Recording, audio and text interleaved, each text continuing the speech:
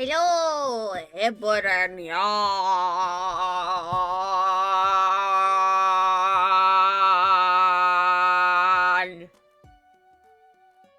Right, indeed. It is time to tailor the tale. Yeah. I don't really have much else to really describe whatever I'm doing. We're just doing Tailor Tales.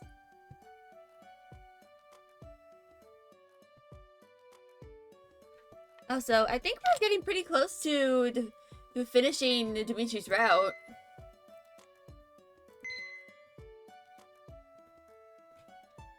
Yeah, we are pretty close to it.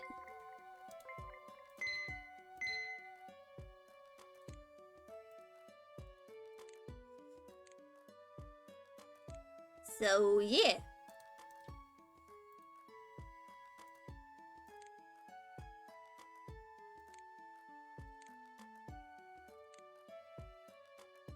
We are doing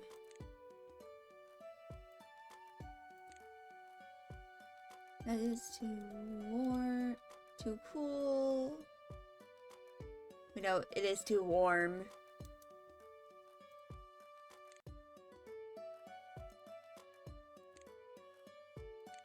There we go. Yes, enjoy the rivaling they marvel.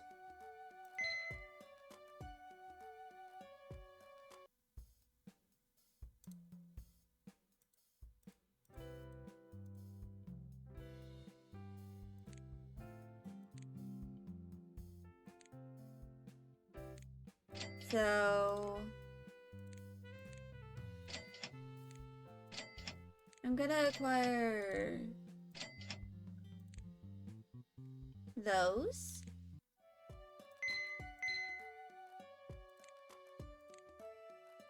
So this is a jewel.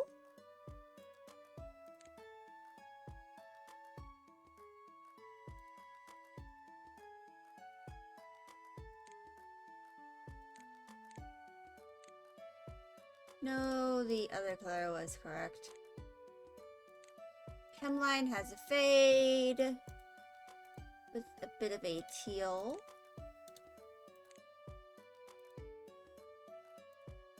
I think it's more of a...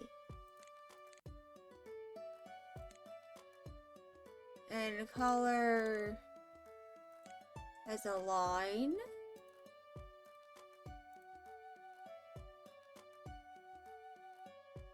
We gotta scroll down to the neutrals. And I believe polka dot. There we go. So, neckline is a sweetheart. I believe that. Hemline is a fade.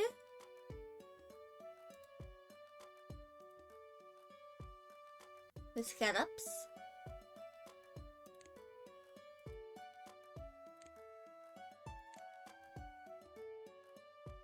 The pattern color is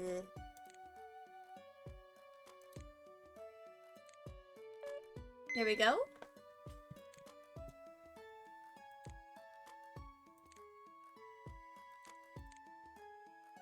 And pink.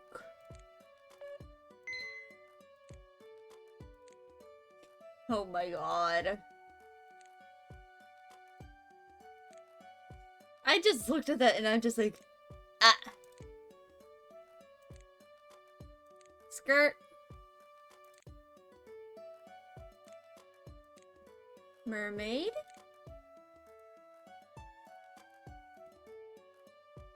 There are noises that y'all cannot hear, but I can.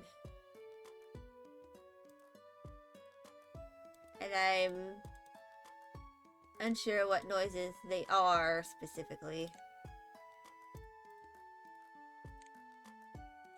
But I'm not hearing any cats fighting. So that's good.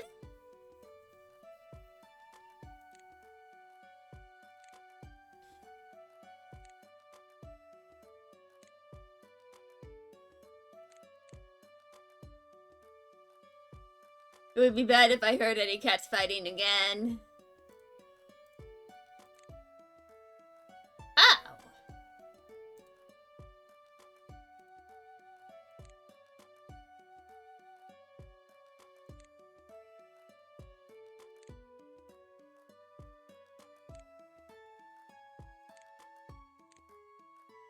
Alright.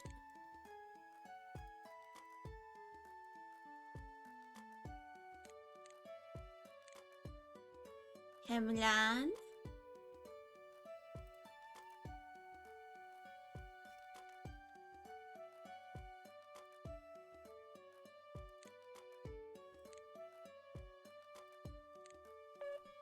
There we go.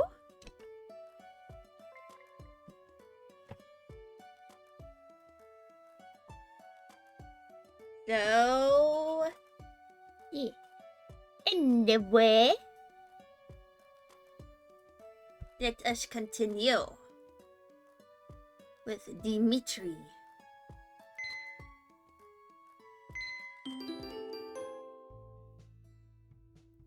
It's hot. June, rapidly approaching the deadline for the wedding. I'm still working on some last minute details for the dress, which is almost finished. I'm here on the floor, wedged between my couch and the wall.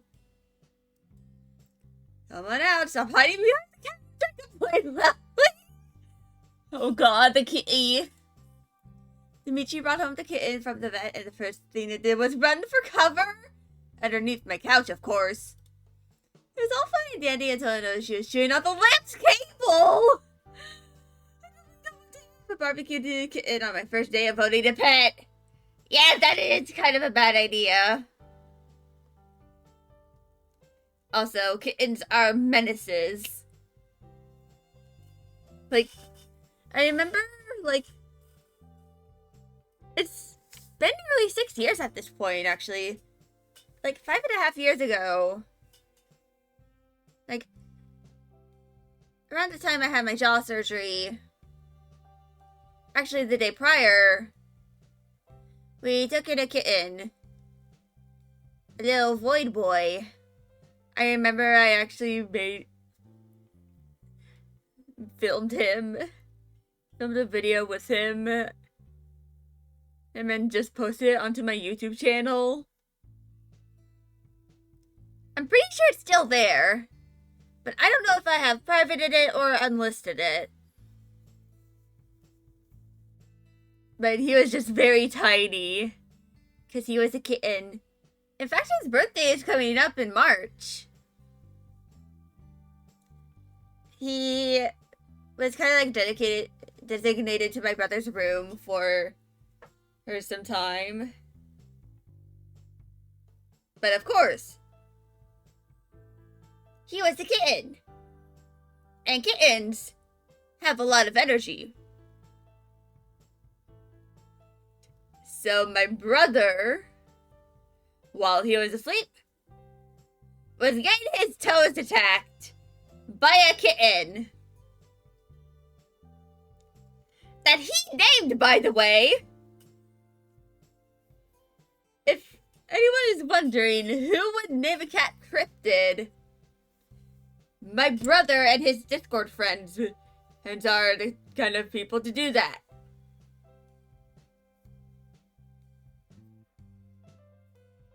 So my brother was just like, I can't have this cat in my room anymore. He keeps attacking my toes.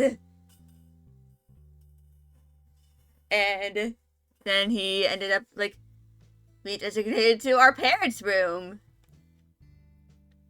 And this was back when we didn't have as many cats as we had now.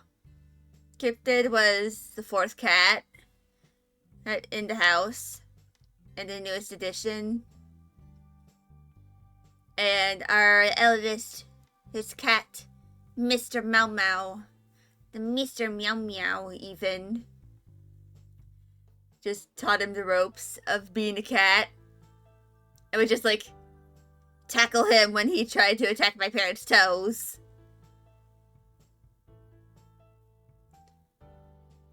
And for the record, Cryptid no longer attacks people's toes. He bites arms! When he's riled up, that is. I literally still have marks and stuff from the last time he went goblin mode on me.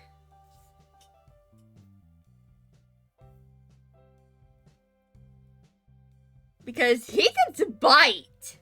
Like, when he bites, he bites. Let's just say that. He bites. There is no gentle nibble. He munches down.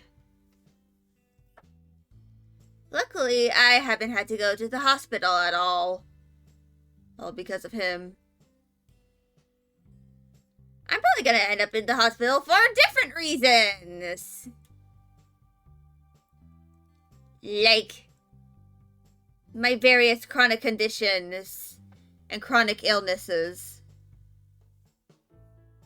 Because I am chronically ill. I'm probably more likely to end up in the hospital for an asthma attack than I am to end up in the hospital because of a cat being a little too goblin-y and biting in way past the epidermis.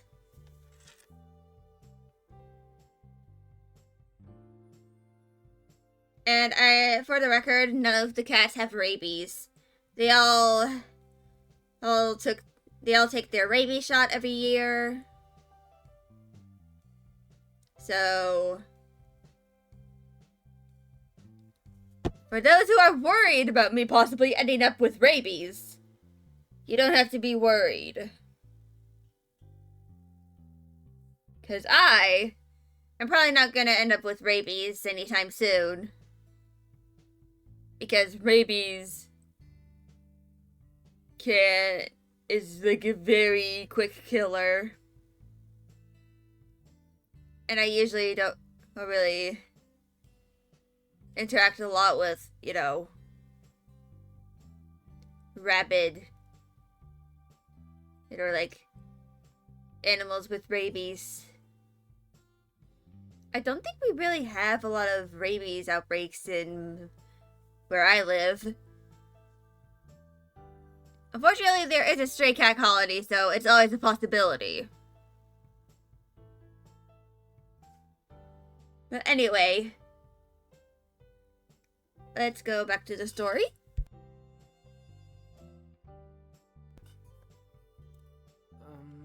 Be gentle, she's still very scared of her new surroundings. Well, I'm very scared she's going to electrocute herself. That is valid, by the way. If a cat is trying to chew on your cables, probably get some, like, cable covers that kitties can't gnaw through. Or if they do, it takes them a while. I know, but trying to force her out like that won't work.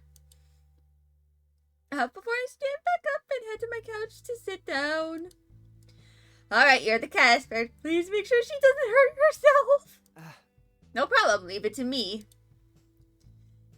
Dimitri, she's one of the many cat toys he's bought. A fishing rod with a ball at the end. Ah, yes. Luring the kitty with a toy. The toy jingles as he bounces it in the air and then drops it down on the floor near the couch, trying to lure out the kitten. He wiggles the toy around, making lots of noise, until suddenly I see his striped paw appear from underneath the couch. Oh, it's working! Soon the kitty dashes away from her hiding spot and does that somersault in the air as she bounces off the toy. That's a lot of energy for a kitten that's got a broken paw. But the kitten doesn't seem bothered and happily chases after the ball as Dimitri tucks it along. Yeah, kittens especially can be very energetic. He'll just nom on your pajamas, the pants. Actually, hold on.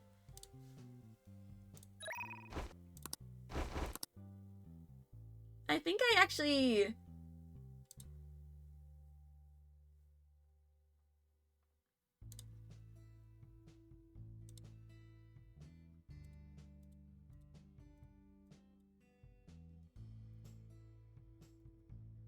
Why can't I go into my profile?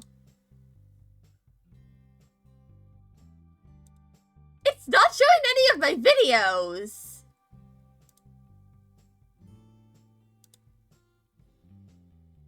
What the hell?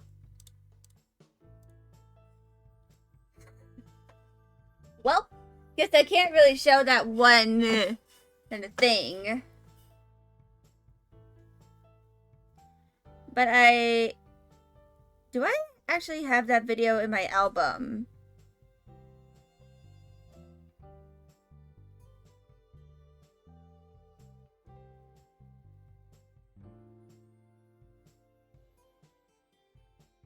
I don't think I do. Actually, let me go onto the app.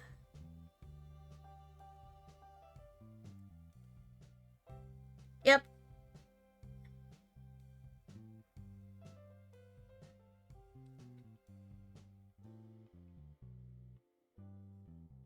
I found it.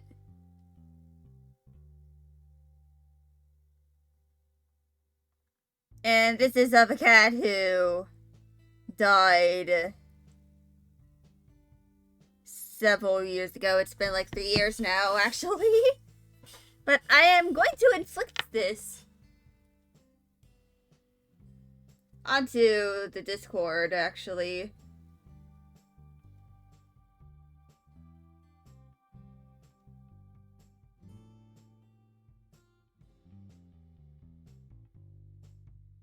Wait, it actually has over 300 views. Because people really like kittens being menaces.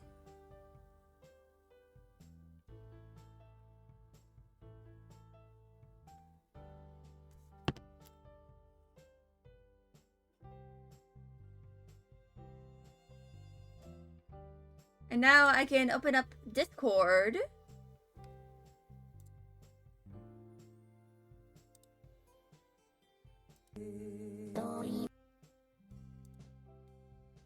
Okay, hold on.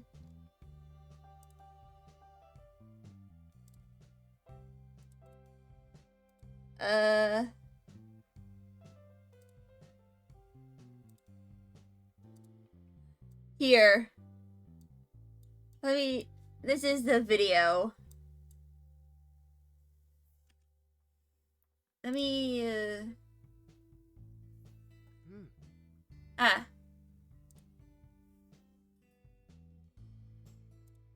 So here's the video.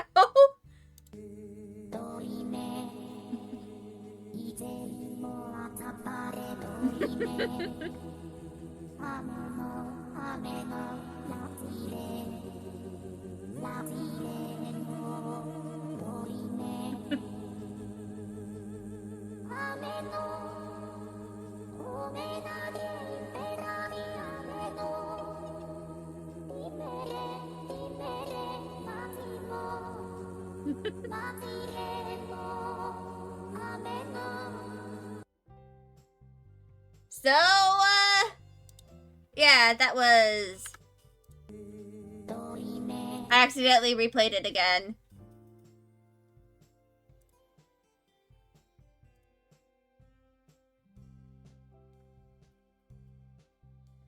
But, yeah.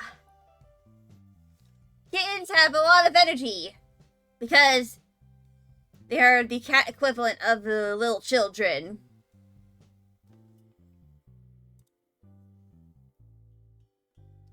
But anyway, that is now in the Discord. I literally yoinked it from TikTok.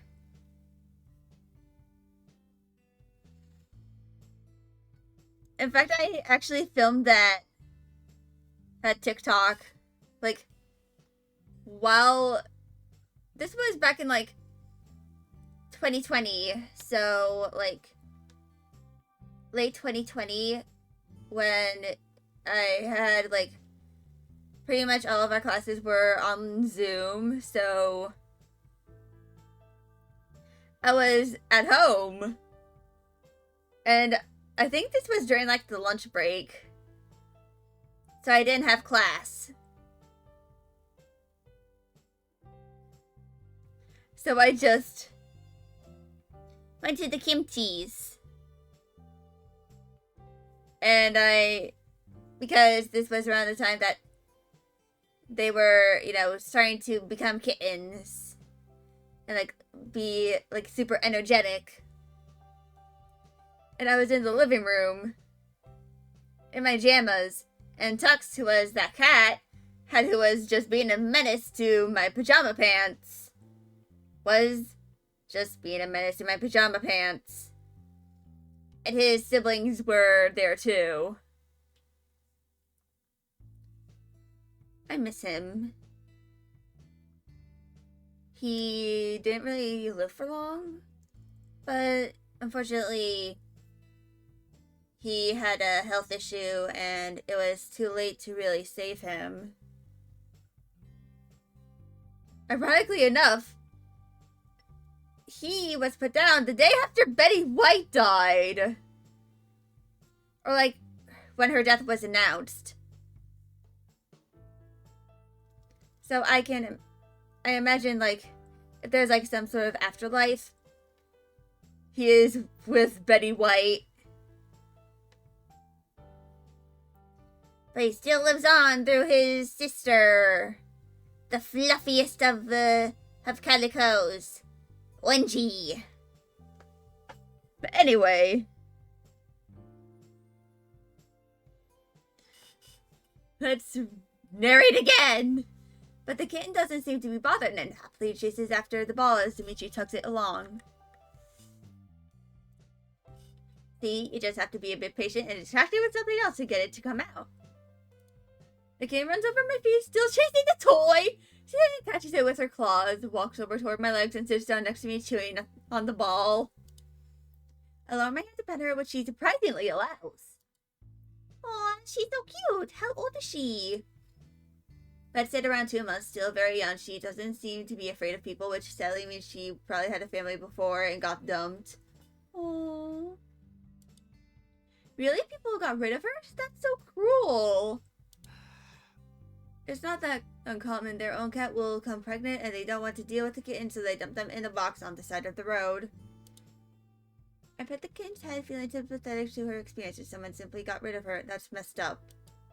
Well, she's with us now, safe and sound. Also, I think, like, 2 months is, like, 8 weeks or so? So, the, like, youngest you can give away a kitten, and it is 8 weeks, because that is, like, probably around the time they are weaned off of their mama cat's breast milk. It's, like, the youngest you can, you know, give them away. Or, like, have them be in a home away from their mama cat. Unfortunately, some people will give away cats younger than that. Or sometimes you end up finding a cat younger than that and you have to basically give them kitten formula. Because they're too young to have traditional cat food. It's kind of like with human babies. For like about a year or two, human babies have to have either breast milk or some sort of equivalent like formula.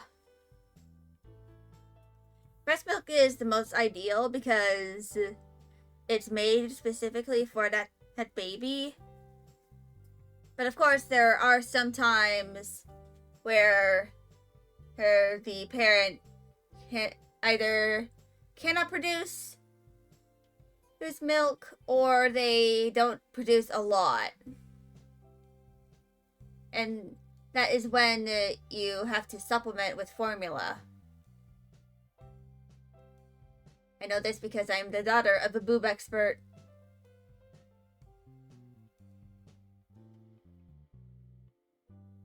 Just keep on reminding me that one day I'm gonna have to ask my mom to help me make like a post on Tumblr for my writing blog to like explain breastfeeding for like writers and stuff.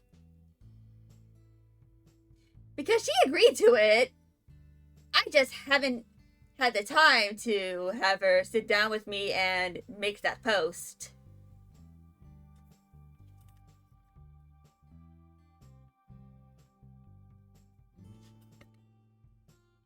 Which is probably gonna happen eventually. But anyway, I'm gonna go take off my cardigan.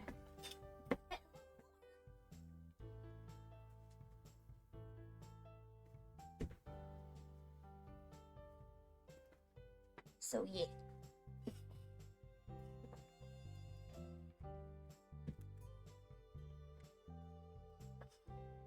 But yeah, if you ever like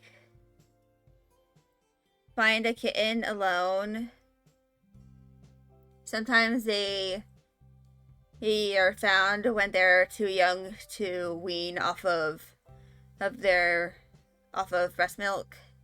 So you might have to like supplement their diet a bit with formula. Luckily, you can go to like a pet store and find it, I think. Because unfortunately there are times when the mama cat is dead and you have a bunch of kittens to take care of.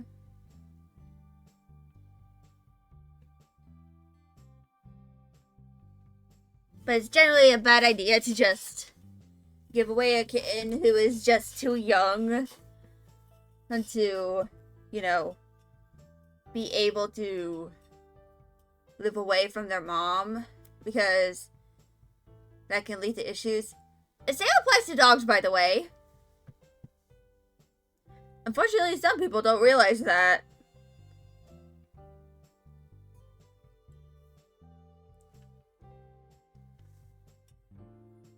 But yeah.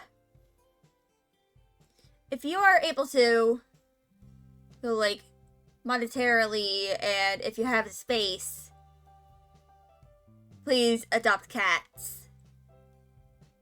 And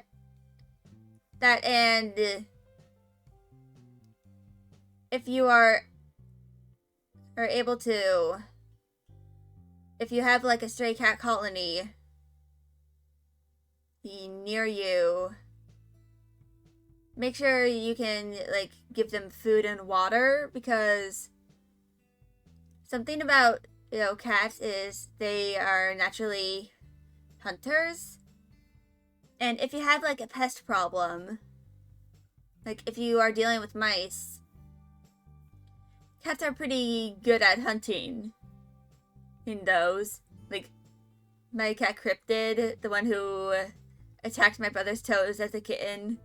He is a very dutiful mouser, so he's kind of chunky right now. How funnily enough.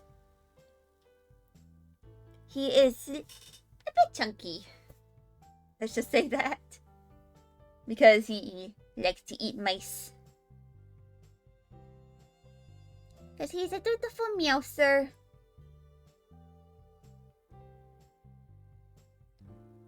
But yeah. If you ever, like want to have a pet, but you aren't sure, just, you can always, like, regularly go to a cat shelter that is somewhat nearby. If you have time, you can even volunteer there. Of course, some of them have, like, age limits. I know that some of y'all following me aren't legally adults. But so, if you ever want to volunteer at a shelter, they might want you to wait until you are actually an adult. It's mostly for like safety reasons. Because sometimes kids can get too excited and accidentally hurt a cat or just any animal. So, basically, advice for the day. If you ever plan to have any sort of animal, one, make sure you know how to take care of them. And two, make sure you have the resources to take care of them. And three, it's best to have more than one. Like, ideally, if you are to get any pets, it's best to have two who of, like, the same species. Like, 2 cats, 2 dogs, 2 rabbits, or 2 guinea pigs. And it's especially important for guinea pigs because they are highly social. In fact, in Switzerland, I think there is literally a law that requires you to always have 2 guinea pigs if you are to have any at all, like, at minimum. Because guinea pigs are highly social. Like, if they're too lonely, I think they will literally die. But anyway, let's continue on with this. Well, she's with us now, safe and sound. Thanks for letting her stay here. No problem. We need a name for it still. Do you want to name her? Me? I mean, if you want to. Name the baby. No, it's okay. You're taking care of the kitten, Dimitri. You should be allowed to give it a name. That's a good point. Okay, how about Sana? Oh, that's a peculiar name, but I like it. Sana. Cute little Sana. That makes me think of Hyrule Warriors. I think one of the characters was named Sana. Hold on, let me check.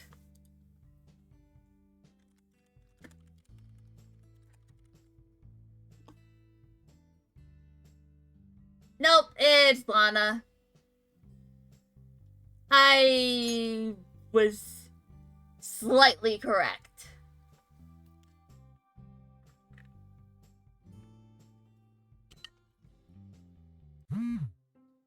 Our conversation gets disturbed when Dimitri's phone buzzes. He puts down the toy and quickly checks the screen. It's Kim. Right, they text each other. I'm still a little irritated at it considering what happened yesterday. But this is Dimitri, not Alex. I should be feeling this way. She's asking the kid. That's a very coincidence. We just named her Sana after all. Maybe she's stalking us through a hidden camera. Dimitri chuckles and focuses his attention on his phone as he types a reply back to Kim. While he's busy, I grab the fishing rod and continue playing with Sana. She eagerly chases after the ball, not being bothered by her paw at all. My eyes flicker back to Dimitri's face, who is very engrossed in writing to Kim. Makes me wonder how close they are, or whether Dimitri is interested in Kim. Before I can help myself, I ask, are you close with Kim? Dimitri sits down next to me and looks up from his screen with his eyebrows raised. Me and Kim? No, not really. We text every now and then, but that's only been recently. That doesn't even tell me whether he's interested in her or not. Seems she rather likes you. Huh? Likes me? Yeah, I mean, you're not a bad cat after all. What the hell? Thanks, interesting. Really? Not even a little. I mean, Kim is pretty much his age. They work together and text each other. Maybe Dimitri just isn't into girls. Oh, wait, sorry. Maybe you're into boys instead? No! Wanted to tease him a little bit, I pressed further. Nothing wrong with liking boys either. I don't. Oh, you don't have to be so quick to deny it. I like you. I paused and I clipped my mouth shut, my heart suddenly throbbing fast. Dimitri's entire face turns red and he immediately starts to sputter his words. I mean, I like girls, you're a girl. My own face feels like it's ruined as well, but I felt like a confession. I guess I teased him a bit too much that he became flustered until he said something like that without thinking. I know I would do. Probably, I don't know.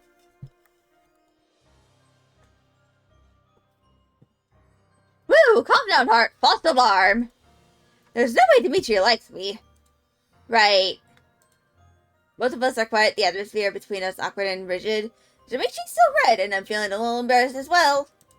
Maybe I tease him too much. Dimitri turns to look at me, his eyes filled with determination. Scully look eye. I can hear glass shattering near the kitchen.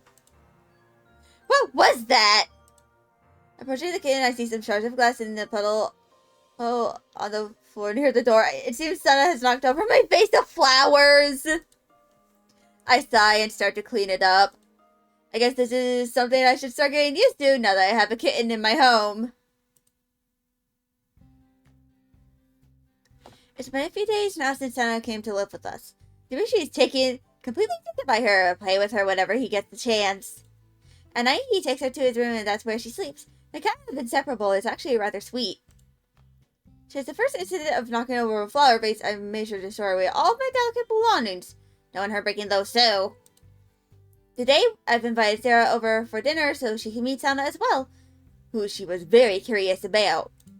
Dimitri walks into the living room carrying Sana in his arms. Wow, I can't believe it. You've truly lived up to your name, cat boy! Glares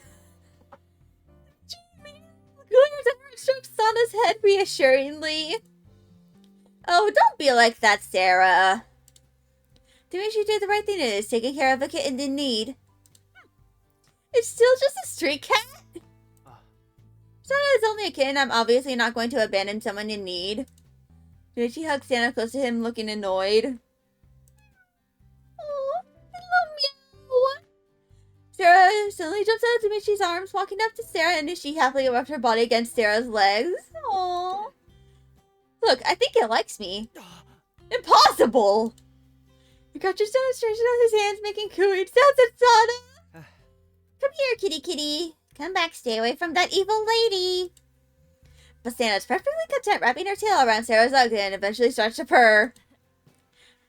Sarah chuckles to herself as she bends down to pick up Sana and cradles her in her arms. Sarah purrs even louder and starts to play with a lock of Sarah's brown hair. Well, aren't you super cute? Dimitri looks shocked and heartbroken, completely abandoned by Sana.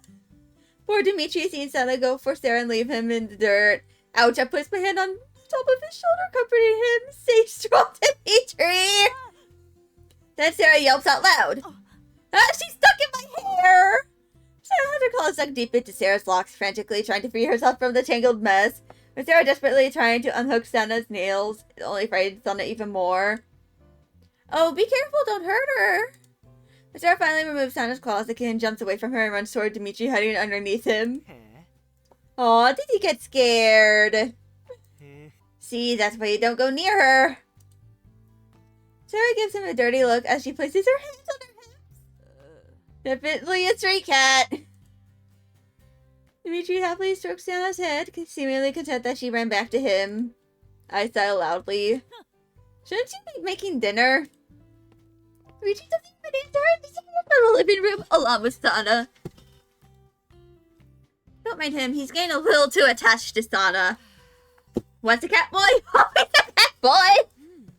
What about a cat man? How's the wedding dress? Can I see it? Oh, it's almost done. I'm just stitching some details onto the hemline, which shouldn't take too long. Awesome, can't wait to see it. I'm sure Mandy will love it. I'm so excited to finally get to capture her big day. Everyone's going to look so nice. I got my dresses that's ready as well. Yes, I'll be attending the wedding alongside Sarah. Mandy has invited me he had invited me before, saying she has enough space for me. It's something I've been working on in the meantime. Just a very nice casual evening dress. I don't doubt it. It's going to be a long day, so try not to wear heels if you can. I'll be wearing sneakers, actually. Practical. But Sarah had the point. Anyway, don't take too long finishing that dress. July is just around the corner. Don't worry, I'll have it finished by then. What about Catboy? What about him? The chocolate. Oh, that I'm not sure actually. I believe he said something about using his college's kitchen to prepare them. He asked for a special permission. As long as he stays away from me with that disgusting orange chocolate, then I'm good. What happened to remembering that Dimitri made sure Sarah got the chocolate she has eaten? Sarah and I discussed the wedding event some more until Dimitri finally calls us to eat dinner. As the days pass working on Mandy's dress, there's this person on my mind I can't shake off. It doesn't matter how cute Santa is and how much of my time she takes up taking care of her. I'm still left thinking about something from the past. It's almost July. That will mark my 3-year separation from Alex. Sometimes it still feels like yesterday, especially after that incident with Dimitri and Kim. I'm still unsure why that was a trigger for me, but it was. Maybe you need therapy. I sigh as I put my notebook down. My mind is too preoccupied. I should probably stop for today. It's already pretty late and I even skipped dinner just so I could continue working on the dress. Mandy's dress is very close to being finished though. Everything upstairs is kind of quiet and dark. It's like Dimitri's not home at all. Actually, I haven't seen him all day long. Dimitri? The room is silent. I don't even hear Santa anywhere. Then I hear some commotion from outside.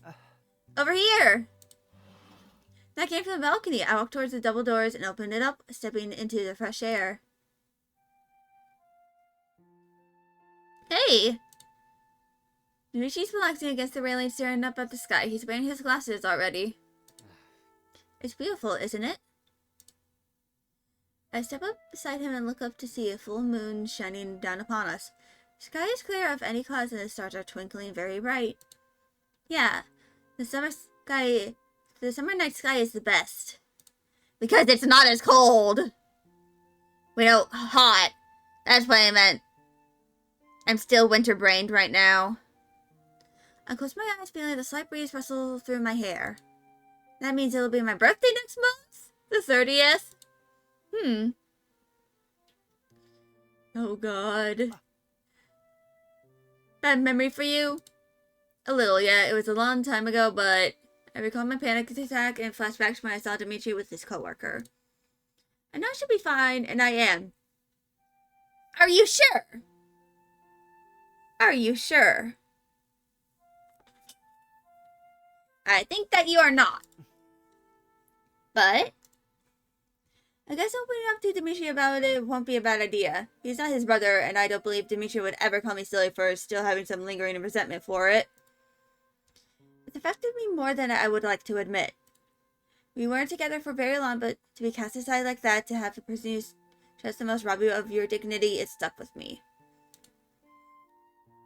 Dimitri looks at me intently, listening to every word I have to say whilst not saying a single thing himself. He's simply listening.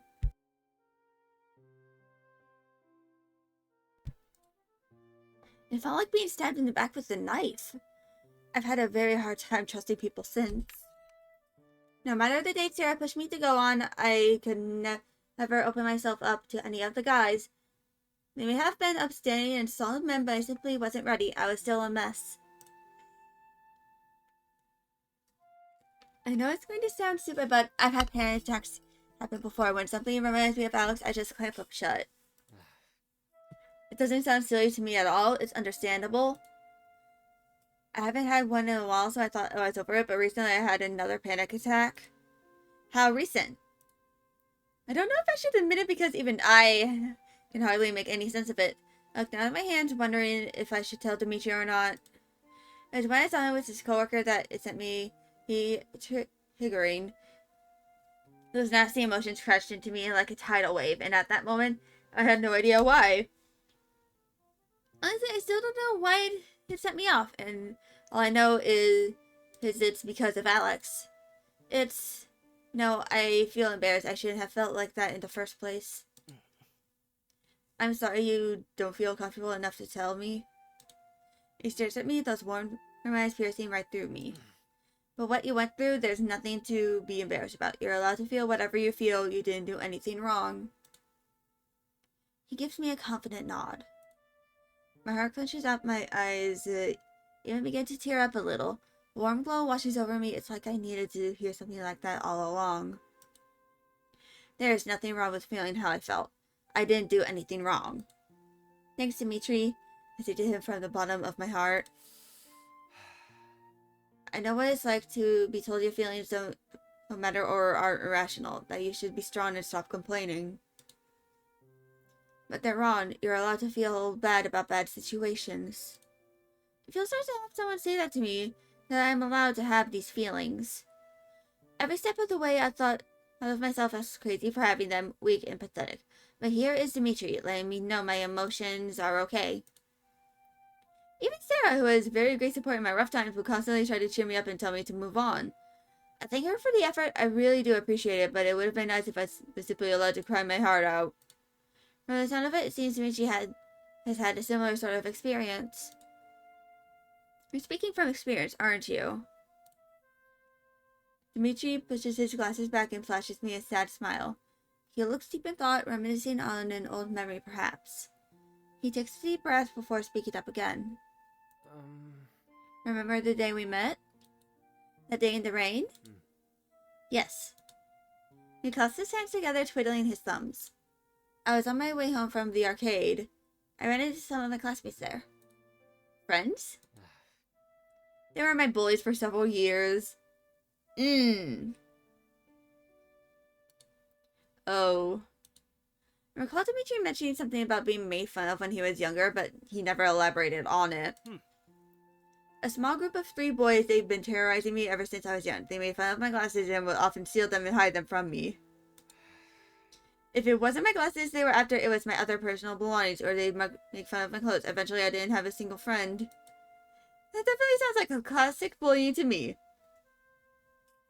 Sounds like something my brother experienced in middle school.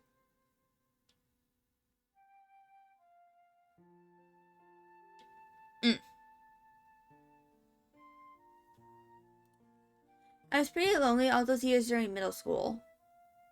Ah, so it was middle school. Middle schoolers are the worst. I found my heart aching for him. I wish he didn't have to go through this in childhood. Going to play games was my way of escaping that reality, but then they found out which arcade I went to.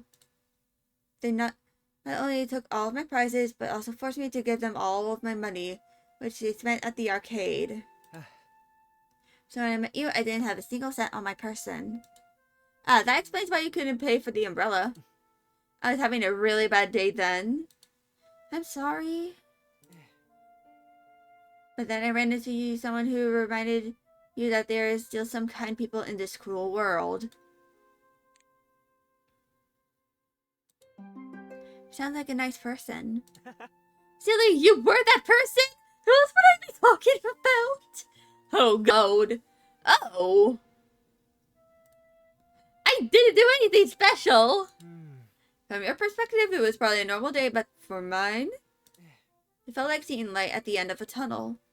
After years of being bullied, it was nice to finally come across someone who treated me like an actual person. I looked down at my feet, my blood spraying across my face. I had no idea he felt this way. To think Dimitri has held this memory of me in a special place in his heart.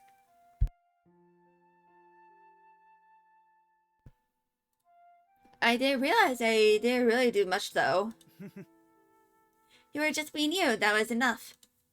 I brush my hair out of my face and tuck it behind my ear, which feels hot to the touch. Ah, I didn't mean to embarrass you. I was just really thankful for what you did that day. This in turn made me flush even hotter. I buried my face into my hands. Stop, you're making it worse! I don't understand why, but knowing that Dimitri has these memories of me that he holds dear, it's super flattering yet embarrassing at the same time. Dimitri timidly scratches the back of his head. Anyways, my point being, when I reached out to people about the bullying, I got platitudes instead. I hear them say things that I should be a man and stop acting so weak. Of course they'd say that. Oh, that's awful. And if I'd be more like Alexander, I wouldn't get bullied. Yikes. After all, Alexander was always the most popular and got along with everyone around him. It breaks my heart, it really does, especially knowing that, yes, Alex was quite charming. That friendliness and easygoing aura around him is what drew me in at the beginning. Who said that? My parents! Oh,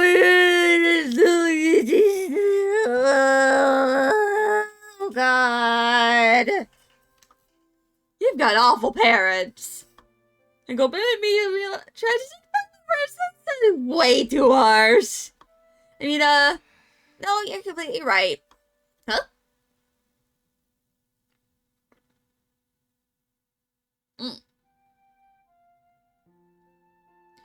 Dimitri keeps quiet, looking down at the ground. His face looks tense, his eyebrows knitted together. There's a sense of maturity exuding from him. It's no fun growing up when you're always being compared to your older brother, and even your parents wish you were more like him. It's making me realize there's a whole nother side of Dimitri I never knew about.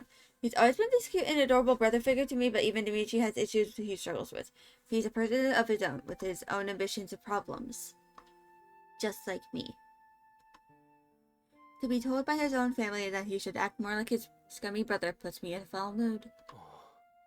I place my hand against his back, comforting him. No matter what anyone says, you keep being yourself, Dimitri. And I'm just not saying that because of my history with Alex. I generally believe you're a good person that doesn't need to change. It's a shame others don't see that. Dimitri is a kind young man who cares for others and helps out whenever he can. Yes, he's not very assertive and sometimes is too nice and can easily be taken advantage of. But his own parents telling him to man up and be more like Alex? That's disgusting. Dimitri chuckles into his hand, a slight blush appearing on his cheeks, an improvement over his earlier painful expression. Sometimes I swear you know exactly how to charm your way into my heart. I raise my eyebrows. Charm my way into his heart? I mean, you know exactly what you said to make me feel better. Anyway, should we head back inside? It's getting chilly. Without waiting for a response, Dimitri opens the door and walks back inside. I look up at the moon. It's warm outside right now. After all, it is summer.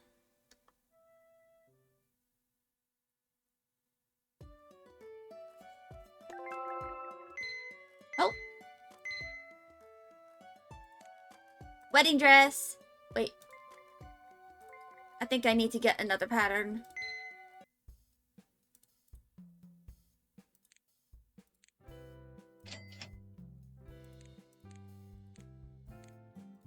Lace 1, lace 3.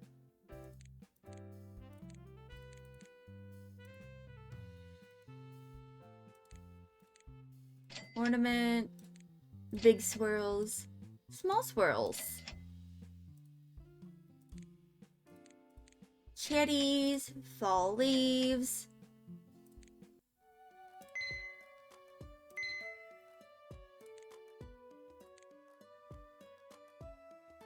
Skirt. So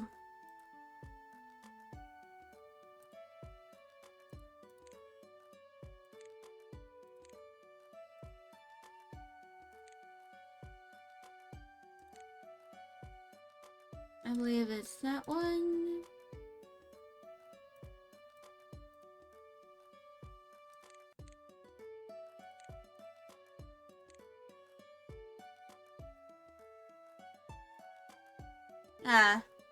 I don't have enough.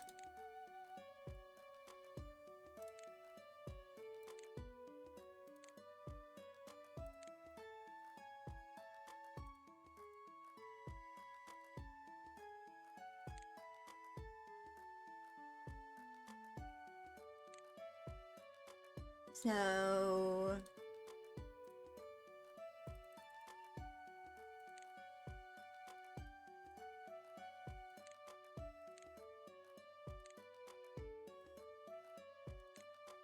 There we go.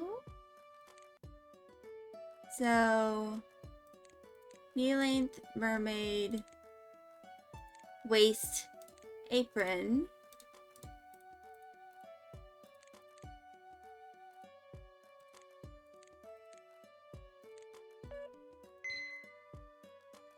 But anyway, I'm going to go do an intermission, as it's been an hour.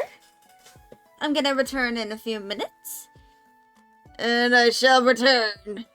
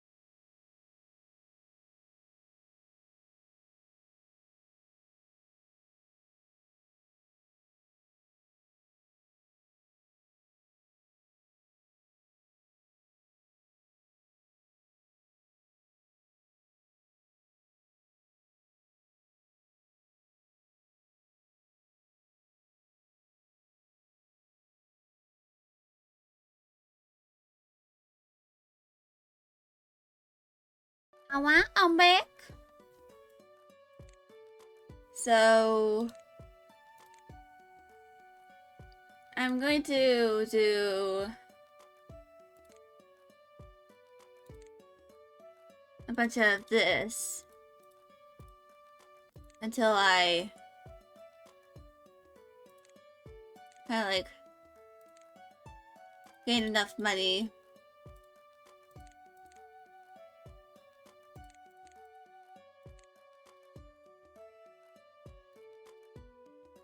to kind of like do the others.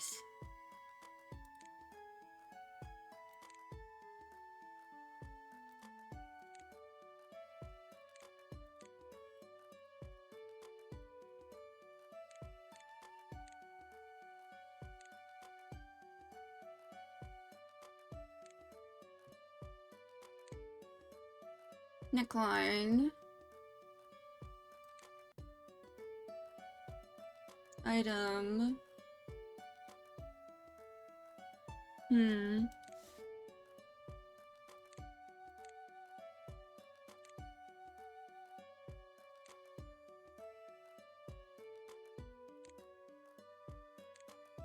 The color is correct.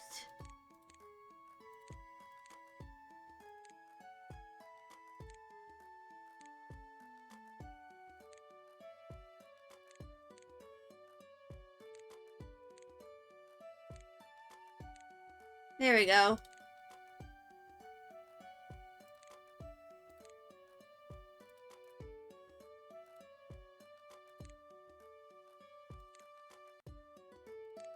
And the scallops are brown.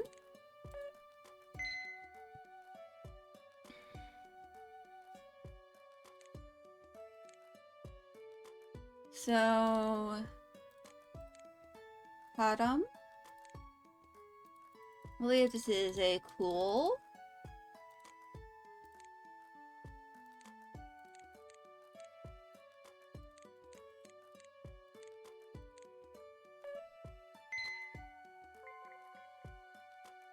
So,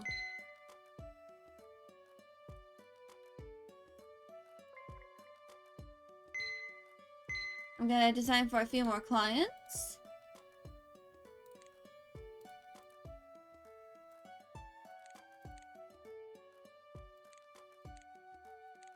Sleeves are long.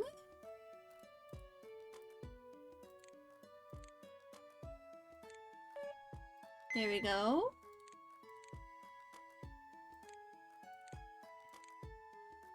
This is kind of a cooler green.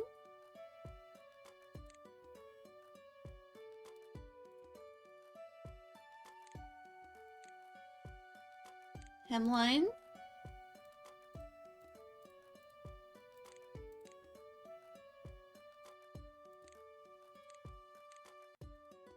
I think. Alright, there we go.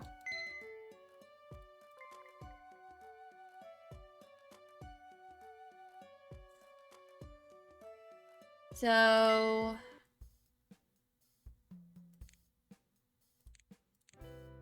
there we go.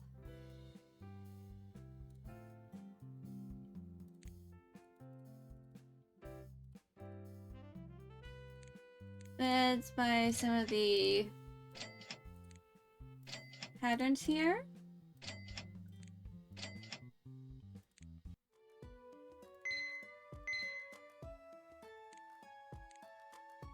So, this is a hug shoulder.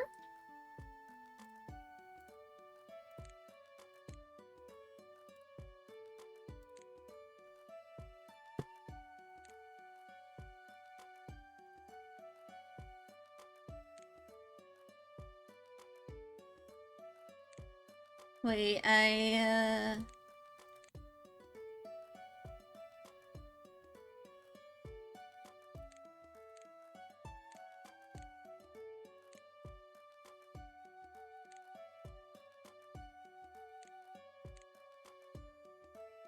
style.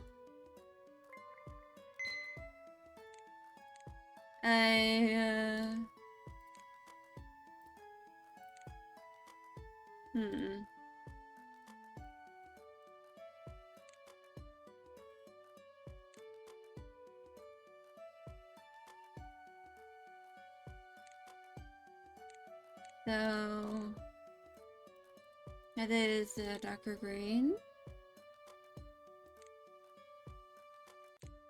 Bolero.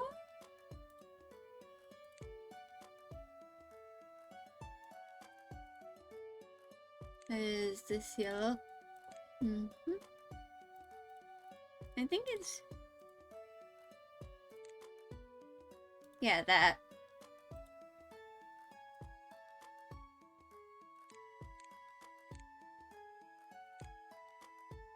Neckline color is off. Ah. So the pattern color for the neckline is off.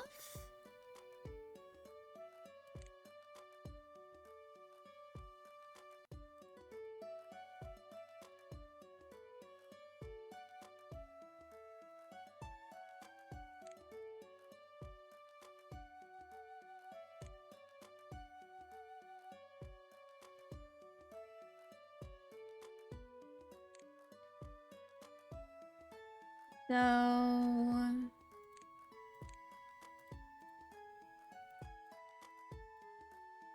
is it?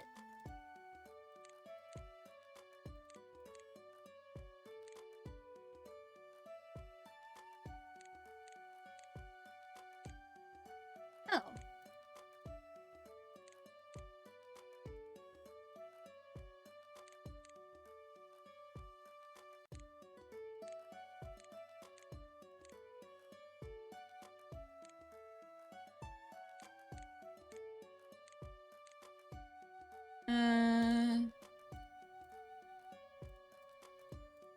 Is it the basic green?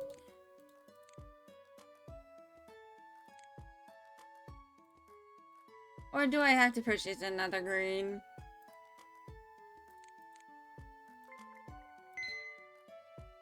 You know what, I'm just... shorts? Skinny? So, a little more muted.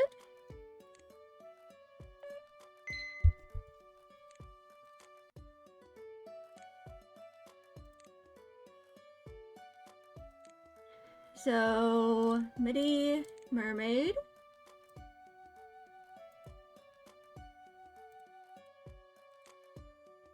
So, it's a bit of a cool gray.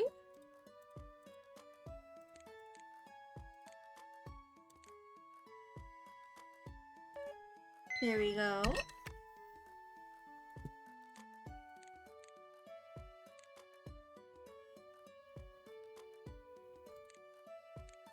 Bottom. That is a cool gray. And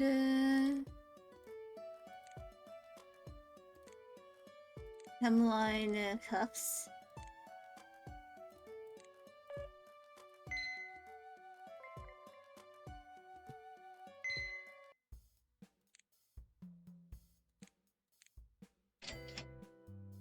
Fitted satin.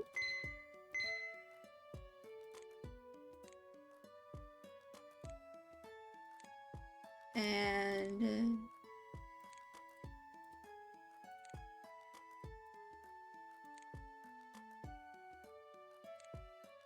skirt.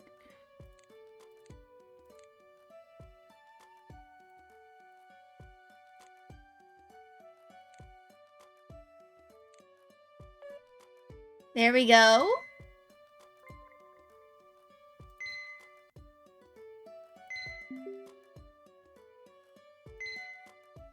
All right.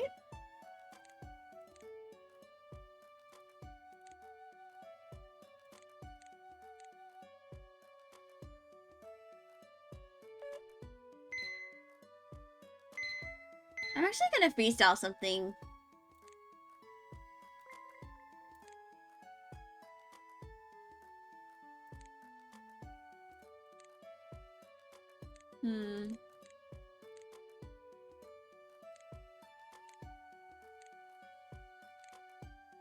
No.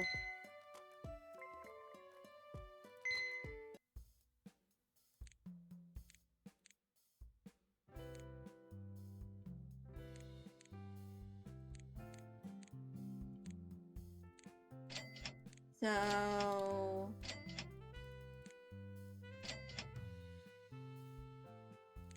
Actually, I can buy all the colors now.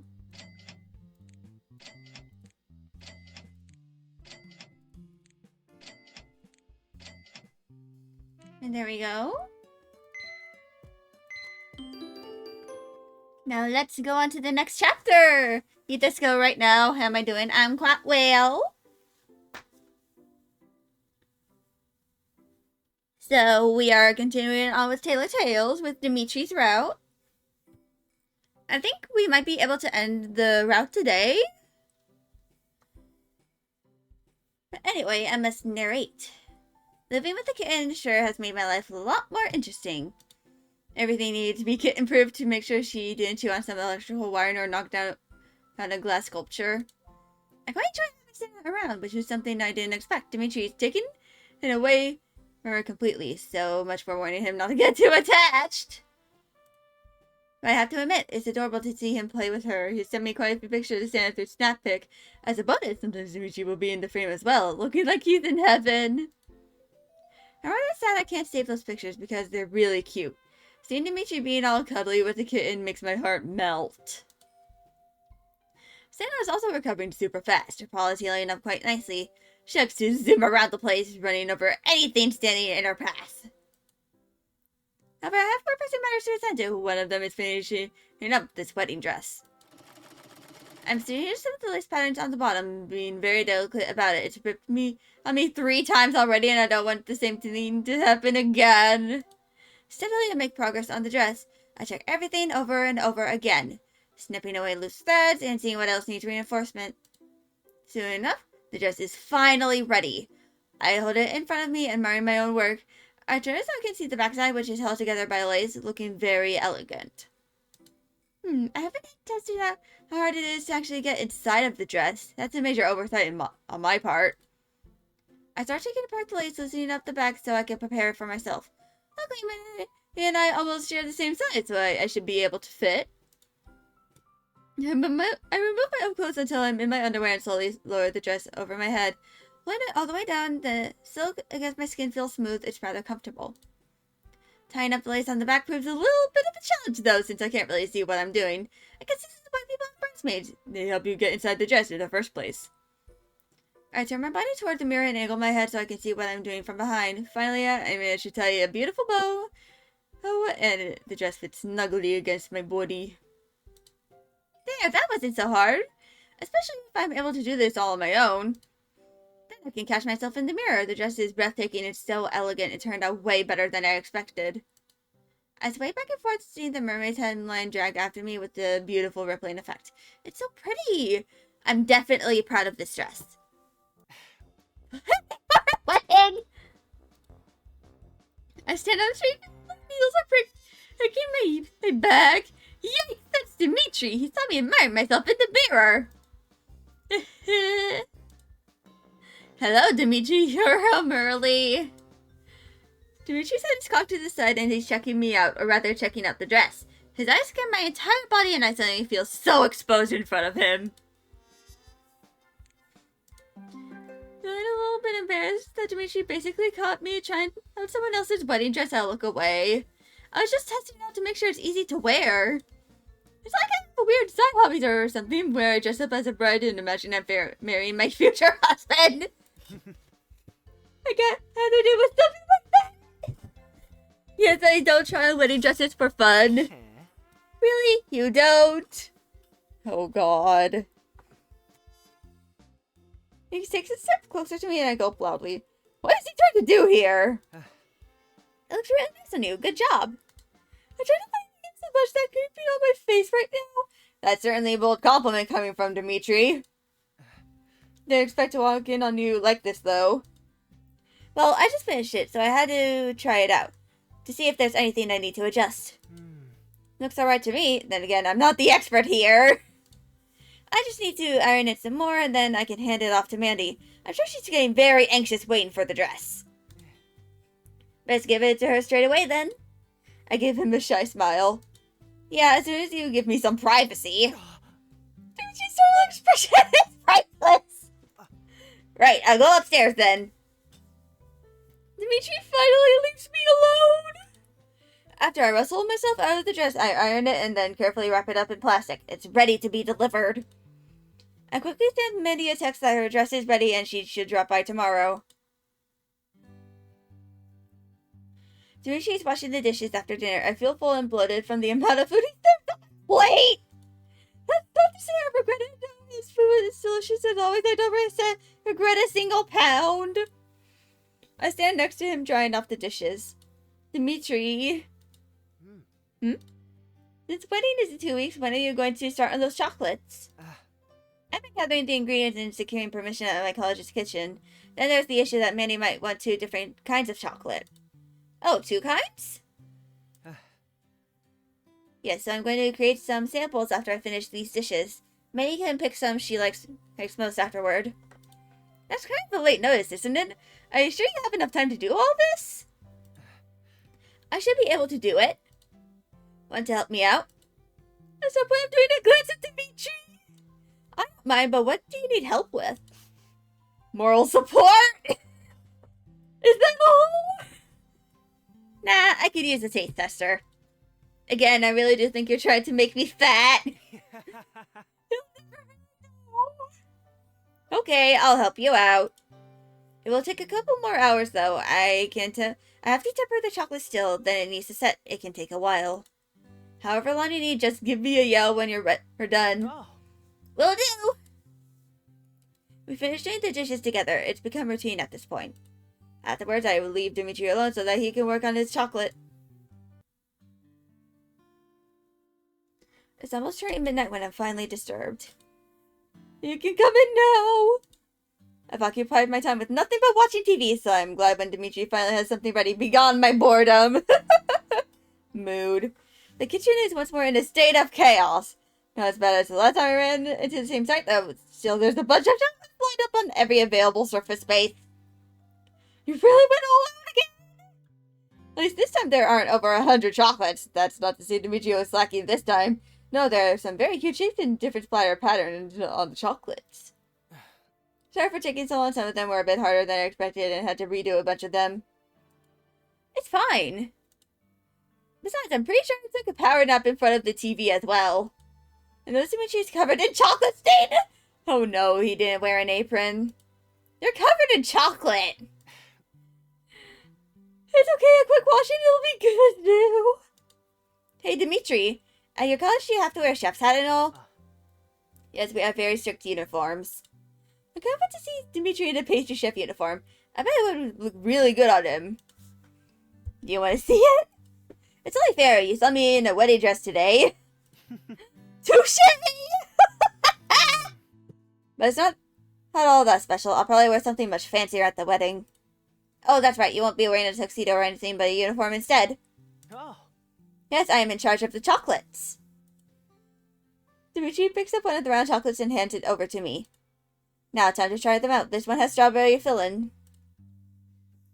I take the chocolate out of Dimitri's hand and pop it into my mouth. The strong aroma of strawberry melts onto my tongue. It's a little strong, but with the combination of dark chocolate, it really makes it pop. I feel a little dark and forbidden. That one was really good. Kind of sexy almost! Can a flavor be sexy? Chat, do y'all think a flavor can be sexy?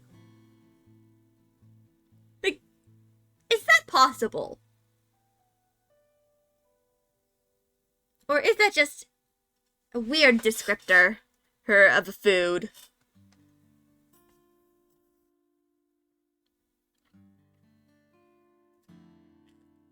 Like, can food even taste sexy? What the hell? Sexy? Is that a weird word to describe chocolate? It is. No, not really. I'm just wondering what made you say that. Dimitri takes one of the chocolates to try it for himself. I guess the strawberry and dark chocolate combo makes it bittersweet. I don't know. I feel like it's something you'd get on Valentine's Day. It's pretty suitable for a wedding now that I think of it. Dimitri swallows the chocolate, a serious expression gracing his face. His eyes gaze off into the distance, completely zoned out. It's actually quite interesting to see Dimitri work like this. He rubs his chin with his fingers, as if he's contemplating the meaning of life. You're right, it does seem rather fitting. I giggle at him. What? You look like you were contemplating the meaning of life. I guess I can get a bit too focused on work sometimes. There's nothing wrong with that. In fact, it's a good thing. You really enjoy this kind of work, don't you? I know it's mostly considered a feminine profession, but I really do love making sweets. I like bringing a smile to people's faces when they taste my creations. It's fun. It's definitely bringing a smile to my face. Dimitri's chocolates are really good after all. Dimitri's expression softens, gazing at me dreamily with a slight smile on his face. It's always worth it making you smile. Ba-dump. Wait, what did that make me jump? I found myself getting embarrassed at his words. I brushed my hair out of my face, feeling my ears grow a little hot. I didn't expect to get flustered by Dimitri's words. I looked down at another tray of chocolates. Let's continue. Which one should I try next? Dimitri happily offers me a heart-shaped chocolate. I am trying all of the chocolate until we picked out the best ones that he can present to Mandy. Afterwards, Dimitri insists that he's the one who cleans up the kitchen without any help. He was the one who made the mess in his first place, at least. Those were his words. I leave Dimitri to clean up as I head to bed. After such a late night, I barely managed to wake up in time for work. But it was fun tasting all of those chocolates with Dimitri. Guess that's another perk of living with Dimitri. I get to taste all of his delicious chocolate. I feed Santa and make sure the litter box is clean before I get ready for work. Wait, I'm missing something. Where's Dimitri? He should be up by now. It's getting pretty late and I still haven't seen Dimitri around. He's going to be late for his classes if he doesn't get up soon. Unless he got up early. Maybe I should wake him up just in case he slept through his alarm. I know he stayed up late last night, so I can see him sleeping in by accident. I knock on Dimitri's door, which promptly opens up. Oh, I guess he didn't close it. Hold on.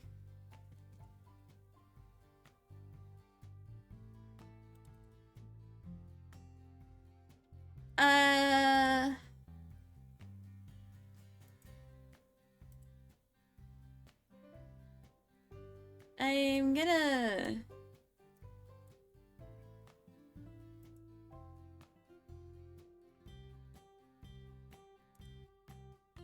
I'm going to...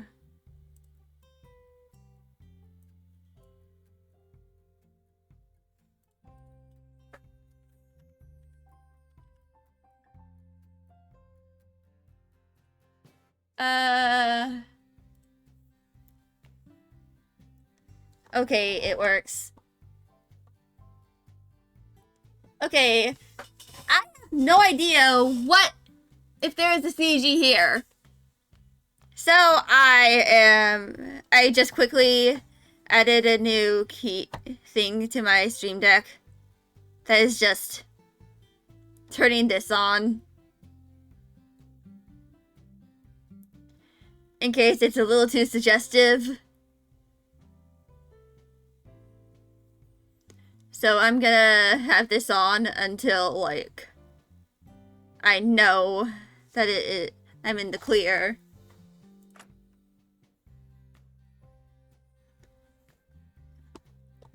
Dimitri, it's already 8:30. There's sunlight streaming in from the window right onto Dimitri's bed. Oh! Dimitri gets off as fast asleep, his blanket covering only his lower body and exposing his naked chest. What surprises me is that all curled up on top of his chest is Santa. She's asleep as well. That's way too adorable. They were sleeping together all this time. That is so cute. I slowly take out the cell phone from my pocket, opening up my camera app and pointing it at Dimitri. I'm sure you won't mind if I take a picture of him like this. You don't see this every day. Santa's ears twitch as she hears me shuffling around, and I quickly snap a picture of the two of them, including Dimitri's peaceful face while he's asleep. So cute. Aw, the little meow. Santa finally wakes up and notices I'm standing there. There she starts to stretch out her little paws across Dimitri's chest and then sinks her claws into his skin! He sits up straight and Santa slides down into his lap. Dimitri rubs his eyes and notices I'm in the room. Okay, this isn't super sussy. Skelly, is that you? That perfectly captures Dimitri's chest, bouncing off his defined features. His brown hair is all tousled and sticking out in multiple directions. Me and my bedhead for real. I've never seen Dimitri like this in the morning before. He's usually all groomed and dressed up when he shows up for breakfast. Looks really hot. Oh god. Skelly? I started with my own thoughts. I was ogling Dimitri again. Yeah, it's me. I just wanted to wake you up since it's already 8:30. Wait, what, really? His loud voice gets sounded and finally jumps off his lap. In the commotion, her nails get stuck on Dimitri's blanket, dragging it off his body as she jumps away.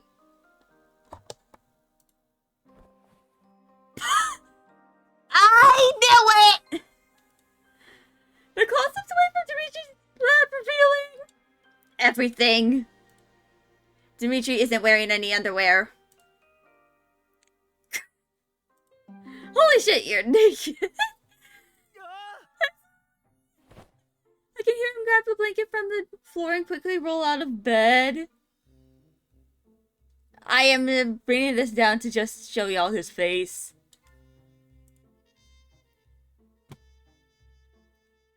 I turn around in a heartbeat. Oh god. What I just saw. I run for the door. And probably with my nose. Oh, how well that really hurt. I crouch down to my knees, trying to withstand the sharp pain shooting through my brain right now. I squeeze my eyes shut. With my eyes closed, still picturing in front of me. Are you okay? I can hear Dimitri move behind me and sends me into a panic. I'm fine! My voice cracks and I quickly stand up to put much distance is between me and Dimitri. I finally leave his room. Oh god, the image of Dimitri is forever imprinted into my retinas. I can't shake it off. My face is so red, I feel like I'm going to explode into a steamy mess. To clarify, the CG did censor it with, MC's face. But I'd like to be safe. Why does he think like that? That should be a forbidden rule or something. How in the world am I supposed to face him now? I can't believe that happened. Bad Sana, but bad kitty cat. It was such a scene. I look at my phone at the picture I snapped of the sleeping Dimitri and Sana. I hear my thump loudly against my chest as I recall what happened only moments ago. Great, the nice memory is ruined. Now it feels like I took a dirty picture of Dimitri instead. Like a creep. This is evidence of me creeping on a sleeping Dimitri. My finger hovers over the delete button. I can't delete it, but it's still a really good picture of him and Sana, but I feel so guilty now. Lately, I find myself staring at him more often. I know Dimitri has a very fine body, but I can't help keep ogling him like this. I glance at the picture again. Dimitri really has grown into his looks. He's very attractive. It's like get a hold of yourself, Skelly. Stop thinking about Dimitri's body. Get it out of your head. No, horny. I've been occupying myself with my boutique, but the image of naked Dimitri is hard to shake off. To be honest, it's making me feel things I would rather not address right now. I'm a 23-year-old woman. I shouldn't be feeling like some horny teenager. I'm rather disappointed in myself. A little later, I received a message from Mandy. She's coming over tomorrow for the dressing to make any final alterations. I'm a bit disappointed she didn't come over right away. It would have been a much-needed distraction. Instead, something else distracts me. What would you like for dinner? This seemingly normal message feels so jarring with what happened this morning. I was trying to pretend for our own good, but it still feels stilted and awkward. I'll be ordering takeout for myself tonight. Fair enough. I know I won't be able to sit through dinner with Dimitri after seeing him like that this morning, so I make up an excuse. I can already imagine it, the two of us at dinner. Anyway, your lawn and hard vegetable would simply remind me of his. As some my cheeks, I'm definitely ordering pizza. Pizza is round and flat. At the end of the day, when Dimitri's back home from his tennis practice, I make sure to not walk into him while he's in the kitchen. I felt awkward around him and went to repeat of the last time I saw him wearing nothing but shorts and I made a fool of myself. Reggie quietly shuffles into the room. He's avoiding directly looking at me. He clears his throat to catch my attention. I instantly tense up. I don't want to look at him either. It's making my hormones go a little crazy right now. Are you sure you don't want dinner? Thanks for asking, but I've already had pizza. Okay. That was awkward. I can't wait until we put this memory behind us. After an entirety of avoiding each other, I lie in bed, staring at my cell phone. I wonder if Dimitri will still wish me a good night like he usually does. My phone lights up. Dimitri finally sends me a text. I just want to apologize for this warning. Oof. Nope, the fault was mine. I was walked into your bedroom after all. No, you came to wake me up and that's fine. I shouldn't have. It was quite embarrassing for me too. Oof. Unfortunate timing! Oh god.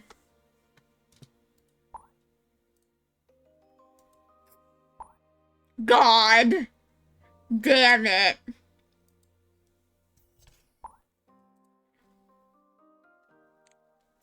I will respect your privacy and wait until you answer me then.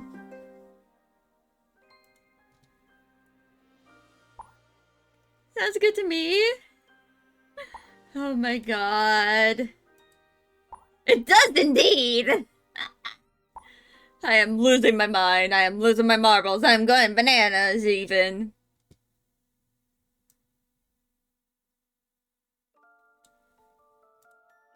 I know. I smile to myself and as I stare at my phone, the awkwardness between us has absolved itself. It's back to normal again.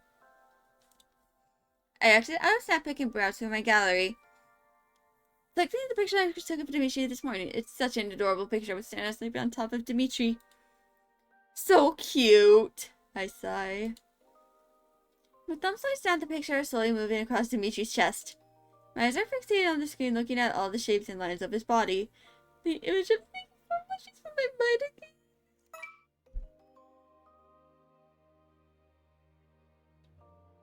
I feel my cheeks grow hot and I quickly turn off the screen, closing my eyes.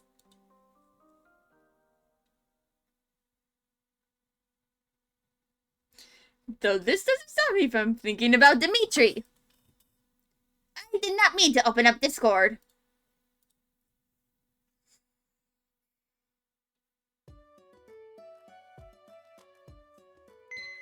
Anyway,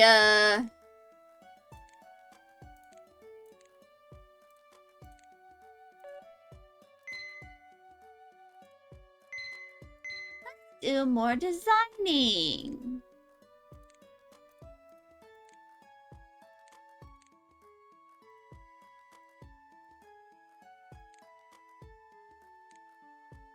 To escape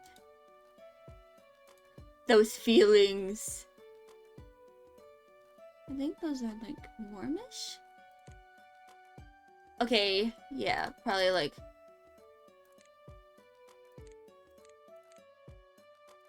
So I have all the colors available to me now.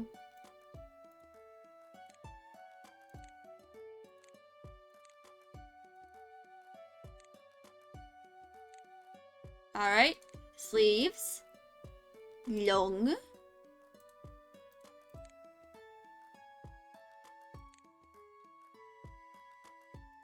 Collar, fur.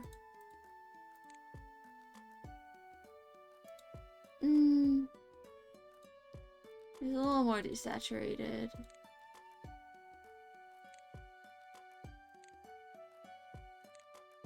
There we go.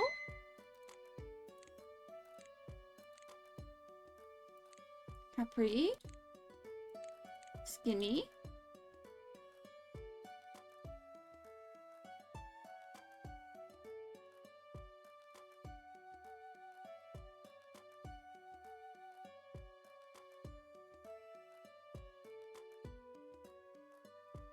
Where is that little pattern?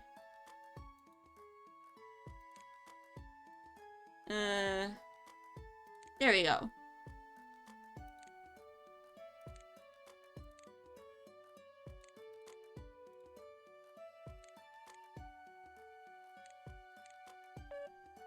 There we go. I ever get nothing?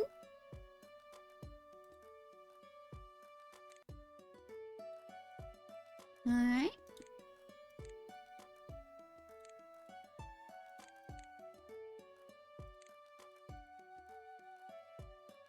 And charity.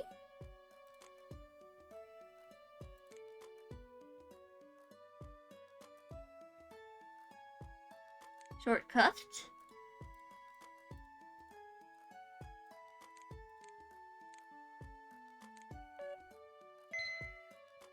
And there we go.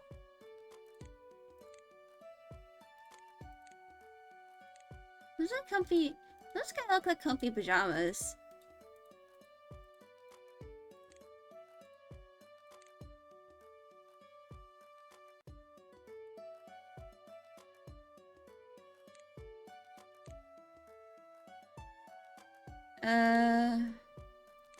Alright. I think that's a little warmer.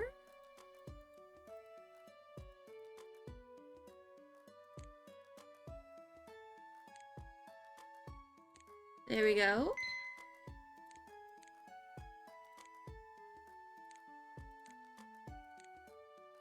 And skinny.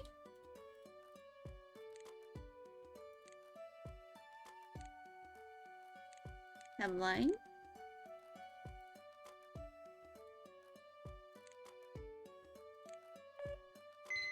There you go.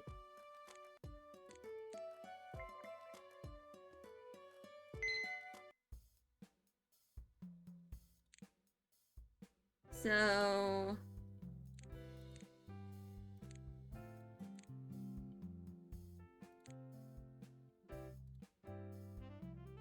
Hmm.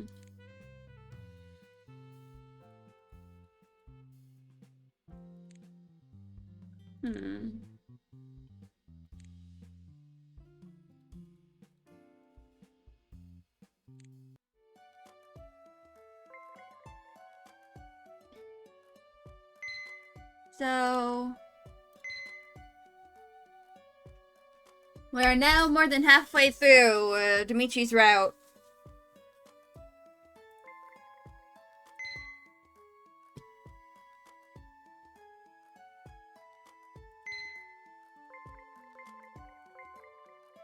So...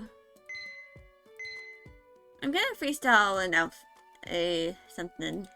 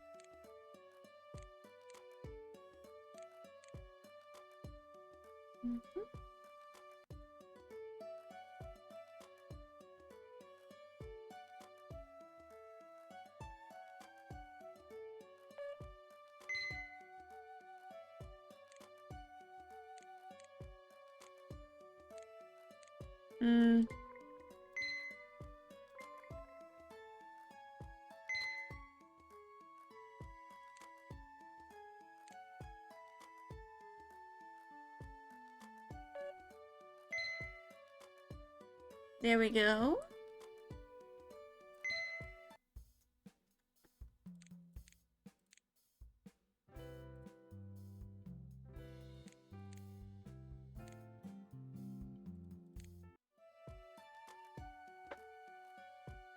I'm gonna go with the next chapter and then I'll do an intermission. Next day, Mandy drops by to check out her wedding dress. Oh. Finally, it's ready! You have no idea how anxiously I've been waiting for this. The wedding's in 2 weeks. I know, it definitely took longer than expected. I apologize. Oh. If it weren't for your frequent update pictures, I'd have guessed you were scamming me out of my money.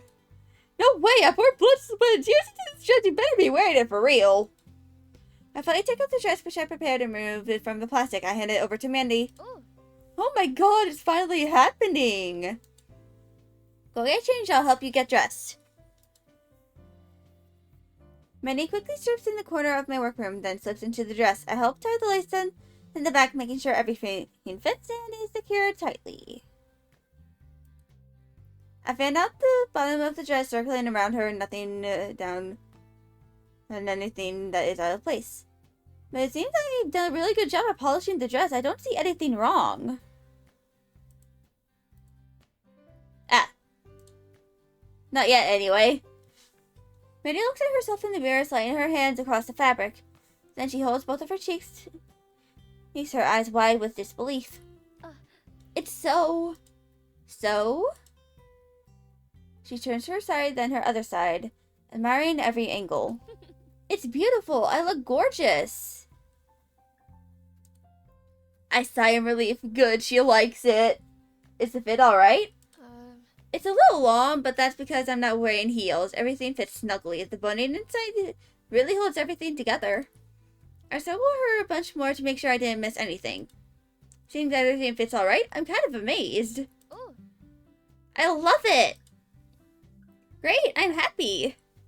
Finally, I'm done with this dress. Almost 3 months of long and hard work. I placed my elbows down on my crafting table and leaning onto my hands, I saw once more and finished it in time. Okay. Let's wrap this bad boy up and keep it under lock and key so that nothing bad will happen to it. It has to be perfect on my wedding day. I agree, it would be a disaster if it got stained before then. May takes a quick few selfies of her in the dress before she strips out of it again and puts on her normal clothes. I pack up the wedding dress in plastic again, then zip it up in a protective garment bag. It's got to be preserved as pristine as possible after all. Okay, I'll be delivering this on your wedding day when you're getting prepared in the morning. I've already sent you the location details. Yes, I got them. I'll try to arrive earlier just to beat traffic on that day. If you don't show up, I'll personally come. You can count on me! Alright, now I need to get back to my florist. Seems the order got mixed up. Oh, before you leave, Dimitri wanted to give you this. I've sent over a small goodie bag. It's got those chocolates from Dimitri in it. Ah, right, I did ask him to see if he could add more flavors. Let me try them out. She takes her time eating each and every single flavor that Dimitri and I picked out for her. Oh. Okay, my favorite has to be the strawberry filling. Let's go with that one. I heard that's exactly the one I like best as well. I'll let Dimitri know.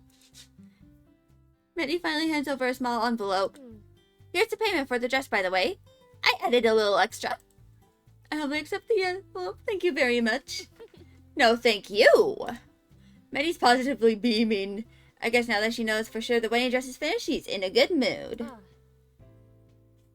Anyway, I really do need to go see the florist. I'll see you on the 15th, alright? Definitely. Until then. Mandy says her goodbye and leaves the store. I open the envelope and see that Mandy has given me $4,000 in cash. Wow. That's definitely more than I asked for. I didn't expect to see so much cash in my hands, though. Can't wait to let Dimitri know when he gets home. When Dimitri finally comes home from college, he immediately starts cooking dinner. I stand still for a second wanting to tell him no that he's about Mandy, but I end up staring at him instead. He's standing near the stove but stirring a pot with a spoon. He doesn't notice me, so I stay quiet. Ever since I saw him naked the other day, I've been a little bit self-conscious about him. Around him. However, I can't keep staring at his back for ages. Before I can greet him, though, Santa runs past me and starts circling around Dimitri's legs. Hey, Sana. What's for dinner? She's a bit startled from seeing me appear so suddenly, but he gives me a wide grin after a second. Hungarian goulash! I walk up to him, cautious as to how close I am. I lay down over the stove to take a good whiff of the goulash. It smells good. You're such a great cook. The chief master just shy smile, easily embarrassed by compliments. He's so humble. It's nice coming home to something like this. Mandy came over today. Oh, did she like it? The dress or the chocolates? The dress, of course! But also the chocolates. She loved the dress and even paid me more than I asked for. It feels nice to have such a big payday. That's great! It already looked great on you, so I figured she'd like it. She wants the strawberry chocolates, by the way. Ah, good to know. You like them the most as well, right? You'd better start them sooner than later. Before I do, here, I saw this today. I take the flyer from Dimitri's hands and read it over. It's an ad for an annual fabric stock exchange, and this time it'll be held in my city, Clanner. It boasts over 25,000 sorts of fabric. Judging by the pictures, it's a massive market spanning 2 days. The date is set for tomorrow! Apparently, it's some sort of fabric market. I figured you'd be interested in it. My eyes are practically sparkling with stars. Do you want to go? Yes, you bet I want to! After spending all my time on this wedding dress, it seems after that I treat myself to something nice. After all, Mandy paid me. I can splurge on myself. Oh, luxurious fabrics, here I come. There's no way I'm going to skip this opportunity. I'll be in fabric heaven. Do you want to go together? I stopped my eternal cheering as I faced Dimitri. Huh? Really, do you want to go? You wouldn't find it boring? I mean, you helped me out with the tasting of my chocolates. I don't see why I shouldn't come with you to check out some fabric market. Seems like fun. Thank you so much! I'm really happy you told me about this. I wouldn't have known otherwise. Dimitri gives me a shy smile and scratches the back of his head. No problem. I would love to have you accompany me to the market. I'm so excited about this. I'll be visiting the fabric stock exchange market with Dimitri. Dimitri goes back to preparing the goulash, leaving me to my thoughts. I look down at the flyer in my hand. I'm very happy that Dimitri brought this to my attention. That's also when I realized, didn't he sort of ask me out on a date there? I look at his large bag, then shake my head. Next day, Dimitri and I leave early to visit the fabric market. The weather is perfectly sunny as well, not to mention very warm. It's very hard to contain myself when I arrive at the plaza that is packed with a rather large crowd. Wow. My eyes are flickering back and forth to everything in sight. There's so many stalls stacked with rolls of fabric. Aisle after aisle. It's like it doesn't even have to end into it. There's so many colors around me, so many different kinds of patterns, and too many textures to feel with my hands. It's impossible to take everything in. Squealing, I run towards the first booth, leaving Dimitri to scramble after me so that he doesn't lose sight of me. Look at this! The fabric is so black, it's like I'm staring into a black hole. That's very black. Reminds me of Vanta Black. Vanta Black? Oh, it's the substance sometimes this came up with nanotechnology. It's supposed to be the blacks, it's of all blacks. Like, you can't even see shapes in it. I would love to get my hands on it and make the perfect black dress. It's also, like, toxic, I think. Also, the most hated artist in the world has the exclusive rights to it.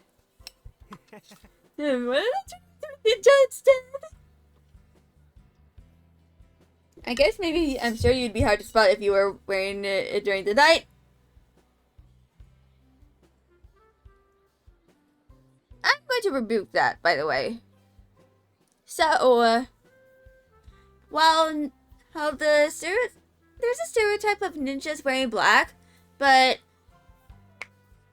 the sky is only black because of light pollution.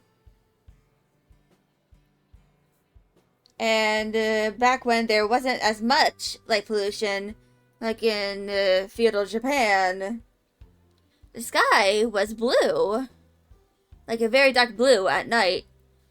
And ninjas during that time wore dark blue in order to blend in with the night sky.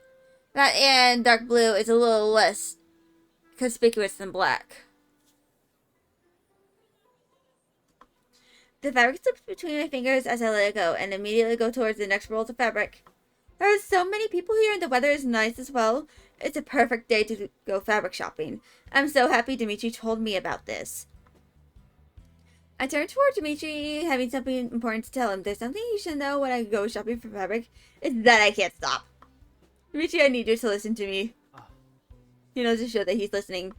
I know I got paid yesterday, but you can't let me spend more than 500 euros on fabric. That's my limit.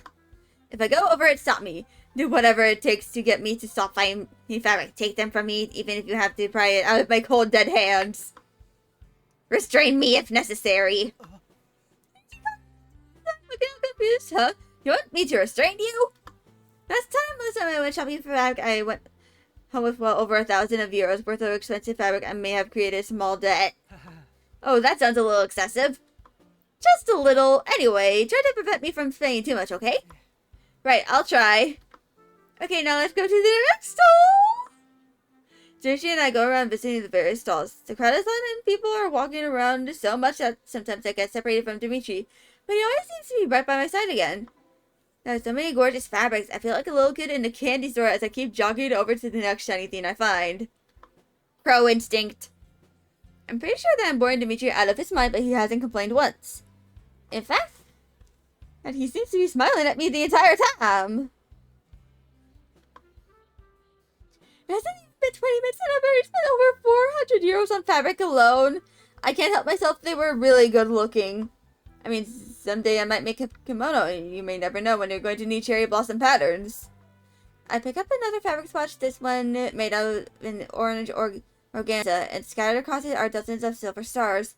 And it could make a really cute gift bag. I should buy it. Suddenly, Dimitri's hand is on my own, gently forcing me to put the fabric down. Skelly, I think you're approaching your budget now. Perhaps it's time to stop? I frowned, my fingers itching to grab the piece of cloth and run away with it. But the gift bags? Huh? Gift bags? I was going to make gift bags out of it. Are you planning on giving someone a gift anytime soon? My mind is scrambling to come up with... Yes? Who? You, for your birthday. You should left me to laugh along with him. I know his birthday's coming up at the end of July. In fact, it happens to be a valid excuse. That's okay, you don't need to give me a gift for my birthday. Simply celebrating birthday with me would be a great gift already. I blink at him, my heart thumping faster as it fills with a warm glow. I brush the hair off my face and look away from him. Suddenly, I'm seriously thinking about what would make Dimitri happy on his birthday. Sure, Dimitri, I'll celebrate your birthday with you. Oh. Can't wait! You look so happy and carefree. I'm glad it's not awkward between us anymore. Instead, I feel quite bubbly around him. There's even a grin on my face I can't wipe off. I'm having too much fun like this. We both move away from the stall and check out the other ones. I feel Dimitri's eyes on me whenever I go too far out of his sight. It's easy to get lost amongst the crowd. At least Dimitri's quite tall, so he's not that hard to spot. Something shiny flashes in the corner of my eye. I see a stall full of fabric with embedded gems. My eyes grow wide and I skitter towards the booth like a moth to a flame. I plunge my hand into the sample swatches on the counter, feeling the smooth silk caress my skin. I kind of want to rub my face in it, but the last time I tried this, the owner ushered me away from the booth, so I'll try to restrain myself. I eventually buy a nice deep purple fabric with woven lace butterflies. It looks like it could be a fairy tale dress. Not that I have use for fairy tale dresses, but it's so pretty. I know I spent more money again, but I regret nothing. The bags I'm carrying are getting very heavy with fabric, so I turn toward Dimitri to ask him to help carry some bags for me.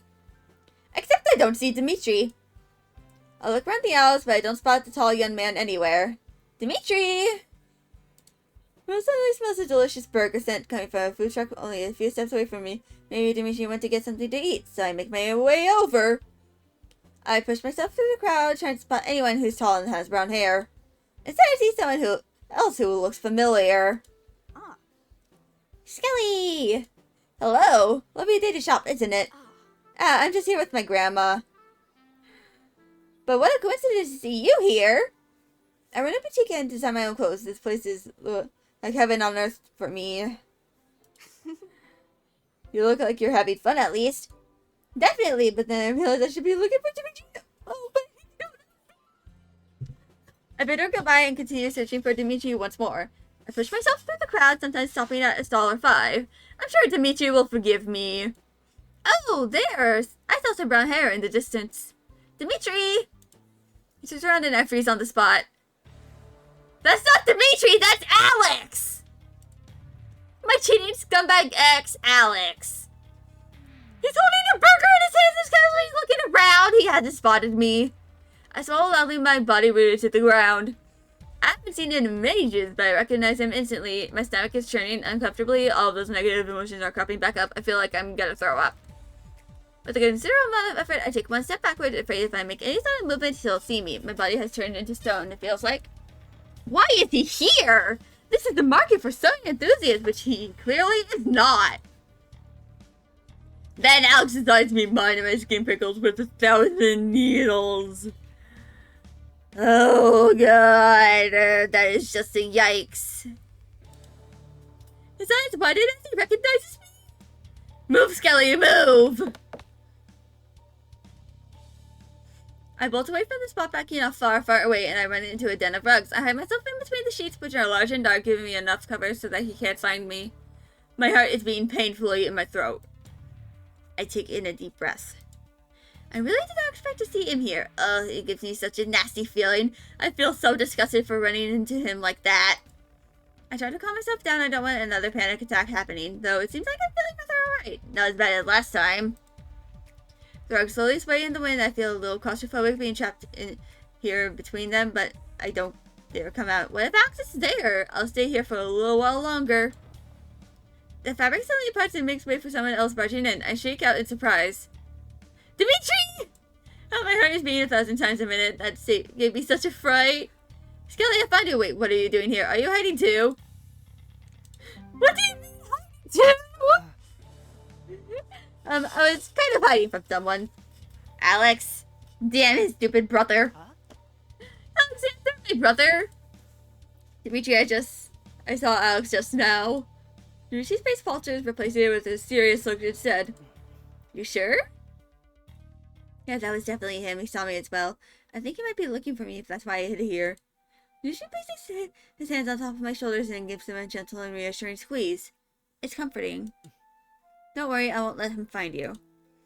The anxiety riddled my body starts to dissipate a little, knowing Dimitri is here and on my side. It does seem to calm me down. Thanks. His hands pull away from my shoulders and he takes that comfortable warmth with him.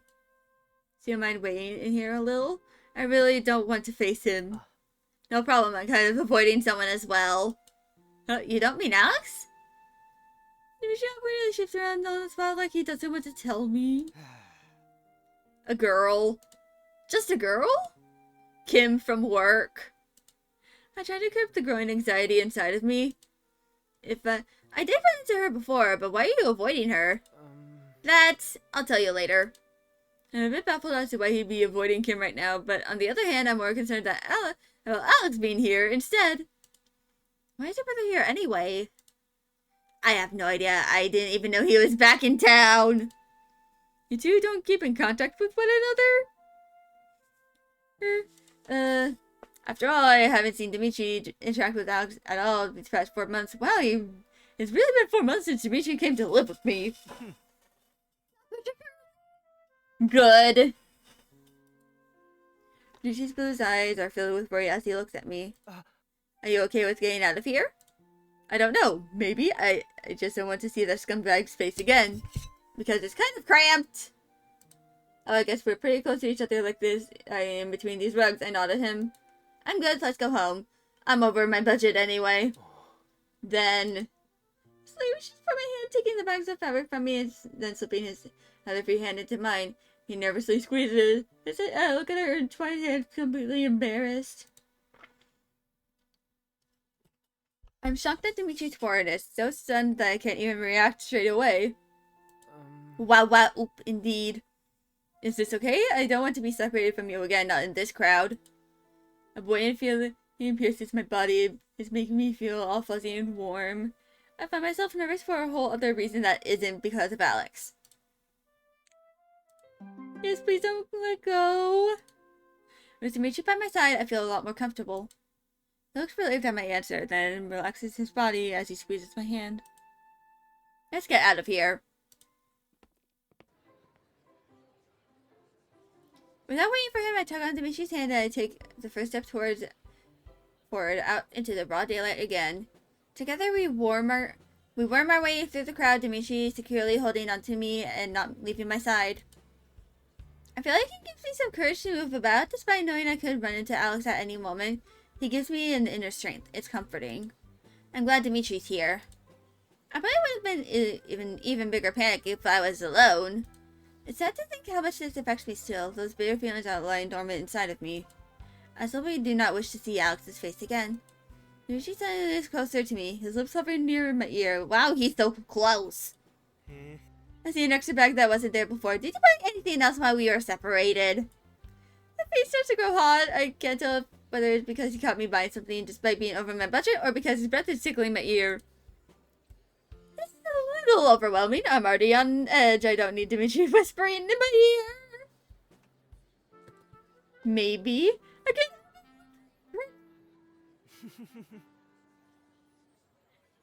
Oh god. Dimitri chuckles in response. If I race through my body with how close he is to me, there's a nervous prickling sensation in my stomach.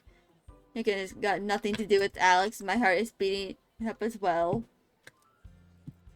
Dimitri being so close to me and holding my hand is giving me some very confusing feelings.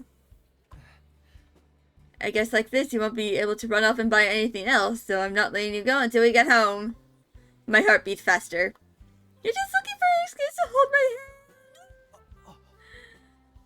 Dimitri jerks back somewhat and his cheeks change into a nice rosy color. His reaction to my joke makes me feel all shy as well. I'm not! I simply don't want to lose you again. You made me look around for you in a panic. You're so small and easily lost in this crowd. I couldn't find you. I bite down on my lip, that nervous prickling sensation growing more intense. This is Dimitri. Why am I sounding all shy? Well, you're tall and I still couldn't find you. Right, Dimitri is so tall for his age, it makes him look so mature. His hand's also much bigger than mine. It feels a little rough and callous against my own. He's, for lack of a better word, a man!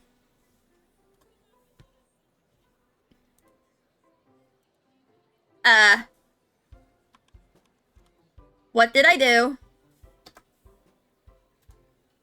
Okay.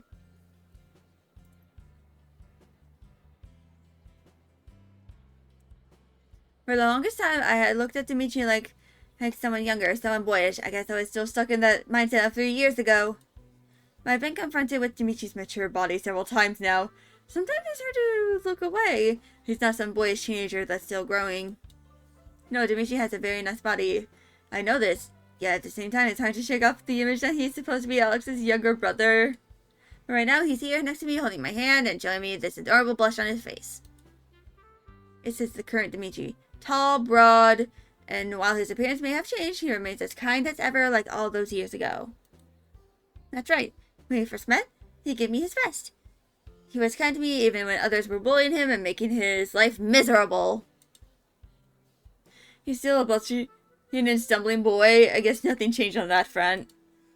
I take some glances at him out of the corner of my eye, silently observing him. Dimitri has grown up. I've officially accepted this fact. He's not a boy anymore. Which means us walking together like this, holding hands, Dimitri carrying my bag for me, sticking close to me, it feels different. It's very intimate. I'm walking with a man. Other people have already routinely mistaken us for a couple, but how come it took me so long to realize what we look like together? Are you okay? Huh? You seem lost in thought. Are you anxious you'll see my brother again? Oh right, Alex, he's here too. I was so busy thinking about Dimitri that I almost forgot why I was in a panic only moments ago. I feel my cheeks betray me with a blush when I realized it. I was thinking about Dimitri so much that I forgot all about Alex. No, I'm alright. I just don't want to run into him, though. Besides, what would it even look like to Alex if he ran into us? His younger brother holding his ex-girlfriend's hand, carrying her bags. Even I would misunderstand if I saw us like this. I looked down at Dimitri's big hand holding mine. His skin has gotten tanner, probably because he plays tennis outside a lot. His hand feels so warm. We look like a couple out on a date. That's most definitely the impression we're giving off right now.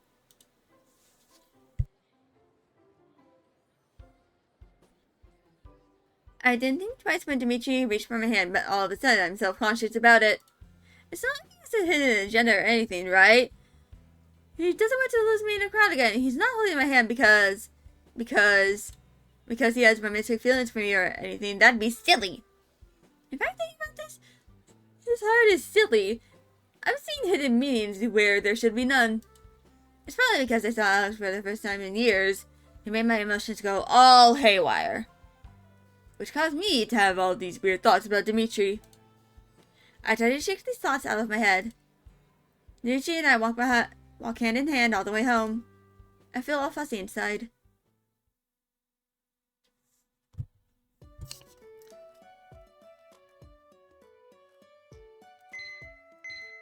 Indeed.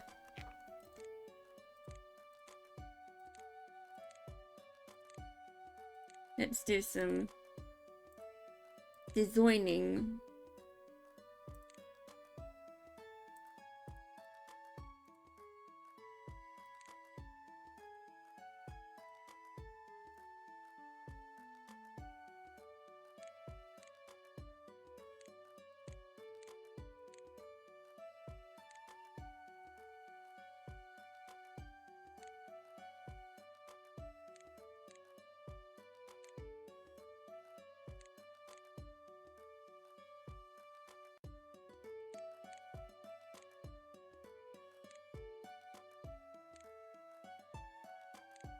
And sleeves. Hood. Closures.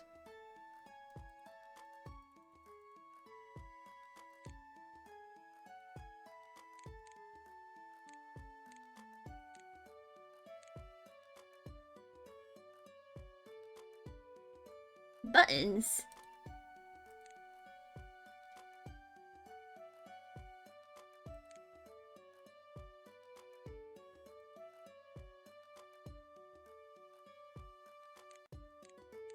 Buttons.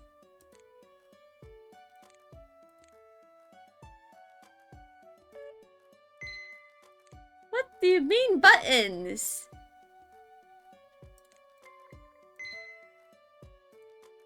I have no buttons.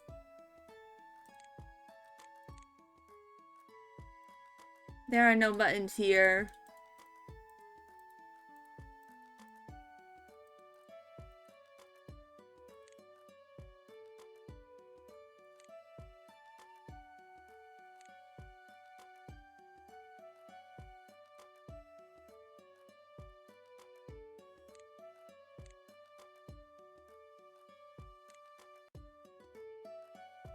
Alright.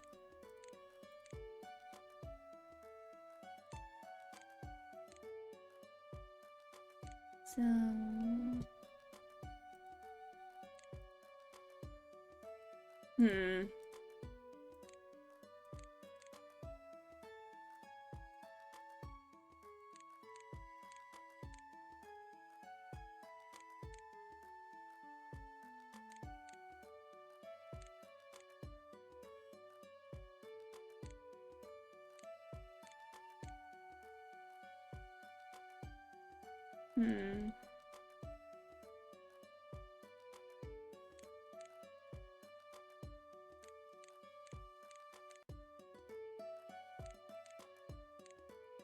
My ribbon.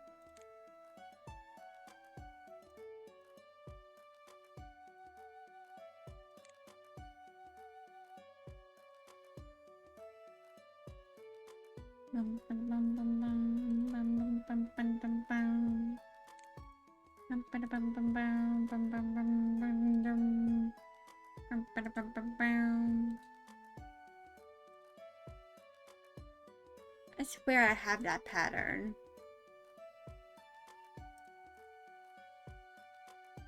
I swear I have it. There it is.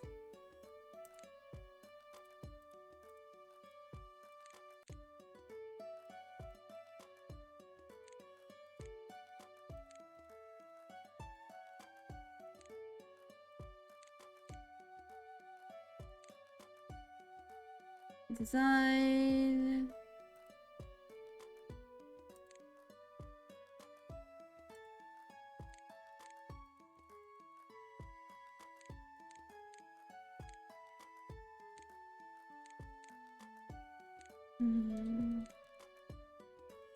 The color is wrong. There we go.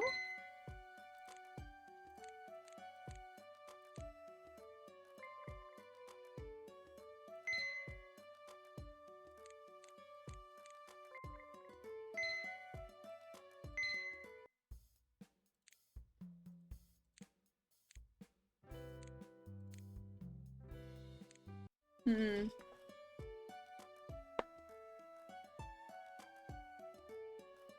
Hmm.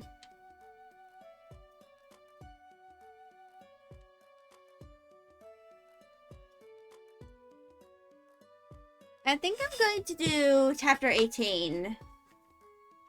Because that's like 10 until the final one. And then I'm going to do an intermission. Or like, if I feel like using the bathroom, whichever one comes first.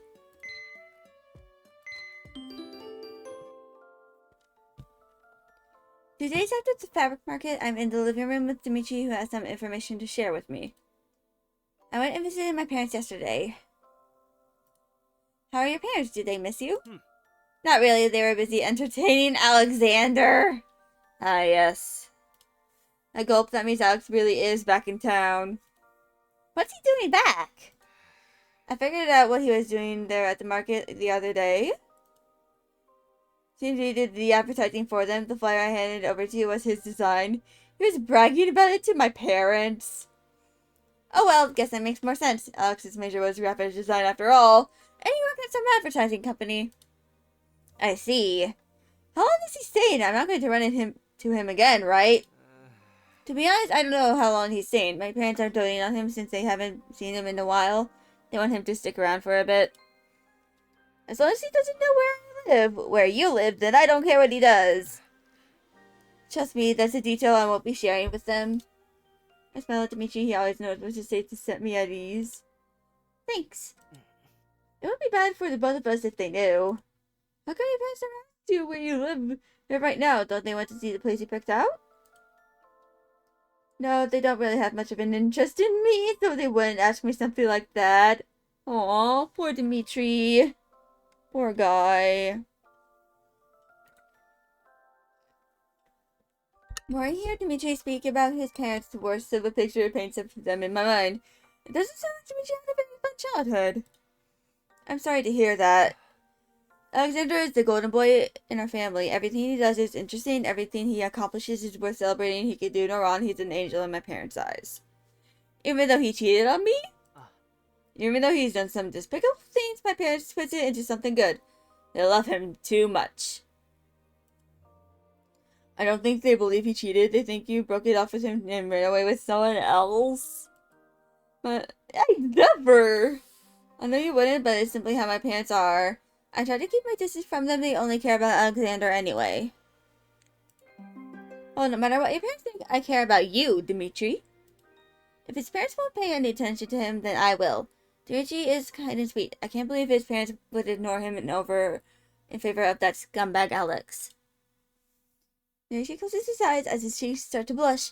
His lips are pulled out in a smile. Thanks, Scully. And if they think Alex is more interesting than you, then they're dead wrong. You're making me all embarrassed here. Also, if they won't be there for your birthday, I definitely will be. I got lost in my thoughts about Dimitri and his relationship with his family. I never knew it was much deeper than what I experienced on his birthday. Your birthday is soon, isn't it? Yes, on the 30th of this month, I'll be 20. You'll finally be out of your teens. Then you'll be only 3 years older than me. You're making it sound like I'm already old. Ah, no, it feels like I'm catching up to you. There's nothing to catch up on. I'll always be older than you. There she looks down at the floor. As a look of irritation flushes on her face. He quickly masks it with a small smile, though. Oh, I didn't realize age was such a touchy subject for him. Oof. Anyway, do you have anything special planned? You mentioned wanting to celebrate it with me at the market.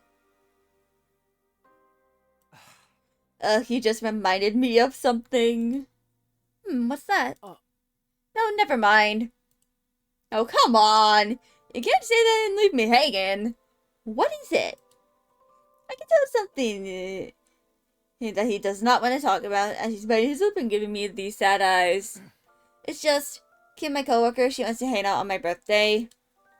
That beats her silently inside my stomach. Is that a bad thing? If Dimitri is interested in Kim, I should support him, but then I remember that Dimitri was hiding from her at the market. Hey, didn't you say you were hiding from Kim at the market? Dimitri bites down on his lips and timidly nods his head. I don't know what to do. What happened? As he turns his head to the side, glancing down at the floor, he lets out a deep breath and mumbles something under his breath. She sort of confessed to me. This doesn't come as a surprise to me at all, yet I'm finding myself really threatened. My emotions are a mess. Am I really upset over some girl confessing to Dimitri? This is stupid. I should be supportive. And do you like her as well? Dimitri just waves at me. He looks conflicted, like he wants to say something. No, I'm not interested. That's the thing. It's only that awful feeling of being threatened is gone. Instead I'm feeling elated? Not at all. No, not at all. Fuck. Back to the issue at hand. Dimitri doesn't know how to deal with someone confessing to him. So you don't know how to face her. Dimitri nods his head, pouting at me. She's my coworker, so avoiding her at work really isn't possible. Have you rejected her? Yeah, she knows, which is why it's awkward. If she still wants to hang out with you on your birthday? Kim has got the good guts, I'll admit that. Yes, but I want to spend it with you. Holy, if looks could slay. Calm down, no need to throw yourself into it whenever Dimitri says something suggestive. It's not even that suggestive! I turn myself away from his gaze, feeling my cheeks glowing hot. This is not good. You don't want to? What should I do? My heart is beating faster. I didn't plan on this. I didn't realize that Dimitri wanted to spend time with me on his birthday over some girl would make me feel so happy.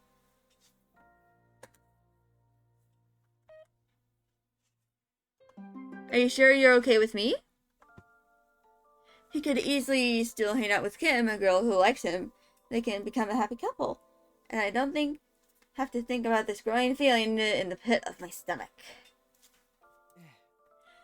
I'd be so happy if you would hang out with me on my birthday. Oh no! That's a killer smile! And here come the butterflies! I'm blushing.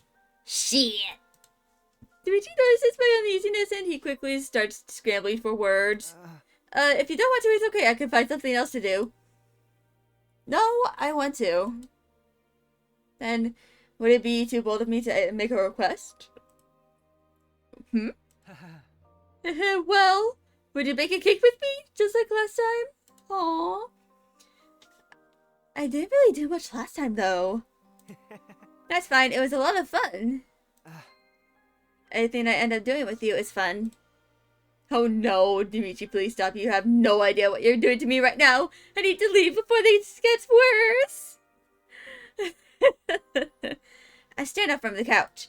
Anyway, you should simply tell Kim that you've already got plans if you don't know how else to reject her. Alright. I bite my lip as Dimitri keeps staring at me with that smile. I'll feel put on the spot. I'm going to check to see if Mandy needs any last minute changes to her dress. I just shut out the living room, my cheeks pinked and my heart beating way too fast. It takes a day to calm down my feelings. I've reached out to Mandy and checked in with her. Nothing new though, everything is still par for the course. The wedding is on the 15th, which is rapidly approaching. It'll be next week, in fact. I should probably look at the wedding invitation again to double check the time. I searched for the invitation, but for some reason I can't seem to find it. Because I may have misplaced it somewhere. It was such a pretty card. It'd be a shame if I lost it now. I look through my drawers and the cabinets, even a little peek of them underneath my couch. There's nothing but Santa hiding underneath the couch. I get a little pet her head. I resume my search, but I really can't seem to find anything. Maybe I should ask Dimitri. He's up right now since it's pretty late. My pulse quickens at the thought of him, remembering that yesterday he was being so cute and wanted to spend time with me on his birthday. The cheering feelings are back. I shake them off and knock on Dimitri's door. I breathe out as I wait for his reply. I don't want to walk in on him like last time. Come in. I take a deep breath and open the door. Hold on. Okay. Dimitri's on his laptop, seemingly engrossed in a video game, holding a controller in his hands. Hey! Dimitri, I lost the invitation to Mandy's wedding. Have you seen it? Nuh-uh. Well, that's a little disappointing. I really wanted to know what the time of the wedding is starting, though. Do you remember the time of the wedding starts at? Although I have a feeling Dimitri can't really split his attention like this, so he wouldn't be able to answer me. I think some loud hacking noises, burst through speakers. Too busy? Ha, oh, sorry. What is it? Do you know the time the wedding starts? Oh, no idea, actually. You can check my invitation. It's over on the bookshelf somewhere. He then pauses the game and continues hacking away with the sword and shield. I glance over towards the bookcase, looking at all the random things neatly stored away. Dimitri seems to keep things tidy. He's got a knack for it. Organization. There's a silver envelope on one of the shelves. It's the invitation. I reach out for it and open it up, finding the information I was looking for. Seems the wedding starts at 5 p.m. Great. That's all I needed to know. I slipped the card back onto the envelope and gently tucked it between some books. I noticed there's a photo album of Dimitri's school years in between his regular books. Oh, this seems like fun. I can see Dimitri again when he was younger. This will be good. Oh no. Dimitri's too distracted by the game to even notice me, so I take my chance. Oh no. I take the album from the bookcase and flip it open. It's got a picture of him and his classmates when he was in his second grade on the first page. Even though a lot of the children look alike, I still spot Dimitri. His hair used to be a lot lighter. He's wearing glasses at a young age. I can't help but smile as it's a page onto the third grade. With each passing year, Dimitri's hair grows darker until he's about 9 years old and he has the same brown mop of hair he does now. His smile is the same though, so cute. It seems he's had the mole underneath his eye since he was about 5, but he's always had that dimple. I turned to another page and I met with a wave of nostalgia. That's Dimitri when he was 13 years old. He looks exactly how I remember him. He's not smiling in the picture this time. That's a first. He also seems to be standing on the far right of the rest of his classmates. I touch the picture with my fingers, remembering the time I first met him in the rain. He does look a lot older than the rest of his classmates, like he doesn't fit in at all. I browse further through the book, skipping a couple of pictures until I stop when he's about 17 years old. He looks so different. The longer is he wearing those glasses and he's got a more stylish haircut, he seems to have grown taller too. All those earrings I spy. I push the book up to my nose, looking at the small studs on his ears. Dimitri, I didn't realize you had your ears pierced. Huh? Oh god. Earrings! I showed the album to him, tapping my finger on his picture. Here, look, your ears are pierced. There's a look of realization going up Dimitri's face when he sees them, looking through his photo album. Then he widens his eyes in a panic. Why are you looking at my photo album? I pause into the game to reach out for the books, but I pull it back and hug it close to my body. No way is he getting it. I'm enjoying myself looking at Dimitri's little pictures, memories from the time when I lost contact with him. What's wrong with it? Give it back! Dimitri drops the controller, steps closer to me, once more lunging for the book. I quickly turn around to evade his feeble attempts. I flip to another page, seeing a large portrait of Dimitri. He's definitely got his ears pierced. Go through a phase. Stop looking through that! Dimitri's slowly advancing on me, blocking my exit. I quickly dash towards my left and jump onto his bed, holding the album above my head. Why don't you want me looking through this? Is it because you're embarrassed that you had your ears pierced? Dimitri crawls on me, losing his patience. He follows after me and jumps onto the bed as well. His hands are stretched out in front of him, itching for the album. I'm having way too much fun teasing him like this, so I grin at him, wedging the book protectively underneath my arm. Dimitri once again makes a move to grab it from me, but I step backwards, successfully thwarting his attempt. My foot gets hooked underneath his blanket and I lose my balance. My body tips backwards and I yelp out loud. Dimitri catches my wrist, trying to keep me upright, but eventually loses his footing on the mattress as well and goes down with me. He falls right on top of me and I'm squished between him and the mattress. Good job. Good job, MC. You fucked up. Blue eyes are upon me, wide and fierce, piercing straight through me. Suddenly it feels like there's no oxygen in the air. I stop breathing. I can't tell whether it's because Dimitri's body is heavy or because his eyes have crashed through me. Or you are having an asthma attack. The MC in the story does not in fact have asthma. I just made that joke because I have asthma.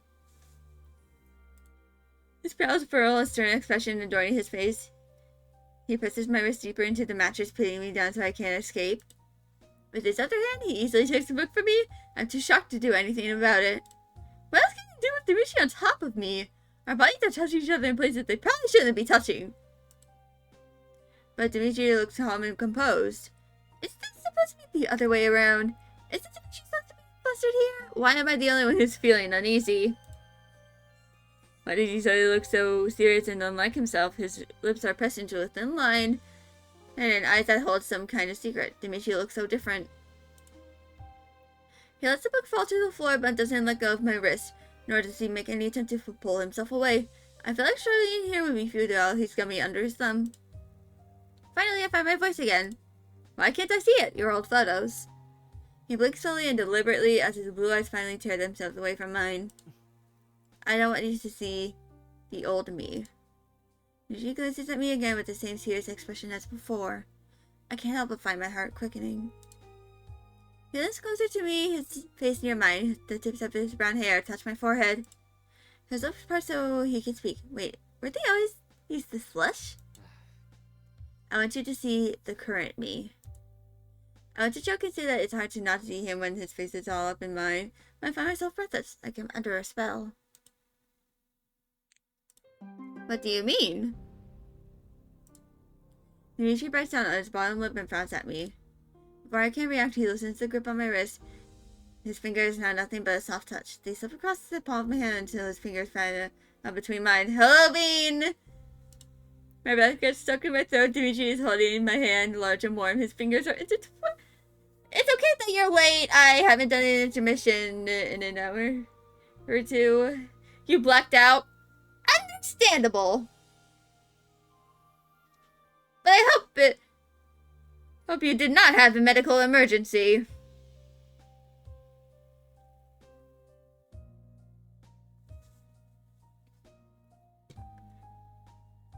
His entire demeanor has changed. He's so bold and daring.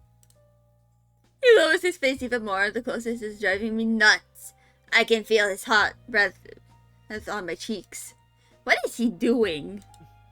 Time feels like it's slowing down. I see Dimitri's chest heave up and down in an erratic rhythm. There's this growing hotness that I'm starting to feel. It's pulsating, it's warm. My heart is suddenly racing. And I'm realizing this hotness is not coming from me, but Dimitri. I finally look away, glancing to and downward. I wiggle my hips. There's something there. Dimitri, is that? I swear Chuck is so did Dimitri's. No time to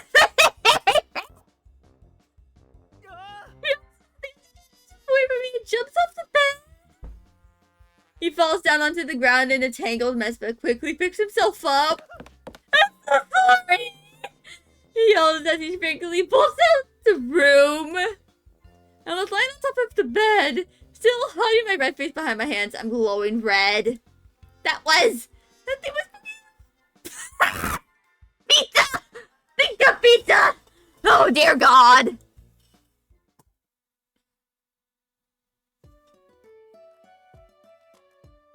Well then.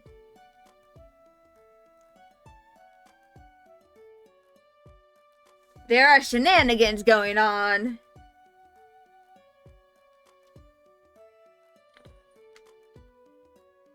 Just absolute shenanigans.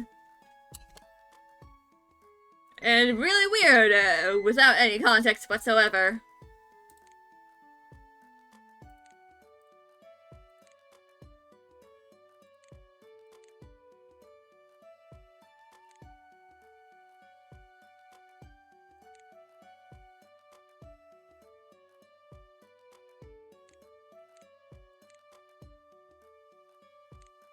yeah.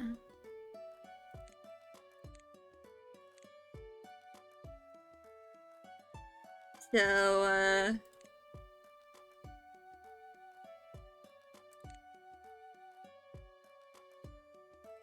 the style is alright. So, circle waist is a dark green. I completely missed the dark green.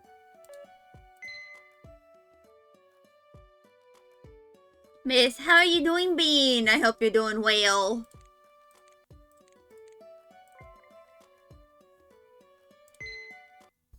I'm doing quite nicely myself.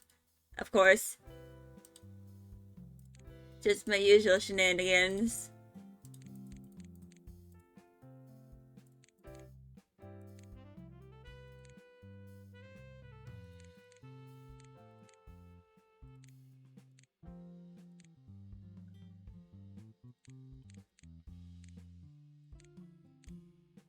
But yeah.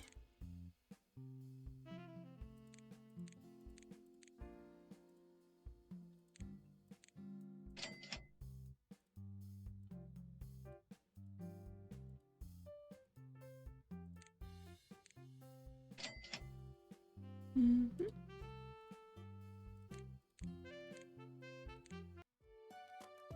But yeah.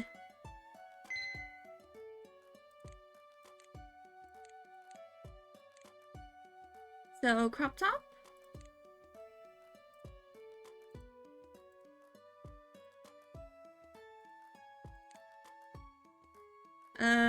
That's a little too purple.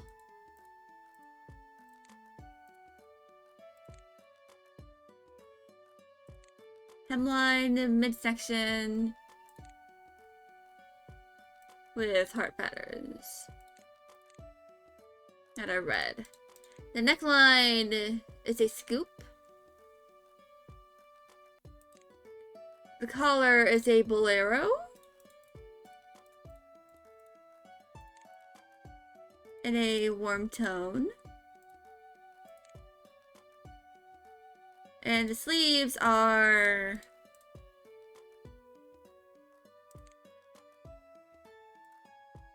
lace flounce in a vibrant blue.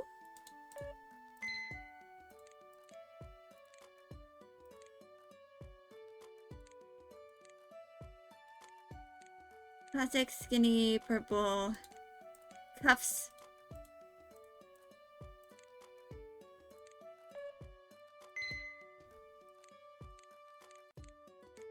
Alright.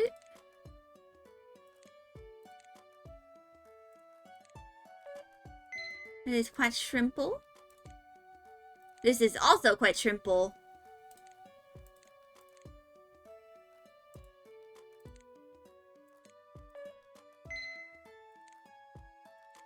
And this is also quite shrimple.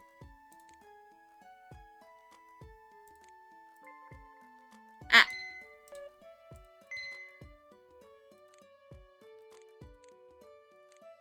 I'm probably just gonna do this for a while.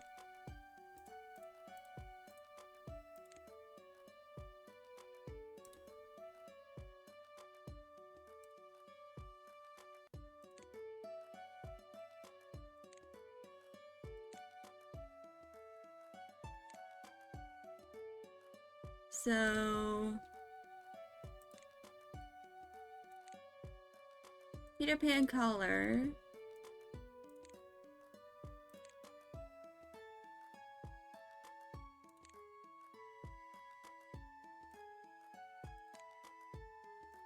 With like coral color.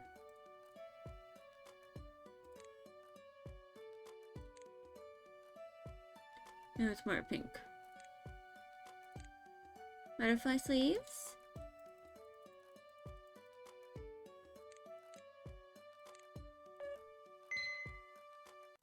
And there we go.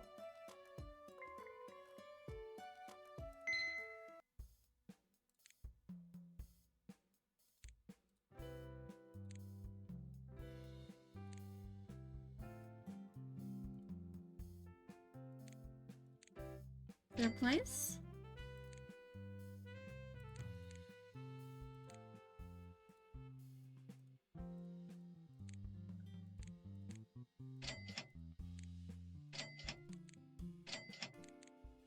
That's by all the details.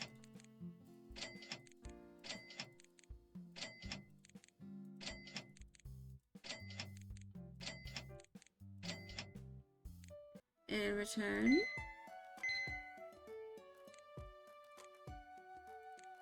so fitted.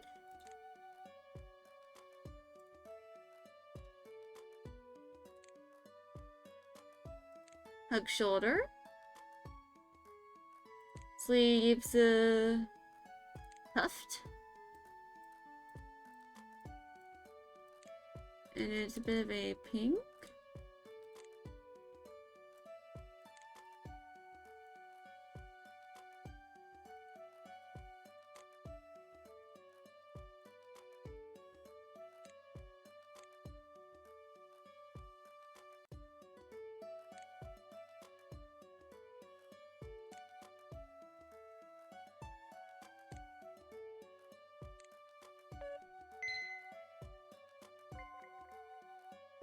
But I'm going to take a break because I didn't take a break earlier as I was in the middle of doing the chapters.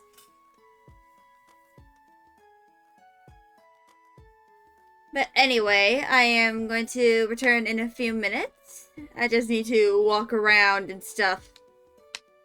You shall wait for me. Alright. If y'all have anything you need to do, like use the bathroom, grab a snack, then go do that. And I shall be waiting for y'all in a few minutes.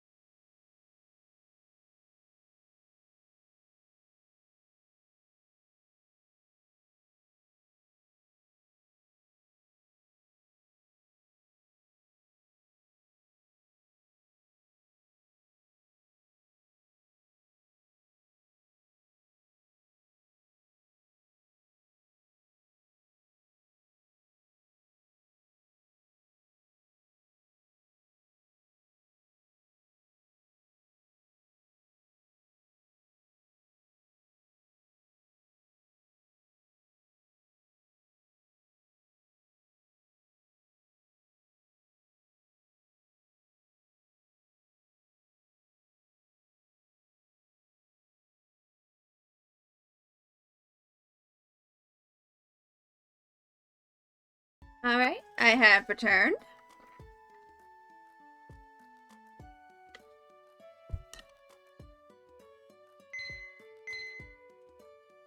And so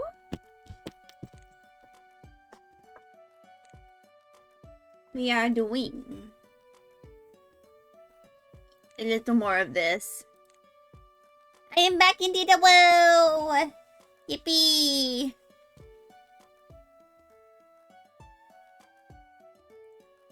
But yeah.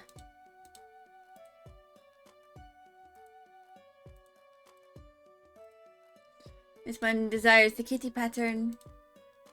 I shall give them the kitty pattern. For it is what they desire. Also, the cat pattern is very cute.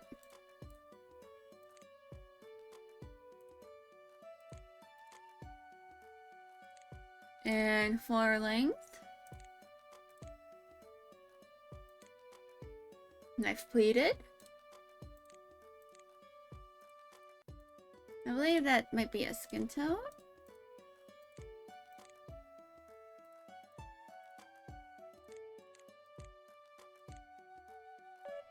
There we go.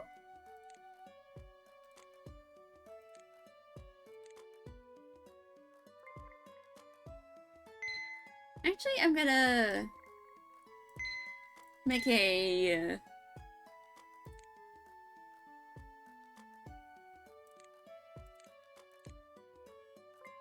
wait. Is there like an option for like a loose fitting shirt? There is none. I am disappointed thoroughly.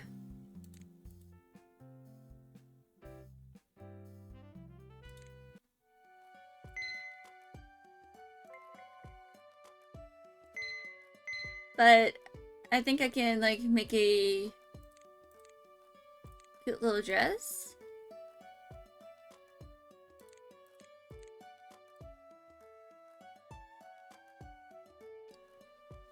If I'm going to have a like honest opinion, you know,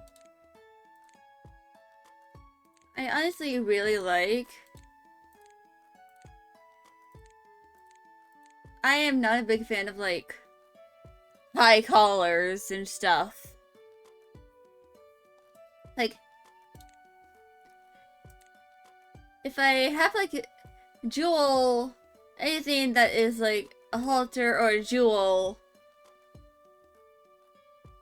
and sometimes even a round, it makes me feel like I'm choking.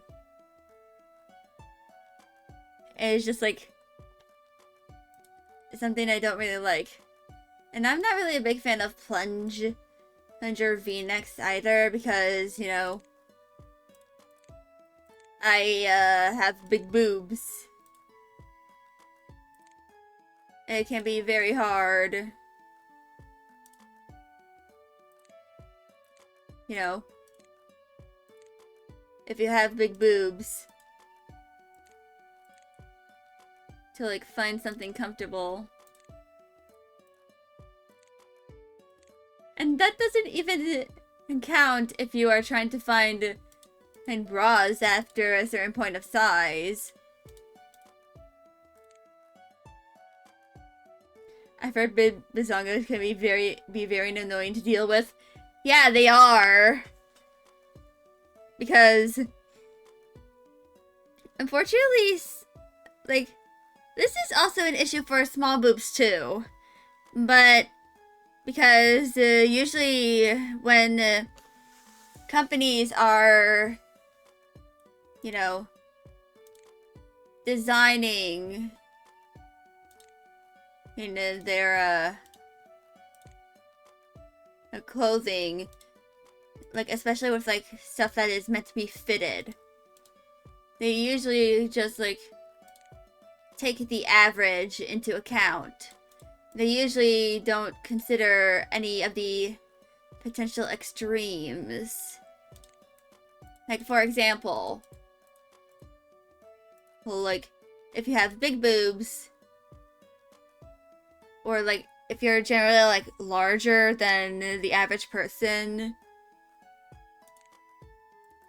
sometimes something I notice a lot with shirts that I own and have, just generally, they tend to like the hole for the sleeves, if I'm going to be specific about this. They tend to be, not consider the fact that a lot of fat gathers on the upper arm. And because of that, they just have the sleeve holes be around the same height as someone who, the same size as someone who does not have a lot of fat on their arms. And it leads to it being tight and feeling uncomfortable.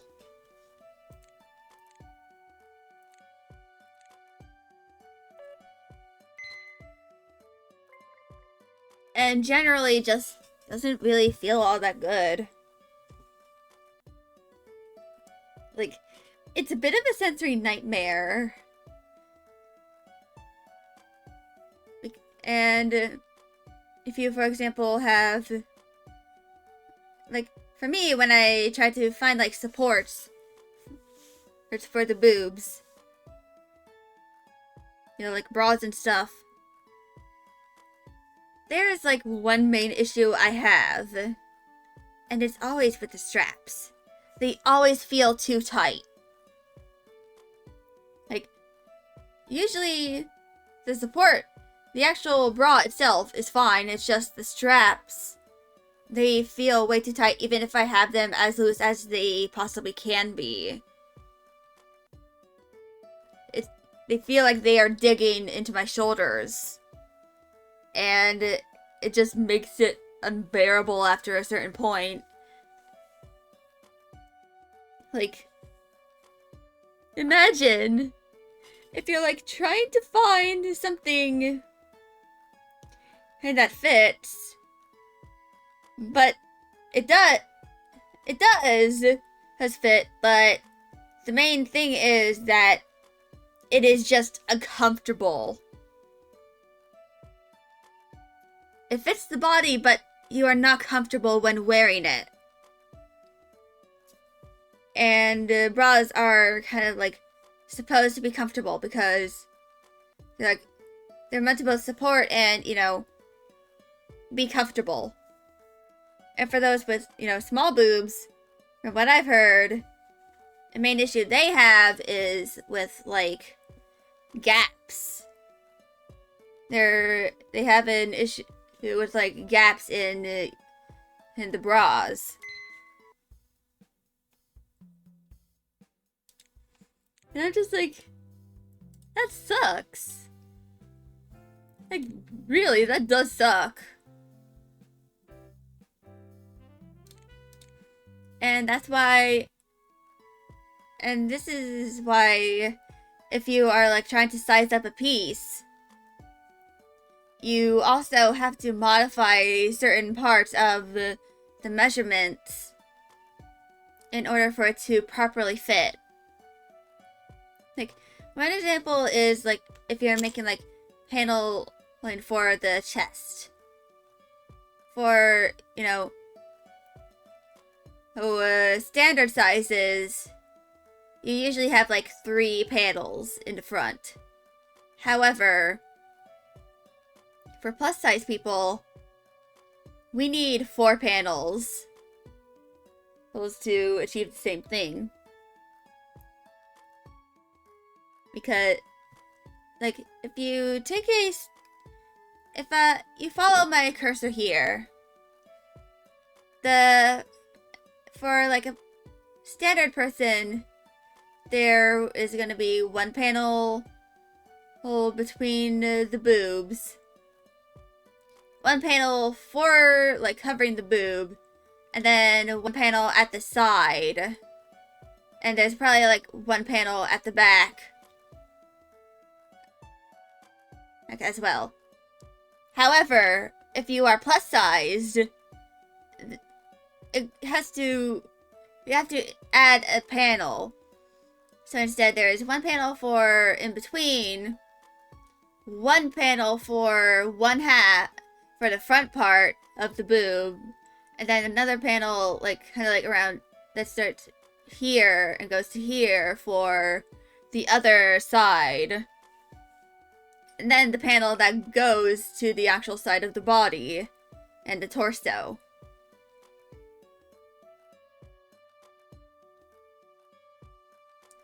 It's one of those big nuances when it comes to, you know, making clothing. I mean, eventually I am probably going to end up, like, making some of my own clothes. There's also, like, one thing that I tried to start making, like, a few years ago. Oh, because I could not, like, find it anywhere, but I have stalled the project. And I'm still trying to get the hang of my very ancient sewing machine. From, like, I think it's, like, at least from the 80s. Let's just say that. But maybe in the future I might, like, purchase a replacement one. And I might be able to, like, so, once I, you know, make my new riser, or the riser is going to have several shelves, so I can store stuff. The big thing I kind of want to do is, like, I want to, like, be able to, like, plop a sewing machine down where my drawing tablet is, like, move my drawing tablet out of the way, so that I can, you know, sell clothes and stuff. Hello, Papyrus Soundalike. Hello, Technic Bread, how are you? I'm just rambling about how difficult it can be for, like, people to properly make plus-size clothing that fits. Because it is pretty hard. Because people fail to consider that there might need to be changes, and you don't just make the garment bigger. That is what I was, going on a tangent about. But anyway,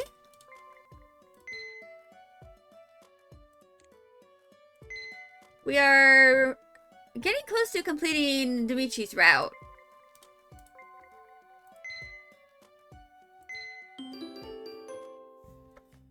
I kind of just went on a bit of a tangent. Hoodies fix all the shoes. A hoodie can never be too big. It just gets more comfortable. Yeah. As long as the sleeve holes are big enough to fit the upper arm. I mean, not feel like it's pinching. With less than a week left for the wedding, it's easy to become preoccupied with the chores and last minute changes. Since Dimitri has been busy... Fuck words. You present! Indeed, you present!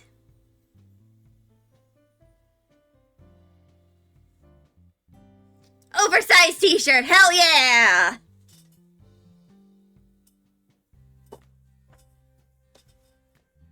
And, yeah, the tailor of the tales, indeed.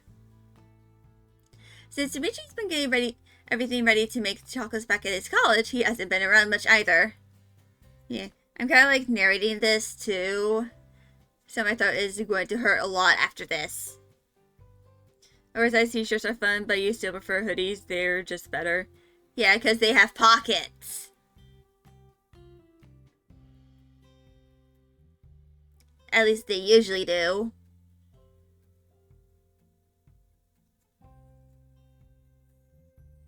There's still some clothes I need to give away that are, like, in my closet. But oversized curvy t-shirt. As someone who freezes all the time, hoodies are incredibly comfy. Yeah. Unfortunately for me, I tend to get really hot all the time because I struggle with temperature regulation. And my body fat tends to store heat. And because of that, I tend to get hot pretty quickly. So, oversized t-shirt with like a cardigan just in case. That's usually my standard or like outfit. I love like sweatpants and slip-ons.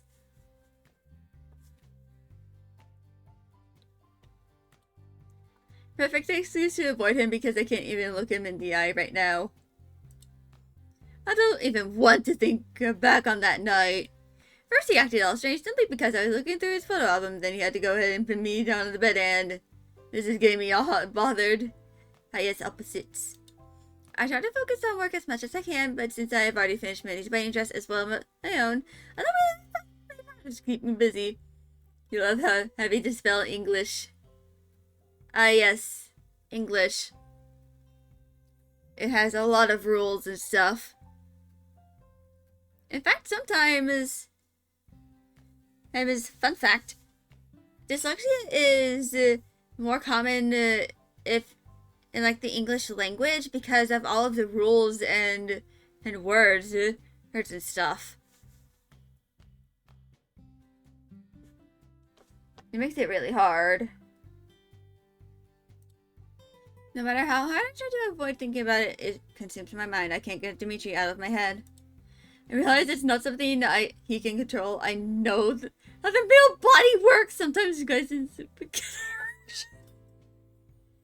God. That doesn't stop me from getting all these conflicting feelings about it, though. On one hand, I'm a little flattered that I'm able to elicit that kind of reaction out of him. On the other hand, what am I supposed to do about this? It's so embarrassing. Luckily, in case anything sussy happens, I can just do this. And y'all will see nothing. Other than shika noko noko noko koshitan done.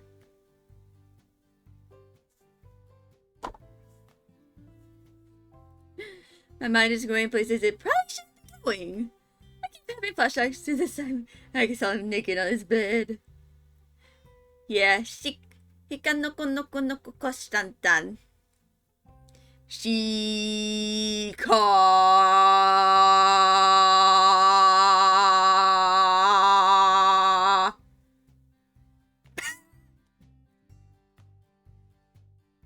Yeah. Shika literally means deer.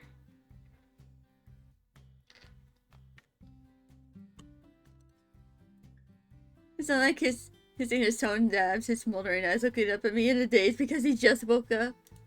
But nothing compares to looking at his eyes when he pinned me down. They were so intense, I couldn't look away.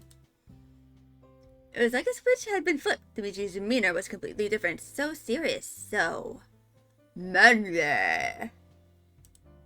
Our faces were so close, I honestly thought that he'd kiss me. I am losing my mind. I am losing my marbles. I am going bananas. I buried my face into my hands, my cheeks stained with the red blush. This is not good for my heart. Maybe it's been too long for me since I've been in with a man. I can't believe Dimitri has me all in a sizzy. A customer enters the store and I tried to compose myself to greet them. I need to put this out of my mind. My phone suddenly rings. I look at the screen and see Amanda's name. Hello? Skelly, hey! Mandy, is there something you need? It's Dimitri. I can't reach the bugger. You live with him, right? Can you tell him to call me back ASAP? I need those chocolates. Oh yeah, I can do that. Great, bye! Mandy hangs up and I'm left looking down at my phone. I guess Dimitri's phone is on silent if Mandy can't reach him. Now I have to talk to Dimitri. There's no way around it. He's in his room right now doing his best to avoid me as I do my best to avoid him. I had taken a deep breath and forced myself to walk up to his room. My feet are resting at his door. My hand is balled into a fist so I can knock on the door, but I am frozen stiff. so awkward to face Dimitri, but I need to be professional about this. It's Mandy, his wedding after all. I knock on his door. Dimitri? No response. Dimitri! You need to check your phone! Silence. Is he actually in his room? He should be. I heard him come in about 2 hours ago. Dimitri! Still nothing. I'm actually getting a little worried now. What if something happened to him and he's laying passed out on the floor? I curb my anxiety and knock again, this time more urgent. Dimitri! I keep knocking on the door until finally the door opens itself from all my banging. Hold on. Okay, it's dark inside, but I can see the gleam of Dimitri's laptop shine at me. He's sitting at his desk, back turned me with his headphones on. I sigh in relief. That's why you didn't hear me. Nothing serious happened to Dimitri. He's simply watching the video. That's when the moving images on his laptop become clearer to me. My eyes widen in shock. God fucking damn it. Oh God. Oh my God. Shut the door, Skelly. This is invading his privacy big time. Oh God. He doesn't even attempt to hide anything.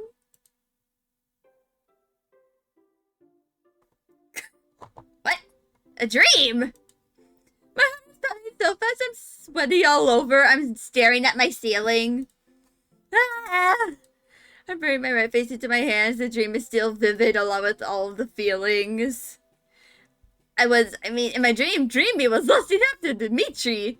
I don't know what possessed me to dream such a thing about Dimitri in the first place, but oh my God, my heart is still soaring through the sky. Oh no. The image of Dimitri sitting in his chair won't leave me alone. I can't calm down. I bite down on my lip and remove my hands from my face. I look over at my phone to see that I've still got time before I need to get up. Well, if I can't settle down, then... a zombie. That's how I feel. Like a zombie. Just going through the motions. My thoughts are not with me in the present. I'm dealing with customers. Mindlessly checking out their items and telling them to have a good day. It's retail workeritis. Inside, I'm a mixture of guilt and horniness. Talk about feeling conflicted. I can't control my dreams, but that doesn't mean I feel okay with dreaming about Dimitri like that. Ugh. It's not because he got hurt that day. Because of that, I've been a mess and feeling awkward around him. I keep thinking... God, no. I'm not going to narrate that. What the hell is wrong with me? Why am I lusting after Dimitri? I shouldn't. I need to stop. But I can't. My body won't listen to me. I'm still really, really in the mood. Oh, it's been so long since I've gotten laid. A grown adult whose emotions are in a report because she had a sexy dream about her roommate. Not just any roommate, but my ex's younger brother. Come on, Skelly, there's a little more than inappropriate. You can't just look up for your ex's younger brother. Or can I? I stand still as I contemplate to myself. No, Skelly, don't even entertain that thought. This is ridiculous. I try to get through my workday without thinking about Dimitri. Unfortunately, that doesn't work. I'm on edge. I feel awkward being in my own living room. I know Dimitri is about to come home. He said he was going to make dinner. I feel it's weird to reply to him on Snappic, but he knows I read his message. I successfully managed to avoid Dimitri for 3 days since that incident, but I guess I can't hide from him forever. However, it's way worse than before. Now I get all jumpy and I can't sit still knowing he's coming home. The anxiety inside of me is accumulating and it's bursting to come out. I look down at someone next to me who is sound asleep on the couch. At least her life looks peaceful, just sleeping the day away without a care in the world. I pet her to curb my uneasiness. The door to my living room opens and I sit up straight, feeling needles prick my neck. It's Dimitri. Hi.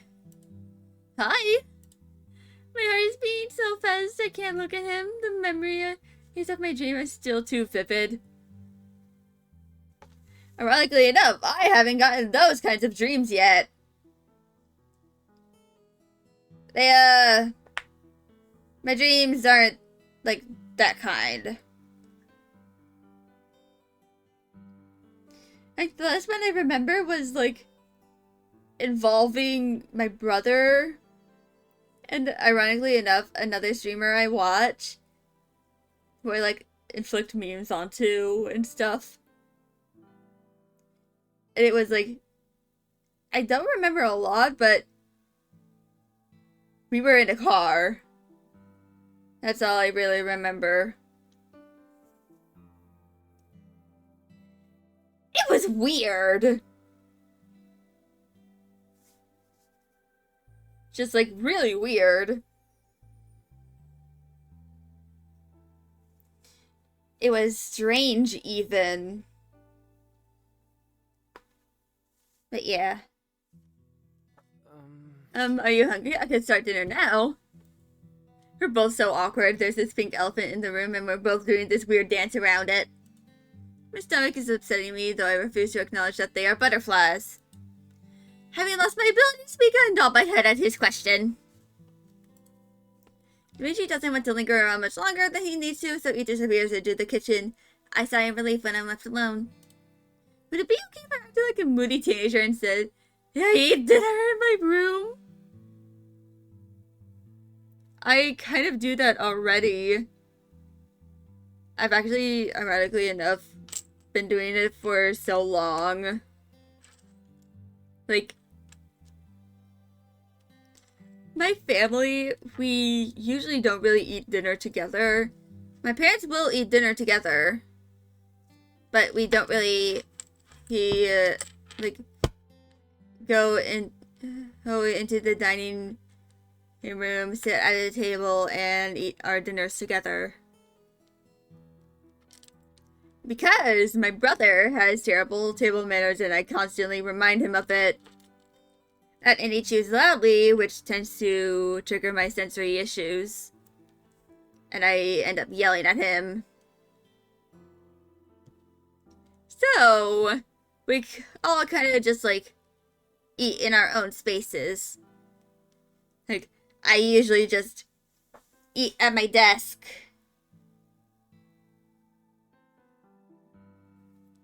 I just consume. I accidentally chipped off some of my screen protector on my phone. I realized I was like gesturing and stuff. Oh god. No? I sigh again, then pets down some more.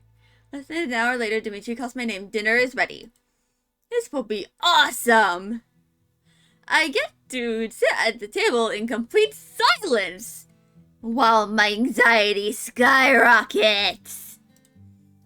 I close my eyes and count to 10. Okay, let's do this.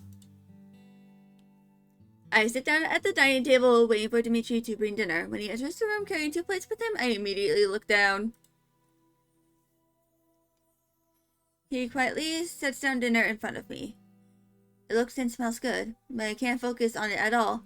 What am I supposed to say? How do I usually talk to Dimitri? I've forgotten. It used to be so easy to talk to Dimitri. Here and there, an awkward moment or two, but that's something. That's nothing compared to now. And Dimitri doesn't even know about the dream. It's all literally in my own head. I'm making a big deal out of nothing. Thanks, I say to him. Managed to find my voice. Dimitri flashes me a forced smile and then sits down himself. The scraping of cutlery fills the air. It's quiet between us. The silences make me hyper aware of everything around me, including my heart that's still beating fast and loud. I'm almost worried he might hear it. As I cut off a small piece of meat, I finally glance up at Dimitri, having avoided him the entire time until now. His eyes are cast sideways. Watching something in the distance, he slowly chews on a piece of veggie. Eat the bowl. His lips firmly pressed together. They're so lush and smooth looking and fixated by them. His table manners are actually quite elegant. Unlike my own brother. Don't worry, Chad. He is not here. He is 4 hours away at college. He won't hear me unless he's actually watching my stream. But I'm pretty sure he's in class right now. Or like working on assignments or shit. Dimitri's eyes flicker over me and we make eye contact. My heart pounds inside my chest and I immediately look away. Hoping and praying that my blush isn't very obvious, he caught me staring. Dimitri clears his throat and shifts his way around in his seat, but doesn't say a word and continues with his meal. Why am I blushing like a little schoolgirl who got caught staring at her crush? It's not like I've got a crush on Dimitri. But you do. My mind is just very confused right now. Dimitri puts his knife and fork down and takes in a deep breath. Skelly? My eyes widen and I look at him panicking on the inside. What is he going to say? Yes? About last time? No, don't bring that up. I'm blushing so bad right now. There's something that Before Dimitri can finish his sentence, though, Sam jumps off the couch and starts making these retching noises. Both Dimitri and I look down at her, surprised by the sudden sound. Is she throwing up a hairball? Not very appetizing, but I welcome the distraction. He rolls his eyes something much. Sam tried to cough something up, but nothing comes out. Is she supposed to do that? It's fine, just a hairball, probably. But the longer Santa stays on the floor like that, making these sounds, the more I begin to worry. Finally, something comes out. Except it's a drop of blood! My heart sinks to my stomach as my eyes widen in horror. He immediately gets up from his chair and rushes over to her, picking her up in his arms. Sam's body continues to spasm, trying to expel whatever is inside, but it remains stuck. Call the vet's emergency line. Hastily, I grab my cell phone and look up the number to the vet. We rush to the clinic as fast as possible with Senna in her carrier. The vet is there to greet us and immediately takes Senna off her hands. The vet takes Senna out of the carrier. The poor kitten is still doing the same retching as before. I'm so scared right now. I think something is stuck in her throat. Oh, she may have eaten something. The vet takes out a small magnifier and flashlight and pries open the kitten's mouth. She looks inside it. You're in luck. I can see it. I may be able to pull it out without requiring surgery.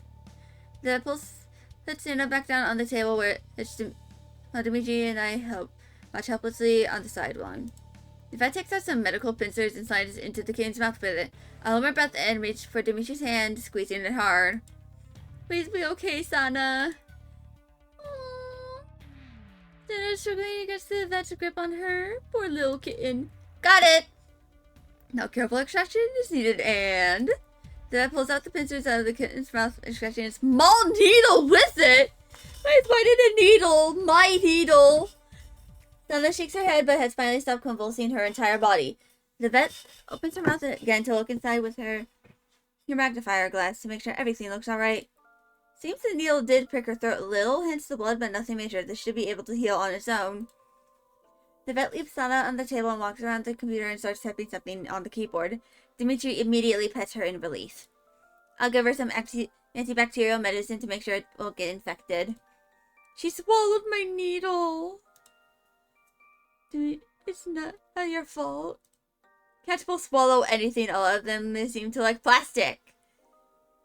But you should make sure you don't have anything sharp and pointy lying around. Also, the plastic thing is true. Like, I have this cat, Wrinkle. Oh, the Mamacita cat. The big mama cat. She likes to lick plastic. She likes to lick and bite it. She is very strange. She also tends to sleep with her eyes open while snoring. It is really weird. But yeah.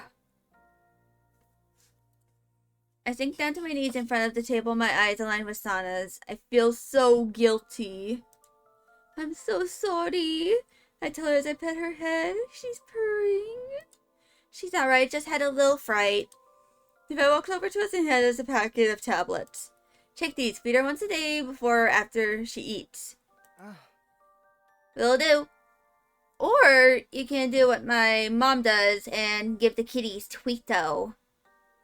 Before they take their peel. My mom, 2 of our cats require medication that comes in tablets. Another one has one that's in liquid form. We mix it in with a liquid treat and then give it to her.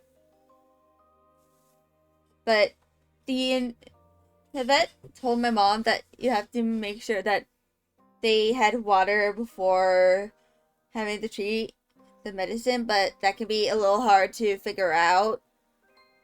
So my mom was just like, should I just give them a treat to stimulate their saliva and then have them eat it? And the vet was just like, yeah, that could work. It does work, by the way. In fact, the 2 cats will, like, literally go into the room. Usually one of the cats is in there already, but the other one walks in there. Because they get their medication at the same time, they just wait for my mom to distribute the medicine. Oh, let's get you home. When I see Dimitri take out his wallet, I stop him. No, let me pay for it. It's my fault. It's not your... Let me have this, please. He stands down, knitting his eyebrows together at me, but he nods. Alright. I paid the vet bill without another word. After that's handled, we take Sana home with us. Yay, Kitty is all white. It's already dark outside. The vet had to open up the clinic just for us due to the emergency. Dimitri's carried Sana and I'm walking next to him, silent. I can't stop thinking that I hurt her. That things could have gone way worse for her, all because of a stray needle. Now that doesn't even come downstairs. So how a needle ended up upstairs, I don't know. But it's my carelessness that caused her pain. Stop it. I brush my hair out of my face to look at him, giving him a questioning look. Stop what? I can see you're blaming yourself. Don't. Oh, but it is my... No, it's not. So it's still a kitten, and they eat everything which they can find. It just so happened to be a needle, which honestly, I don't blame you for one bit, because that's part of your profession. I know, but I was careless and I shouldn't have left them lying around for kittens to eat or people to step on. You're not going to let this go, are you? I stubbornly shake my head. I feel bad. Nothing Dimitri can say it will make me feel better. From now on, I'm going to be very careful with my tools and make sure everything is locked up tight. And I'm going to let this happen a second time. Sana will be safe with me. We continue to walk in silence as I brood over my mistakes. Speaking of, Dimitri was pretty calm about it all. As soon as he saw the drop of blood, he came to her rescue and knew exactly what to do, whereas I just sat there in shock. You're kind of amazing. He sprang into action right away and knew exactly what to do, like a hero. Dimitri wasn't prepared for such a compliment, so he timidly looks away, face glowing pink. He scratches his cheek, looking awkward. That's a little far-fetched. I'm not a hero. Yes, you are. You didn't even take a second to think about it, and we were already on our way to the vet. That's truly amazing. Yuchi says nothing out of embarrassment. It's a little cute that he's this humble, but I do have a lot of respect for his quick thinking. We walked the rest of the way, came back home in silence. In the morning, I check up on Sana and make sure he gets her medicine with her food. She seems to be doing fine. She even has the same amount of energy as before. I'm glad. The wedding is in 2 days, on a Sunday. Time flies. Today, Dimitri will be going to college to make all of those chocolates that Mandy needs. Dimitri finally enters the living room looking prepped and ready to leave. All of a sudden, it hits me like a truck. The feelings that were pushed to the side yesterday, they reemerge inside of me and I can't stop staring at Dimitri. He was so capable yesterday. Wait, didn't I hold his hand at the vet? Oh no, I wasn't even thinking when I did that. Good morning. So it's just me that's still feeling so uneasy? Maybe it really is all in my head. I'm turning this into a big deal when it doesn't have to be. Good morning to you too. Have you seen my phone? No, did you lose it? I think I left it behind after we rushed to the vet last night, but I forgot where I put it. Why don't I give you a call? That won't work. always got my cell phone on silent, otherwise it might disturb the lectures while I'm in college. I like that too, ironically enough. If I always have my phone on Do Not Disturb. Like, even if I don't need to, I just sometimes have it on vibrate or something. But other than that, I usually just have my phone on silent. Oh, he makes a great point. Nevertheless, we could still hear the faint zoom of the vibration. Dimitri exits the room, still looking around. I shrug. Maybe he as well dial it anyway. It could work. I touch Dimitri's name in my contacts list, and the phone starts to dial. It feels a little strange to call him like this, as I usually never speak to him on the phone. We always seem to text one another. Although in the past few days, that has considerably gone down. I think the last time I was on the phone with Dimitri was when I invited him to come over to my place to see if he wanted to live there or not. That was several months ago. Has it really been that long? I think Dimitri has been living here for the past 3 months now, almost 4. Although things have happened during those months, Dimitri feels a little more grown up now. Oh, in part that because he's also turning 20 soon. Change a little. Absentmindedly, I wander around, still calling Dimitri's lost phone. Maybe he's right. It's a bit futile if we won't be able to hear it ring. I decide to enter the bathroom just to make sure. I entered the bathroom. I can hear something vibrate on the top of my washing machine. Oh, it's Dimitri's phone. I found it. Happily, I start over, about to cancel my call to Dimitri's phone until my eyes glaze over Dimitri's locked screen. What? I stare intently at Dimitri's flashing screen. His locked screen, the wallpapers. It's a picture of the two of us, the one we took at Sarah's photo shoot. I remember sending him the high quality version. And here it is, on full display.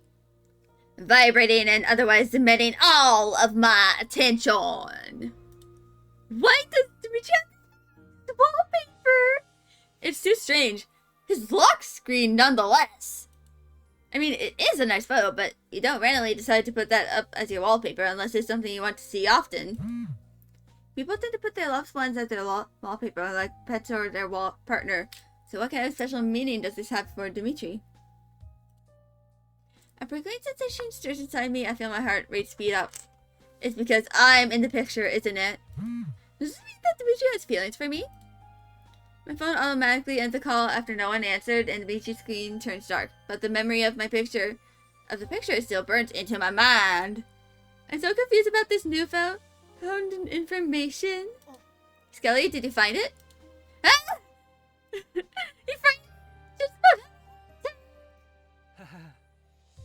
just sorry. Oh, you found it. I sometimes take my cell phone out of my pocket when I go to the bathroom, but I end up forgetting it eventually. I can't look Dimitri in the eye. First, that stupid dream I had of him, but now that I know he's got a picture of us as his wallpaper, I don't know what to do. My feelings are mixed right now. I feel like I stumbled upon a secret that I wasn't supposed to know. Dimitri looks none the wiser, oblivious to my inner turmoil. He doesn't know that I saw his screensaver. Thanks, Sally. Now I can get back to campus and finish the chocolate. Yeah, no problem. Alright, see you later. I'll be home pretty late. I won't make it in time for dinner. Sorry. Why don't you order a pizza? No pizza! Yo, first! Thinking about pizza now makes me think of... That's alright, I can manage making dinner for myself. And she flashes me a toothy grin and then heads out of the bathroom. I feel frozen on the spot. My heart's still beating fast. My mind can't stop picturing what I saw. It's giving me the weirdest conflicting feelings. It doesn't have to mean anything, right? It could just be a fun picture to look at, something Dimitri did without a second thought. I mean, I've got a picture of Sana as my screensaver simply because she's cute. Because she's just a little baby. Right, it doesn't have to mean anything. Who in the world am I kidding? I'm not that naive. If I can't dismiss this as nothing. I lean against my washing machine, staring at the towels on the floor. There's this gnawing feeling inside of me, something anxious and restless. But it's mixed feelings of flattery, joy, excitement. It's like my mind can't decide whether to feel happy or anxious about this. My mind is thinking back on all the things I've done with Dimitri. All the sweet and cute moments we had together since he started living here. He's been so kind and supportive to me, helping me out with my business. Not to mention taking care of me when I was on my period, or generally taking care of the household chores and cooking dinner. He hasn't sucked once. He's done a lot to help me out, actually. That picture on the screensaver is evidence of that. Dimitri didn't need to, but he took those pictures with me. We were touching and holding each other, smiling at the camera. It was honestly a lot of fun. Dimitri is a lot of fun, I correct myself. And even though it's hard to admit, I'm attracted to Dimitri. I've got feelings for him. There's just no way around it anymore. I can't keep fooling myself and behaving like a hormonal teenager in front of him. He's the sweetest person I know, and he's got a body that's making me have fantasies about him in my dreams. While I saw him with Kim, my jealousy kicked in and my panic attack started because I felt like she was taking him away from me.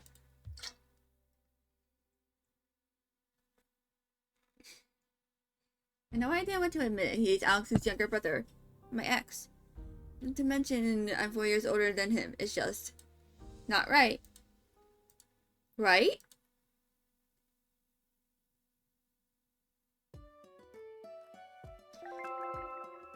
I'd like to mention that 4 years, in my opinion, is not like that big of an age gap.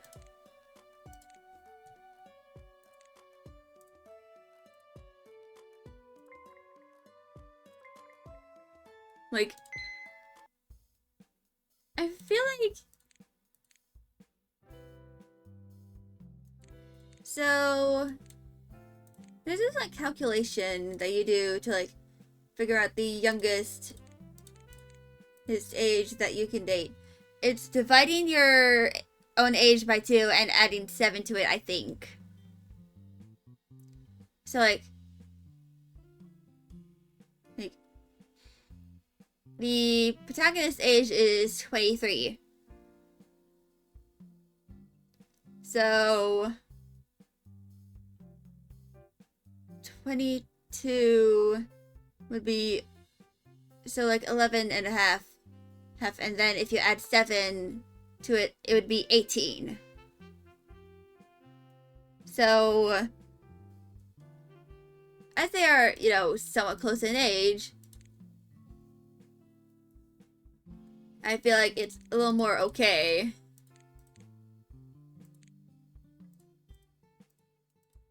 You know, like,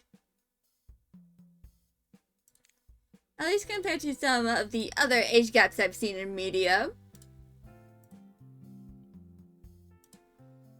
Because those age gaps can get very, very long, like very, very large, and it just, to a point where it can get very concerning. This is not that kind of age gap. In fact, it's one of the more understandable ones. Because, like, I know for me, yeah, I know that, you know, something below 5 years is probably a little more reasonable in terms of, like, the maximum amount of age gaps that you can possibly have. Like, what is probably, like, the more reasonable kind. Something, I mean, more than that, like, the bigger the gap, the more concerning. But some of the important things is that if, you know, they meet as adults and get together as adults, then it's okay.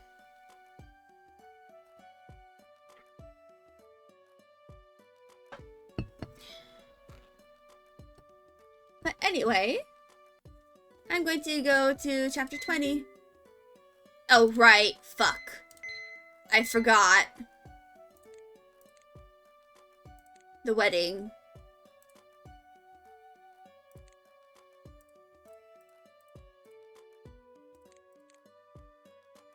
I can't believe I forgot about the goddamn wedding.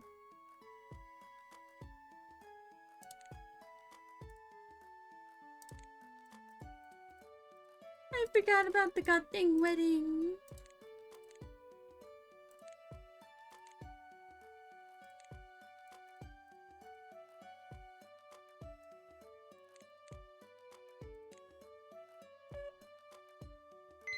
And there we go.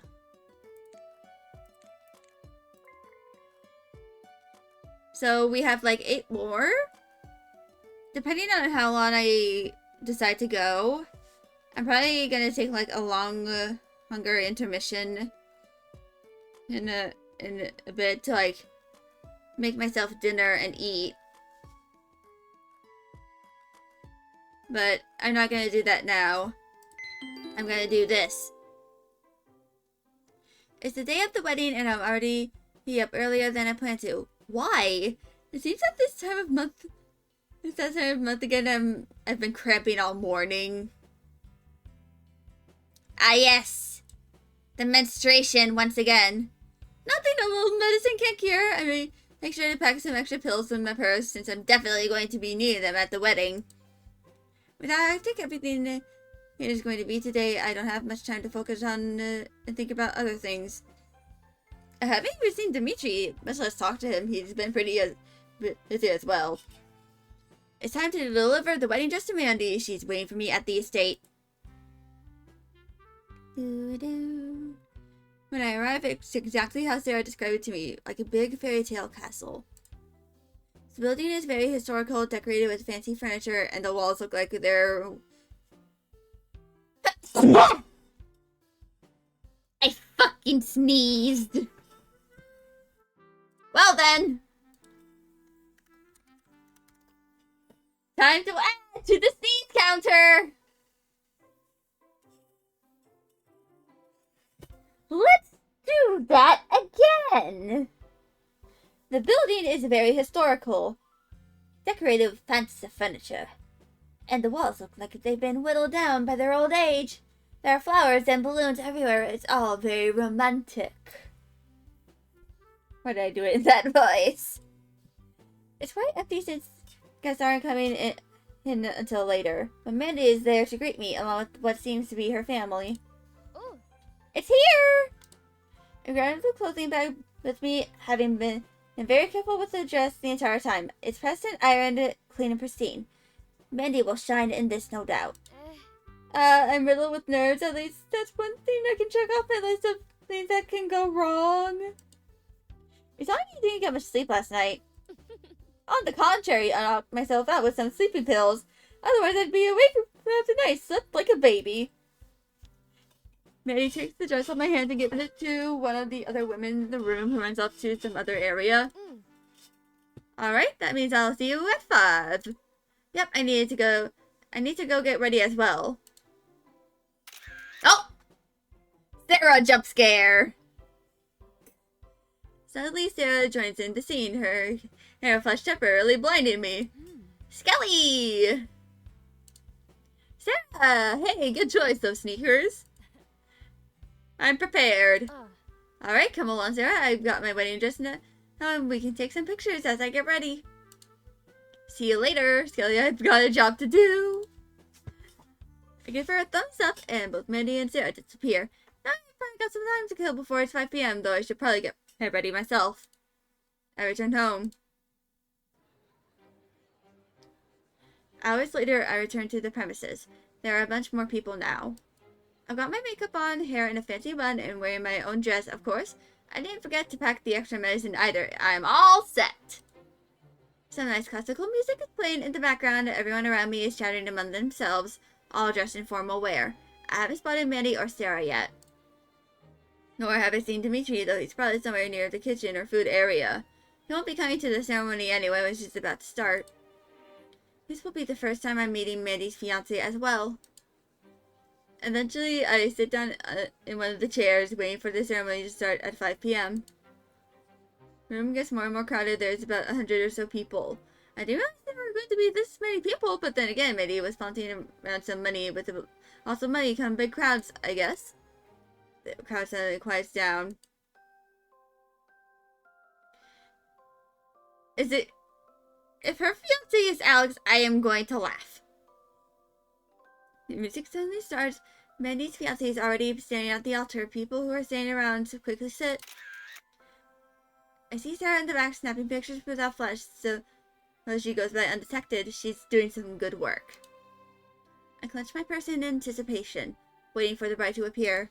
Then Mandy finally enters the room and everyone turns around to look at her. She's positively beaming, her cheeks rosy and her lips pulled into a large smile. A white veil trails behind her as she walks down the aisle with a bouquet in one hand, and the other slipped around her mother's arm. Or at least I presume that's her mother. They look very similar. Her dress looks amazing like this. I know he's wedding and all, but damn, I'm so proud of myself. It looks beautiful. Tears almost well up in my eyes, knowing all those hours I poured into that dress, and now tons of people are looking at it. Mandy walks up to the altar and stands next to her fiancé, who smiles warmly at her. He reaches out with shaky hands to grab Mandy, to smile back at him. I can tell they have a deep bond together. They're very much in love. Sarah's rapidly firing shots one after the other, sneaking around like a ninja, making sure not to disturb anyone. The minister standing in front of the couple starts to speak into a microphone. Family and friends of the bride and groom, welcome everyone. Today we have gathered here to witness something very special, and that is to see Mandy Hobbs and Yordi Spring unite in marriage. Marriage is the promise between two people who love each other, who trust in love, who honor each other as individuals, and who choose to spend the rest of their lives together. And I've heard this kind of speech 1,000 times in movies, but it's the first time I've actually attended a wedding this grand. Hearing those words make everything sound so official and special. No matter what challenges you face, you must now face them together. The love between you joins now as one. Now let's hear a few words from the bride and groom. The minister finally gives words to the groom, Yordi. He looks nervous as he takes out a small piece of paper, his fingers shaking. Mandy, from the moment we met, I knew you were something special, and but I knew you didn't see me that way, not yet anyway. And he chuckles as does the rest of the room. For many years I've waited, stood by your side, supported you when you needed it. I always have been and always will be in love with you. I hope that we will share a long life together. Then Mandy takes over. Yordi, when I met you, you were this tall. Mandy bends down and hovers her hand near her knees. The crowd laughs. When you became this tall... Mandy hovers her head above her head at the same height Yordi is. I suddenly realized you must have been in front of me this whole time. You've always been there for me. You're such an amazing and selfless person. I can't imagine anyone better whom I'd want to spend the rest of my life with. That means Mandy and her fiancé were childhood friends, right? That's really cute. He loved her since the beginning. The minister turns to Yordi. Do you, Yordi, take Mandy to be your wedded wife, to cherish in love and friendship, and strengthen weakness, to love her faithfully today, tomorrow, and for as long as the two of you shall live? I do. I give you this ring as a symbol of my love. Do you, Mandy, take Yordi to be your wedded husband, to cherish in love and friendship, and strengthen in weakness, to love him faithfully today, tomorrow, and for as long as the two of you shall live? I do. The minister gives Mandy the ring, which in turn makes her grab Yordi's hand. I give you this ring as a symbol of my love. Mandy and Yordi, you have expressed your love to one another through the commitment and promises you have made. It's my pleasure to now pronounce you as husband and wife. You may now kiss one another. Sarah expertly navigates to the front of the couple and lifts up her camera. Mandy and Yordi both lean in with Yordi wrapping an arm around Mandy's waist, dipping her low before planting a kiss on her lips. The crowd stands up, cheering and clapping at the union of love. I stand with them, clapping as well. The couple write down their signatures on a piece of paper, along with the bridesmaid and best man. Then the newly married couple exit the room, with cheering following behind them. Everyone leaves the room to follow them. I stand up as well. We're led outside the building into a wonderful large garden. There are seats and tables everywhere. A large party tent, and not pantry, party, is in the middle, where there are people serving drinks and snacks. It was a royal wedding. It's also very impressive and beautiful. Hurry up, ladies, the bouquet is about to be thrown! A gaggle of women follow Mandy into the open as she teases them with the flowers. In the back, I see a buffet style table, which is when I notice someone familiar. It's Dimitri! Suddenly, the rush of emotions I haven't felt all day running back to me. My feelings for Dimitri that I've tried to suppress the entire day. My willpower is broken, and to see the guy, I'm weak for him. And Dimitri's eyes lock with mine when he recognizes me. He wakes out into a huge smile and waves. I find myself blushing and smile back at him. I didn't think he'd recognize me this fast from afar. I look quite different than normal. I'm a bit too distracted to pay attention. My eyes keep flickering back over to where Dimitri is. Not only do I see a mountain of chocolates presented at his table, I see all other sorts of food. I kind of want to try hide them out. Catch! All of the women stretch out their arms to catch the falling bouquet. I just hit my unsuspecting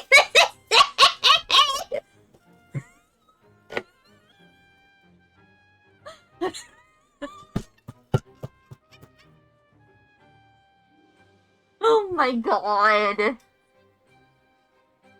Honestly, I feel like that would happen to me. Like, I feel like if I'm ever at a wedding with a bouquet toss, I'm just going, and if it ends up with me, it's just gonna smack me in the face, and I'm gonna get vibe checked by my allergies. But I've been laughing too hard. I need to get my inhaler.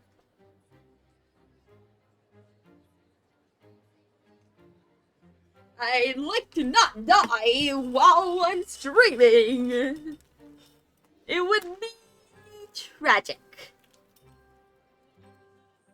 And I like to not have to be forced to end stream early for the sake of a hospital visit. Or just to end up in the ER. Shaky, shaky, shake. Shake the medicine.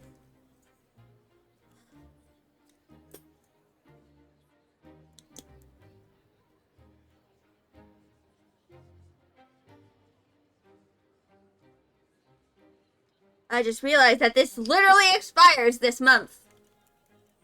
If it hasn't already. I'm gonna have to ask my mom for a new one.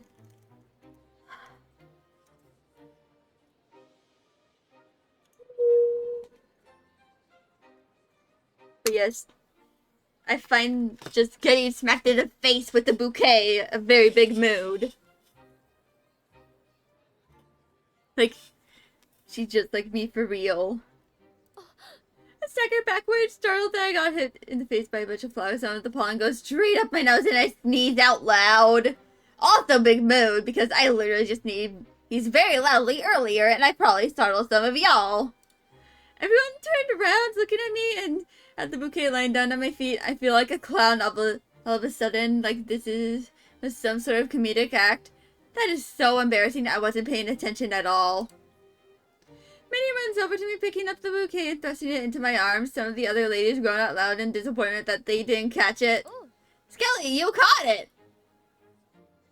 I guess? You mean my face did. Aren't you funny? Congrats on getting married. I didn't know you were marrying your childhood friend. You are now looking at Mrs. Spring. He and I go way back. We must have been in diapers or something. That's amazing, though, to have known each other for so long and falling in love. For the longest time, I didn't see him as that way, though. I had plenty of other relationships. She stopped to look at her husband, who was making the rounds to talk to the guests at the wedding. There's this dreamy expression on her face. But he's the real deal. We were both single, and the chemistry was just there, you know? I couldn't deny it, so he was all grown up and turned into this sexy man. I don't want to think about how this describes my situation with Dimitri a little too perfectly. I grit my teeth and smile at Mandy. Anyway, I need to go greet everyone. See you around! When I'm left alone, I quickly put the flowers down at a nearby table. I'm not going to be carrying this thing around all day. I don't care much for this tradition anyway. Me too. Time to greet Dimitri personally. After all, I need to see him in his uniform. I'm making my way over across the garden and toward the buffet area. Some people are already there, getting drinks and snacks. I walk beside the tables and smile when I reach Dimitri. Skelly, hey! He's wearing a nice white jacket with buttons and a brown apron that adorns his waist. Gigi really looks like a professional like this. It suits him. I feel a little awkward checking him out, though. Hey, how's it going? You got all the chocolates here in one piece? All here. I'm in charge of pouring people drinks as well. Oh, good. Can you give me a glass of red wine? He quickly pours wine into a glass and hands it over to me. My fingers briefly touch, sending the zing through my hand and down my entire body. I quickly pull away from him, trying to calm myself down. Richie looks at me weirdly and awkwardly keeps his hands in front of his apron. Do you want to try these out? I'll wait until after I eat dinner before I stuff myself with dessert. Fair point.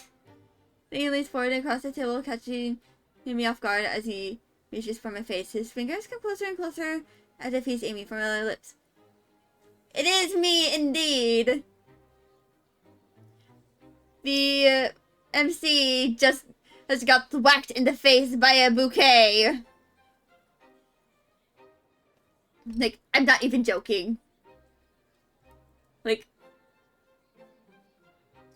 god damn it, I can't scroll far enough. Up. You hope I'm doing well? And I hope you are doing well. I just took 2 puffs of my inhaler, which I'm pretty sure has expired. Because I was laughing so hard at when and the MC just got whacked in the face by the bouquet. I still have like 106 puffs of this. Just left 2. You're working, just wanted to look at what people were doing here. Indeed, there's just shenanigans. I stand frozen, not knowing what he's trying to do. Then he reaches for the top of my head and pulls back. In his hand is a flower petal. Of course, indeed. You have this in your hand! I flush red and look away from him, stupid flower bouquet hitting me in the face! I want to look nice for Dimitri, not ridiculous with flower petals in my hair! You would expect no less, indeed. Because asthma. Wait, I wanted to look nice for Dimitri. Oh, I can't with the good conscience tonight that I did want to look pretty for him. Sort of like I was waiting for him to tell me I look nice, even though he hasn't said anything. Have a good rest of stream. You shall be getting back to the grind. Indeed, acquire money. Yeah, I managed to catch the bouquet. From where I was standing, it looked more like it hit you in the face instead. You saw that? Maybe. Great, now I'm even more embarrassed. I quickly take a sip from my glass of wine so I don't have to look at Dimitri. I'm going to, find Sarah. Dimitri gives me a tiny wave with his hand. Alright, see you later. Try not to catch any more flowers with your face. My eyes widen and I glare at him. With the huff, I speed walk away from the buffet table. Honestly, since I'm not familiar with anyone at the wedding, except for a few people, I mostly just drink wine by myself. I sit down at one of the benches, watching other people having fun. A couple of people are dancing in the middle of the garden. Sometimes I see Sarah walking around, slinking in and out between the crowd, capturing all of these memories. It's nice to see her working so seriously. She's completely focused on her photography. A couple of glasses of wine later, I can tell the sun is starting to set. I can also tell I'm a little buzzed, but only slightly. I'm feeling less awkward about the whole face meeting bouquet thing. Every once in a while, I look over to where Dimitri is, still serving people drinks and giving them chocolate. I've already had some dinner from the buffet, so I should probably take Dimitri up on his offer to taste some of his chocolate. But I feel like I still need to gather some more courage in the form of this delicious red liquid. Otherwise, it's a little nerve-wracking being around Dimitri. Suddenly, cheers erupt from the dance floor and the music changes to a slower, more melancholy track. The bride and groom enter the dance floor and people stand around them in a circle. I see the both of them performing a very slow waltz in tune with the music. It's very romantic. They must have practiced this for a while before the wedding. And someone taps the groom's back, an older man asking to dance with Mandy. I believe this must be Yordi's father, since they bear a striking resemblance to one another. Yordi gets swept up by Mandy's mother, and now there's 4 of them dancing and swaying with the music. Mandy beckons other people to join in with her hand, and then all of a sudden people swarm the dance floor. Sarah is having a field day shooting as many pictures as possible. I feel like dancing as well. But it's not like I know anyone here that I could dance with. Well, aside from Sarah and Dimitri, though they're both working, I can't exactly disrupt them. Not to mention asking Dimitri to dance with me is a little embarrassing. I probably wouldn't be able to look at him without even crumbling under the pressure of my feelings. I put my first and glass of wine down on one of the tables and stand still, looking at the crowd and having fun. Whereas I'm here without a date to the wedding. Why does this feel like my high school prom all over again? No one actually ever asked me out to dance. I just sat on the sidelines watching as everyone else got asked to dance, but not me. And someone taps on my shoulder. Startled, I turn around to face them. An unfamiliar man is standing in front of me. He's got strange purple hair and striking golden eyes. A bit bashful, are you with the bride or the groom? The bride, more or less. I designed her wedding dress. Well, it's nice to see such a talented woman such as yourself here. You've been an excellent witness. Reckon I've seen my fair share of fashion. I end up blushing a little more at the compliment. It feels nice to hear this. I think this is one of the characters from the other routes. Would the lady like to dance with me? Well, why not? At least I won't be a wallflower anymore, standing around doing nothing. I gladly accept the stranger's offer. Dancing with someone doesn't seem like a bad idea. He leads me onto the dance floor filled with people who are busy busting a move. It's rather crowded, so there's not much space to really dance. The music is so loud I'd have to shout at the man to be able to talk to him. The man takes my hand and places his other hand on the side of my waist, gently guiding me along with the music.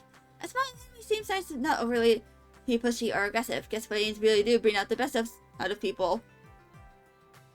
And sometimes the worst. We haven't even danced together for a minute before I'm interrupted by another tap on my shoulder. I throw my head back to see who bothered me. Skelly. It's Dimitri!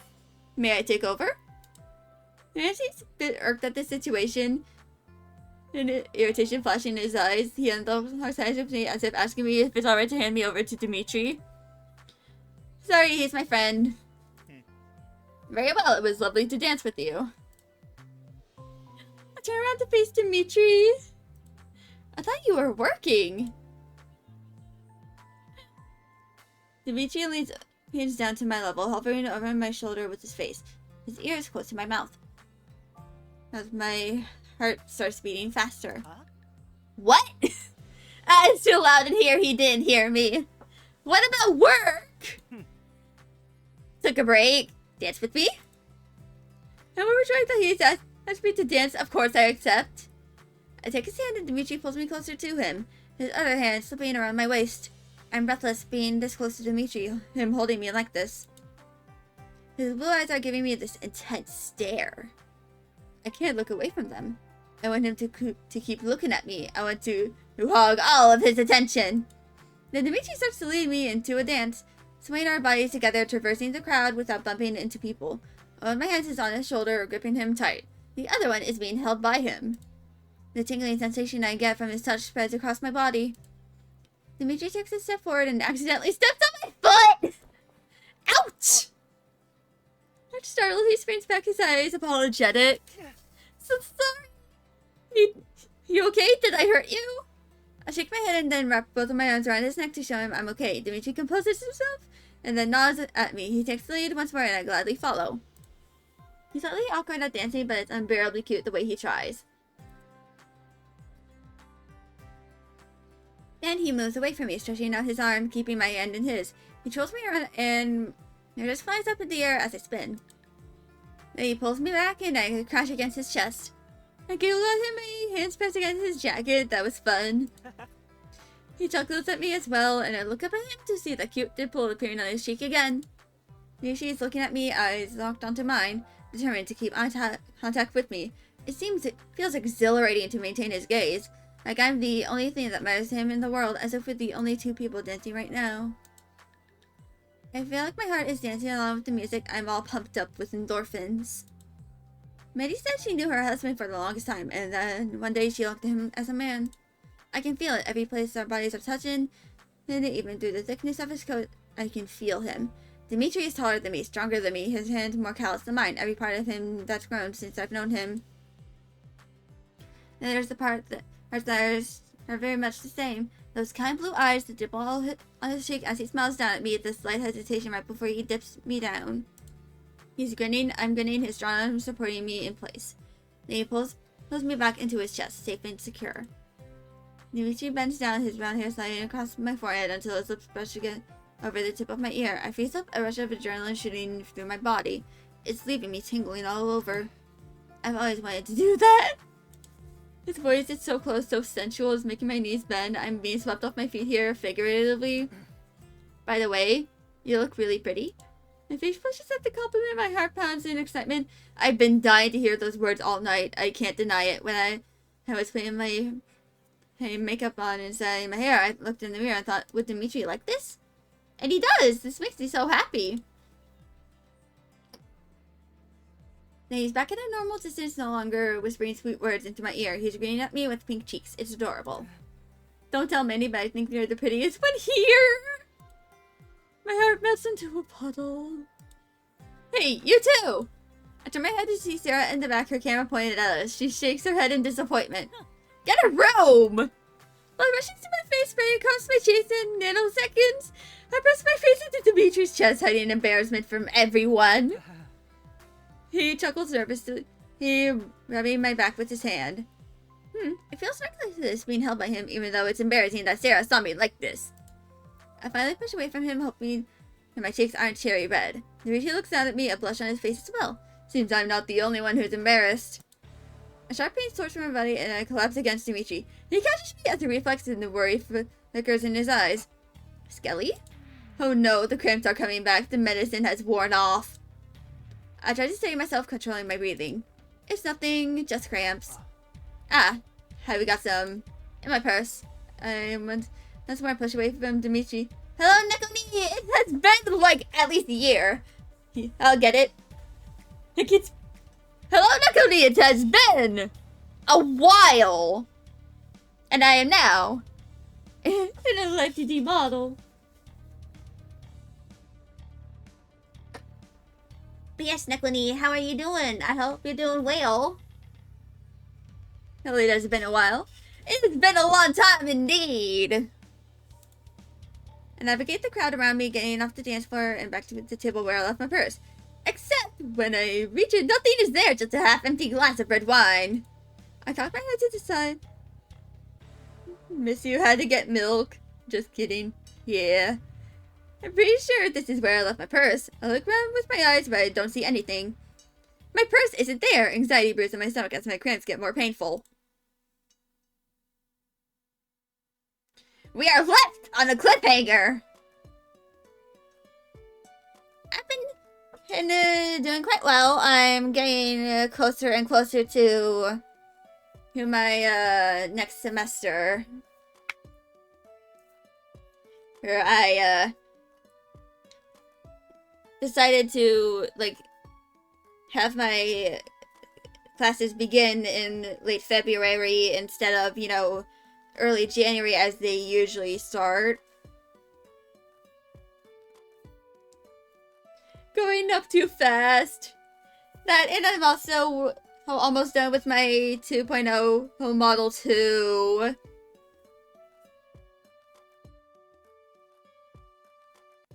Like, a lot of things.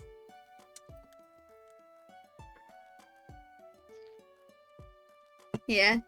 In fact, I already made a few assets for my 2.0 because I plan on, like, doing a lot of changes as to, you know, my streams and stuff. Because I, you know, have plans for, like, new stuff.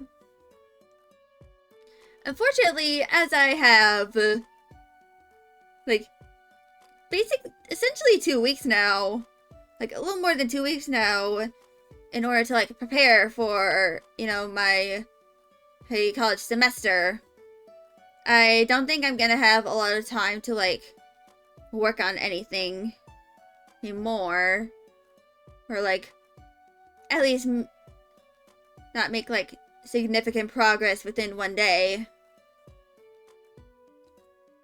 But I am gonna try. I'm probably going to like try and dedicate one day of the week to like just work on personal stuff. You know, like the novel I've been writing since last year. Like, probably like, keep trying, indeed. Indeed, I shall, indeed, keep trying. In fact, probably after stream ends, I'm probably going to like try and work more on my model. Because, you know,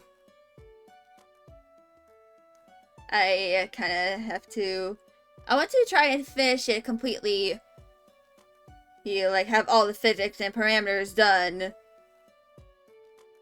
before I, you know, have to start classes. Luckily, I have my spring break like 2 weeks after my classes begin. So I will probably have some time to work on personal projects. That is, if I decide to not just like completely grind into all of my, you know, assignments for like one of my classes. Because I know I am probably gonna end up doing that. Make sure to not overdo myself. I'll try! I have 4 classes that I'm taking, so I'm gonna be a full-time student again.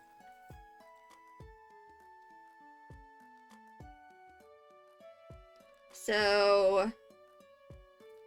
Actually, this is reminding me that I need to go check my,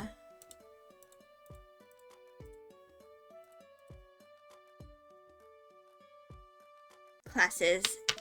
This class schedule again.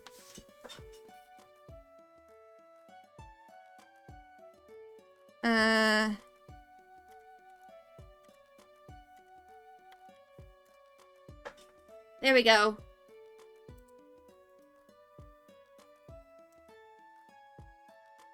That's what you're here to do, indeed. So my cumulative GPA is 2.5, which I think that is good.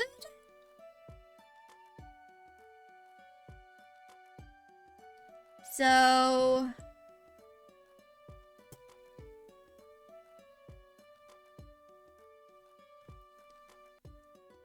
Okay, there has been no real changes to anything. So... I think, like, out of all of my classes, one of them is in person. And because it's like a photography class. I'm not going to show my screen here because that would be me doxing myself pretty much. But the rest of my classes are all like completely online.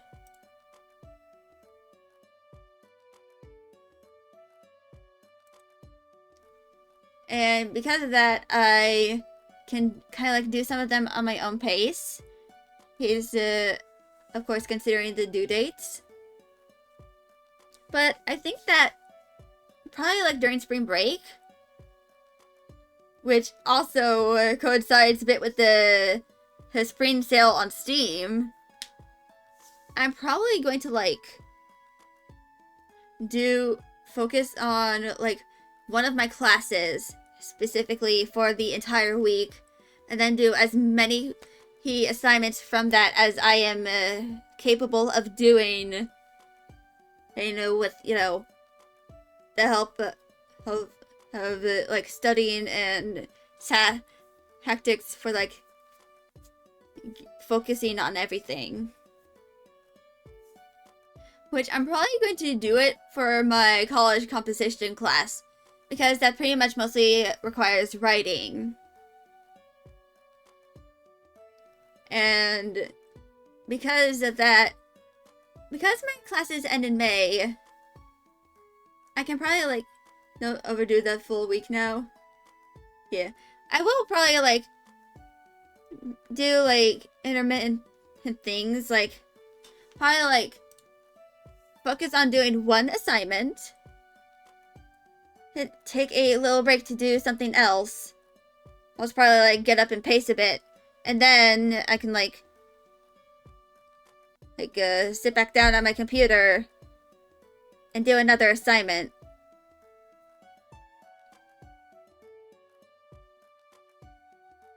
Yeah, food. Yeah, and also eat, but I can probably like multitask with that. I like eat while I, do one of my assignments. Like if I'm doing like a quiz or something in on the canvas, the shell, I can like eat stuff at the same time. Like just answering the quiz while eating a bunch of mac and cheese.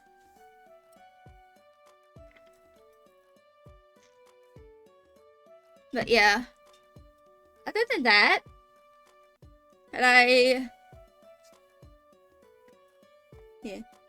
yeah, you'll be reminding me. Yeah. I don't know how much I'll stream, or if I might be able to like stream myself doing some of the assignments. Like, something I noticed with my writing streams is that I've been able to like get some of my writing done way more efficiently while streaming. Even if my viewer retaining during my writing streams is not the best, as it is at the very least something. And I'm being productive. It's something I noticed a lot in like streams where I'm like working on stuff in general, like when I'm doing a stream where I'm drawing or if I'm writing, I get it done and more efficiently than if I were to like not stream myself doing it at all. Of course, sometimes I get carried away and start talking to chat a lot, but honestly, I don't often get much socialization outside of, talking to my family at home. So it's kind of like a bit of a fresh air, bit of a way for me to like socialize somewhat. But yeah. I probably also need to start like setting up my alarms for, getting like for when I get up, when I eat my food or take my meds, and when I, either get onto Canvas or, in the case of my photography class, when I have to get going to the campus, because the campus is like half an hour away, by car.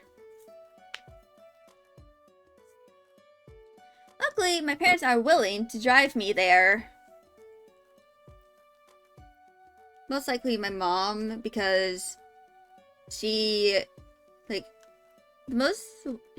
technically does work, but she is like a consultant. So like she will like drive to where she needs to go. And I also have a family member who lives in the city my campus is in. In fact, there are multiple cities that are part of my college that have campuses. I've just been going to the one that, is there because that's the one I am choosing. Even though there is another campus that takes half the time to get there. Here, most likely. I honestly prefer, like, being able to, like, go further out of my way for my classes because along with that, the university I plan on transferring to further complete my major is also in that city. In a different area, but it is still, like, in that city. And also, hold on.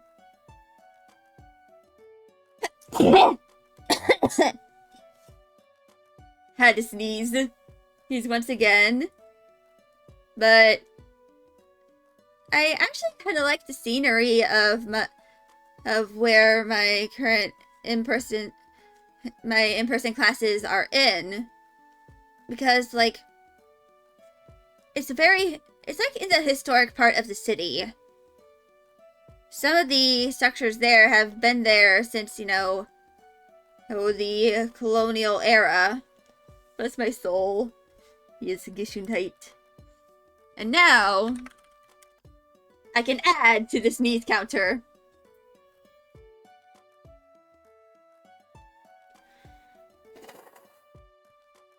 So yeah.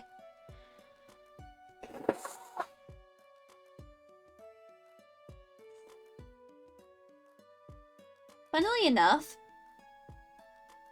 usually when I like in the winter, I tend to get like sneezy, but it's not like because of allergies, it's because the cold makes the mucus go bleh.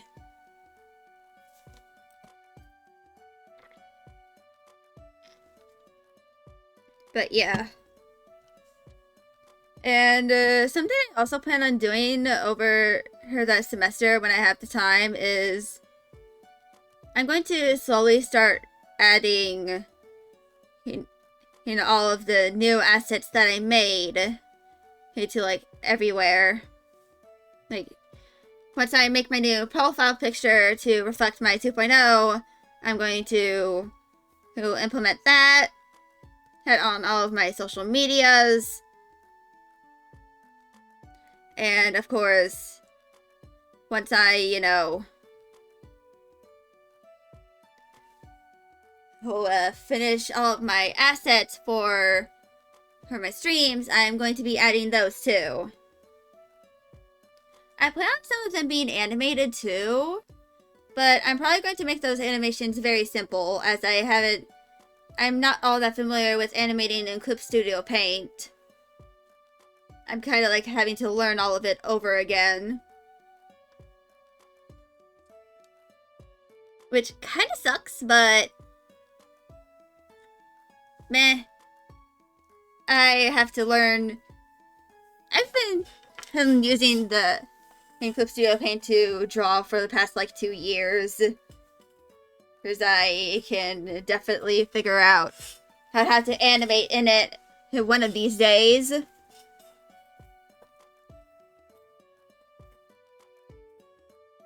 Like, I need to find a good tutorial on how to do it. But anyway, I am going to continue on with the story, because we left on a cliffhanger. My purse, where did it go? I left it on the table right there, but I don't see it anymore. My eyes nervously scan the immediate vicinity for the missing object. There's not a trace of it to be found. I look around on the floor, nothing there either. My cramps are slowly acting up, so I really need to take some medicine right now. Excuse me, have you seen a white purse? No, sorry, I haven't seen it. I went to curse out loud. I look over at Dimitri, who's walking toward me. He's glazed over in worry. I can't find my purse. Rishi starts looking around as well. I touch my mouth shut and wrap an arm around my waist. My cramps are starting to get violent. I need some wedding before I collapse in the middle of the wedding. Not to mention I'm missing my entire purse with my wallet and phone in it. Did someone take it? Another contraction leaves me breathless, standing completely still and hunched over at the table.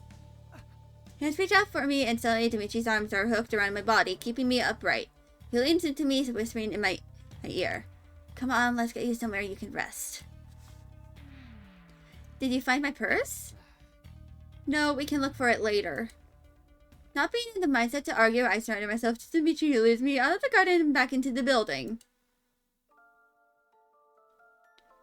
Once we're out of the crowd, I cling to Dimitri's arm, squeezing my eyes shut.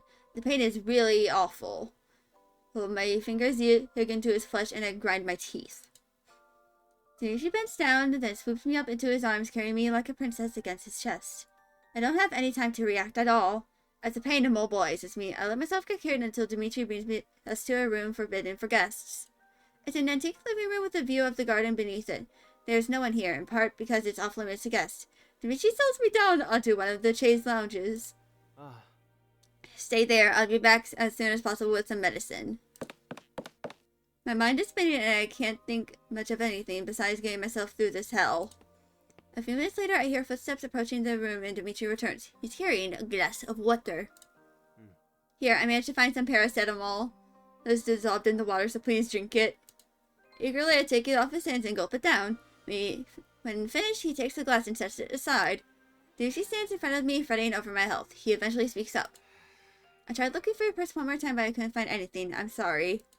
Don't apologize. Maybe someone mistook it as theirs. I don't know. Maybe when you're feeling better, we can look for it. I close my eyes, trying to ignore the cramps that are still wrecking my insides. The medicine always takes some time before it starts working. So, fun fact, or maybe a not so fun fact. So, fun fact, pain medicine can be pretty big sometimes. Funnily enough, I still have, some, extra really big ibuprofen from when I had my jaw surgery 5.5 years ago. And they're pretty big. Like, really, really big. And also, as a disabled person, sometimes it can be pretty hard to be able to, take medicine. I know my brother takes some liquid medicines. Like, sometimes it's a sensory issue. Sometimes it's just, an issue with the body being able to, consume solids. And I know that, back when I had my jaw wired shut, back in 2019, over the summer, or I had to have my medicine taken through, a flange in a syringe, big syringe thingy. And I had to take my medicine through that. Actually, I kind of stopped taking some of my medicine because I couldn't really take it.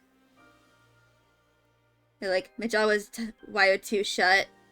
It was, too tightly shut for me to, swallow, put it through my mouth, so I had to have them crushed. And, my dad had to, mix it with apple juice. And put it into the syringe. Put the flange on, which my mom could not handle it because they had latex in them, and my mom's allergic to that, so my dad was the one who was helping me administer my medicine. And there was one specific medicine that I no longer take, by the way. It was Zoloft.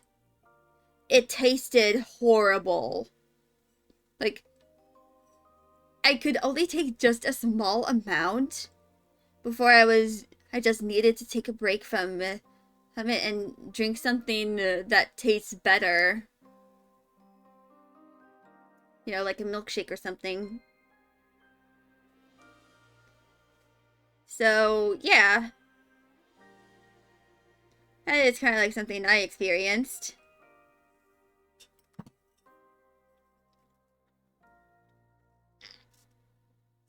But anyway, I'm going to continue narrating this We both sit there silently for a few minutes. It's quiet around us, though I can hear Dimitri's steady breathing. It's nice knowing that when he's here with me, that I can always count on him. When I feel something touch my face, my eyes fly open. Dimitri has moved closer and is sitting next to me, his fingers brushing the hair out of my face and behind my ear. Ah, one of my curls must have gotten loose from my bun. He did the exact same thing last time as well, brushing my hair away like this. It's comforting. It's familiar. I manage to forget about my pain a little when I'm feeling butterflies instead. My eyes are feeling droopy. He draws in closer to me. Richie seems more daring as he cups my cheek, laying his thumb brush over my skin. The tips of his finger graze my earlobe, making me feel a little ticklish. Just like that, the pain ebbs away. It's easier to forget about cramps when Dimitri is comforting me with his touch. My feelings, however, are growing stronger. I'm starting to feel slightly embarrassed, but Dimitri hasn't stopped touching me. His hands are so warm, his fingers so delicate. I'm starting to get shy at his touch, so I turn my face away from him, squeezing my eyes shut. My heart is suddenly pounding for a different reason. Dimitri slowly pulls his hand away from my face, his fingers sliding across my cheek down to my jawline. He continues until the tip of his fingers brush against the side of my neck. A very sensitive spot for me, so it makes me squirm. What's he doing? This used to be a comforting gesture, and now it feels very sensual. She pauses, but then moves his index finger up and down along the side of my neck. It's giving me goosebumps. It feels good, but a little strange. Dimitri! Just like that, he withdraws his hand.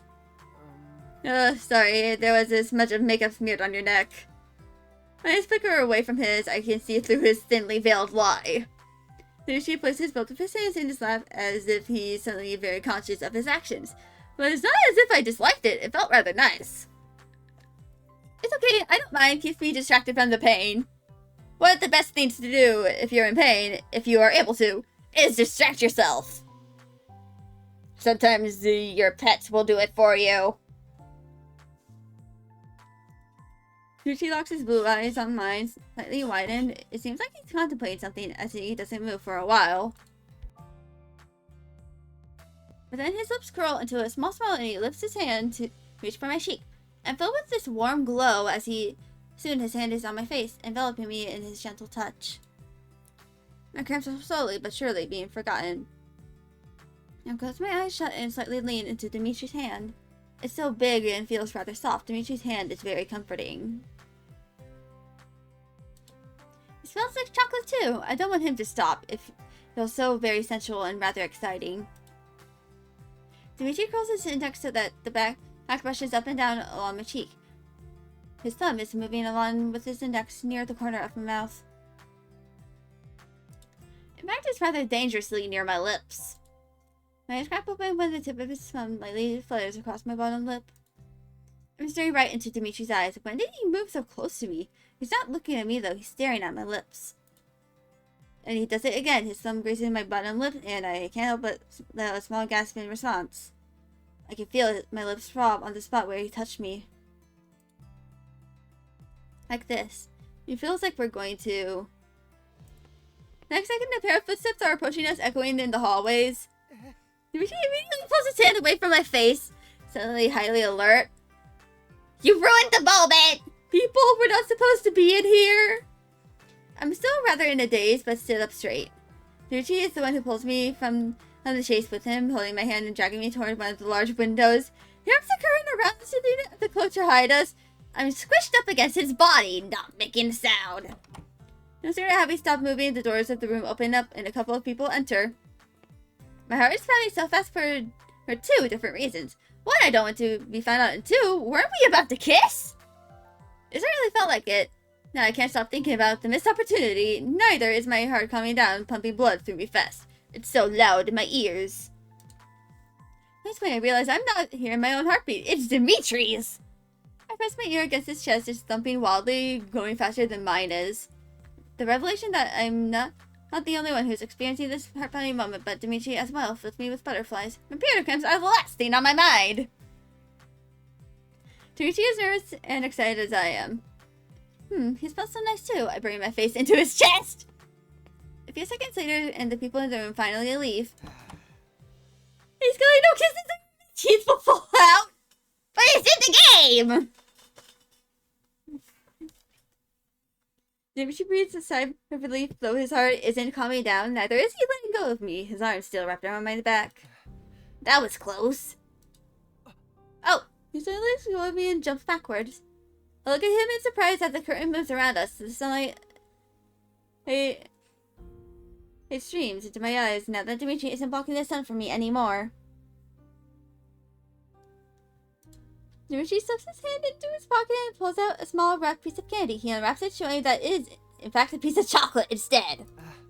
I saved one for you. Hopefully it makes you feel better as well. How sweet of him. Timidly, I brush the lock of hair that has gotten loose out of my face. You always do that. Huh? Do what? You brush the hair out of your face when you're embarrassed. My eyes widen and a red blush stains my cheeks. I look away from him in horror. Am I really that transparent to him? I feel like I've been caught having feelings for him. Then Dimitri uses his other hand to pet my head. It's cute. Oh, this one looks like an arrow shot through my arm. There should be laws against looking that endearing.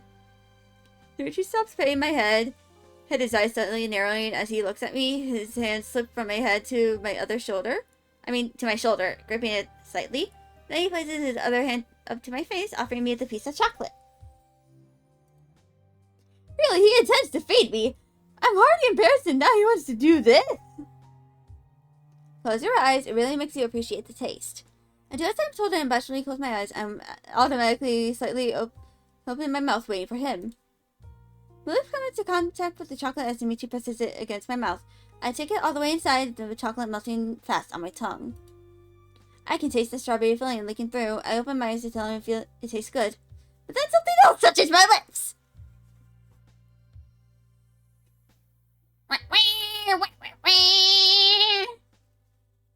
It is a thing! My eyes open rapidly when I realize Dimitri's kissing me. It's so unexpected I don't know what to do. Gently sucks on my bottom lip and my body shivers in response. I'm still so utterly shocked that I don't move. But Dimitri doesn't seem discouraged and my knees tremble when I feel his tongue touch my lips, prying them open. My eyes flutter closed, overwhelmed by my own emotions. This feels good. His tongue slips inside, pushing past the chocolate and touching mine, all wet and warm. As I lean into him, I respond to his kiss, to his tongue, eagerly accepting him. I've wanted this. Goosebumps appear all over my skin as I feel nothing but prickles and shocks coursing through my body. Dimitri is kissing me and he's kissing me feverishly, our mouths moving each other as our tongues wrap around each other. The chocolate is melting between the both of us. It's so hot, it tastes so good! The tip of his tongue swirls around mine, pushing against whatever is left of the chocolate. Wait, Dimitri sound like some kind of hurt. Oh my gosh. We didn't have enough. When the chocolate has dissolved completely, Dimitri's tongue pulls out of my mouth and we both take a brief break to catch our breaths.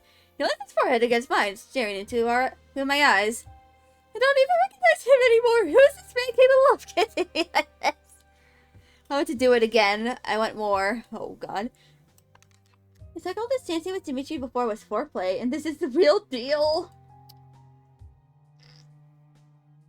The expression on my face says enough. Dimitri tilts his head to the side and plants his lips on me again. This time I am ready and waiting. I push back against him. He gently sucks at my lips, saving his... Oh god. Not the tongue! Oh god. Oh god. I'm not making y'all witness this anymore. Oh god. Oh god. What in the world?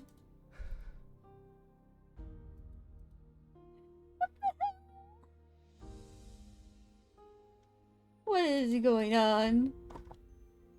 Okay, I think we are safe now. We don't say anything to each other for the longest time, simply staying in this embrace together. The sun is slowly disappearing from the horizon. Are you feeling better now? Hearing his voice, despite being so soft, it rings through my ears, bringing me down from cloud 9 and back into reality. We kissed. Dimitri and I kissed and had a makeout session behind a curtain as if we were teenagers in high school. And I'm still here in his arms, listening to his steady heartbeat. My brain can't find anything wrong with this picture. I feel like I'm where I'm supposed to be. Nothing else matters. Right now, I only have eyes for Dimitri. Much. I can't even remember I had any cramps, but I can only feel this fluttery sensation that makes me glow. I'm hooked on this feeling. Neither of us say anything else. We simply stay there in front of the window, watching the sunset. It's like we're under an enchantment. There's this feeling that if I let go of Dimitri, the spell will be broken. We'll have to go back to being the normal Skelly and Dimitri again. We'll have to face the consequences of our actions. That's the furthest thing on my mind right now. Here's your basically. Kiss on my forehead before resting against it once more. His kisses feel nice. I want more. A sudden flash behind blinds me. I blink my eyes as the vision returns to me and I look down through the window. It's fucking Sarah! She's giving me the weirdest look and waves her hand at us. She's the one that jumps away from me, slowly letting go of my body and backing off. It takes a moment to realize Sarah took a picture of us through the window. Wait, did everyone see what we were doing? Sarah shifted her head at me, looking quite upset. If her body language is any indication, she definitely saw Dimitri and I had been doing what she wants, and she wants an exclamation. Embarrassed as hell. The spell has been broken. I'm back to reality. I turn to Dimitri. He looks equally out of sorts and awkward. He rose the back of his head, looking away from me. I put my hand up to my mouth, touching my lips. The ramifications of what we did are finally getting through to me. We kissed. Dimitri and I crossed the line that's been there for years. A point we can't return from. I'm shocked at my own actions. What did I do? I got so swept up in these emotions that I went ahead and acted on them. So irresponsible of me. I'm ashamed of my own inhibitions, yet at the same time I know I wanted this. My attraction and feelings for Dimitri have only grown. The way he kissed me just now, combined with the pictures on his cell phone, there's no way Dimitri doesn't have feelings for me as well. It's all very conflicting. At the moment, though, I need to stop being alone with Dimitri. I can deal with my feelings later. I'm at the wedding after all. Besides, I still need to find my purse, which has gone missing. I'm going to find my purse. Right. I'll look too. I feel like I'm literally running away from my feelings as I exit the room. As soon as I'm back in the garden, it's Sarah who immediately walks up to me. Skelly! I don't right now. What? I know I told you to get a room, but I didn't mean it. Literally, you were sucking face with the cowboy out for the world to see. What the hell is wrong with you? I bring my red face into my hands. Did everyone really see? No, I don't think so. So I used a flash to alert you because she bumped me in the head with the palm of her hand. What were you thinking? I wasn't okay. I wasn't thinking at all. Clearly. Look, I don't need no lecture right now. I lost my purse. Can you help me find it? Sarah gives me this disapproving look, but she finally concedes and drops the issue. Fine. Did you try ringing your phone? I show her my empty. With what backup phone? Don't get smart with me. I started to just feel really on edge. That kid has left me rattled. I don't even know where Dimitri is right now. Sorry. Sarah's already digging out her own cell phone and starts calling my number. It's ringing. At least your phone isn't turned off. I listen carefully, but I don't hear my ringtone. Sarah looks around as well. But the both of us can't find anything. She keeps ringing my phone, but there's no trace of my purse. My wallet, keys, and cell phone were in that purse. If I really lost it or someone stole it, then that would be awful. I'm filled with a feeling of dread. Me and Sarah split up and eventually I ran into Mandy, who was talking to a bunch of other guests. Skelly, are you enjoying yourself? Actually, I lost my purse and I can't find it. Have you seen a small white purse? Oh dear, that doesn't sound good. I'll ask around to see if anyone's seen it, alright? Thanks. I continue my search, focusing only on finding my phone, leaving no room to think or worry about other things, because if I stop to take a breather, I'll stop thinking about the kiss. It's so overwhelming, I don't know what is wrong with me. I need to find my purse! But alas, we find her. We spend our time searching through the night and nothing comes up. In the end, I'm with Sarah, Mandy, and even Dimitri as the party is wrapping up. A lot of people have already gone home. I'm so sorry, Skelly. I can't believe someone would steal at a wedding. You'll have to block all of your cards as well as your phone as soon as possible. I said I completely stressed out of my mind. I'm going to have to file a police report. I really don't want to deal with all this hassle right now. I just put my purse back. I swear, if I find out who this nibbling weasel is, I will raise hell about it. I'm so sorry that this had to happen on my wedding, no less. I hope you've got good insurance. I don't even know if that falls under my insurance. I think I just want to go home now. My work isn't finished here, so I'm sorry I can't take you home. I'll take her home. I'll call a taxi. Thank you for inviting me, Mandy. It was a lovely wedding. I'll find whoever took your purse. Don't worry. Thanks for coming. I wave at Sarah and then turn around, ready to flee the building. Dimitri walks after me, talking on the phone with the taxi driver. My mind is a mess. Together with Dimitri, I'm heading home in a taxi. We sit next to each other in the backseat in complete silence. I can't seem to focus on anything right now. I'm stressed that I lost my purse and that I made out with my ex's younger brother. It's weird. The longer we sit together like this, the less ashamed I feel of my actions. I'm starting to remember the amazing feelings and the way Dimitri held me as he kissed me our tongues were together. Oh my god. Honestly, it's making me feel a little too hot since thinking about it, so I should probably stop. Especially since the object of my affections is sitting right next to me. That's what this is, though, isn't it? I obviously harbor feelings for Dimitri, feelings that I surrendered to in the heat of the moment. My feelings still don't make sense to me, and while I am undetermined whether or not what I did was bad, I can't, with a good conscience, say that I didn't like it. Oh no, I loved it! When I flicker over to Dimitri, where I can observe him from the corner of my eye, he's staring at the window, deep in thought.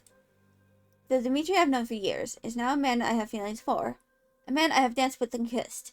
I'm coming to terms with the fact that Dimitri has grown up, but is it really alright for me to have these feelings for him? How I'd kill to know his thoughts right now. What was he thinking when he decided to kiss me? After all, Dimitri was the one who took the plunge. He kissed me first. I see. He heats up again and I quickly look away. Yes, Dimitri kissed me. He also has a picture of me as his screensaver. There are so many questions that I am scared of asking out loud. A prickling sensation runs across my arm when something warm touches my hand. It's Dimitri. He's placed his hand on top of mine. Talk about being bold today, though he's still stubbornly refusing to look me in the eye. I'll help you out when we're home. You don't have to call all those companies on your own. How sweet of him. My heart is beating faster, acutely aware that Dimitri is holding my hand. I don't know how to act, or should I say I've forgotten how to act? I look out the window, trying to calm myself down. What we did before was even worse, yet Dimitri's warm hand on top of mine can still make me feel like I'm having a mini panic attack. I don't pull my hand away though, which I guess encourages Dimitri to slip his fingers between mine. I guess I can allow myself to enjoy it for now.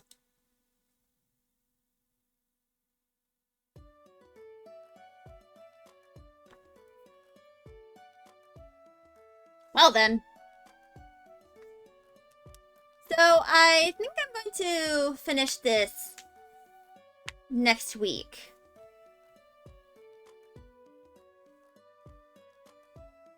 So, yeah. I'm gonna figure out my schedule for next week too, while I'm at it. And so, I am not gonna stream on Wednesday, because my physical therapy appointment is, you know, happening like sometime before. But I also want to go to the campus and acquire my ID, because you know, that is important. I kind of need the ID because the last year where I had to like log my name and stuff down, and then I had to repeatedly show my ID. Yeah, which means I probably eventually need to get an ID for my school specifically, even if this might be my last semester at, you know, the school. I want to try and at the very least get the ID, even if it's going to be the last semester, because I'm gonna be doing in-person classes for like 10 weeks, like twice a week. Like I'll be traveling into the in-person campus to do my classes. And because of that, I can't really, like, worry too much about it. Like, I'll probably, like, just have next Wednesday be, like, spend time for myself day. Like, work on some of my projects without having to worry too much about, like, streaming and stuff. And probably, like, work on other things. There's that, you know, I don't really feel like doing while streaming. But yeah.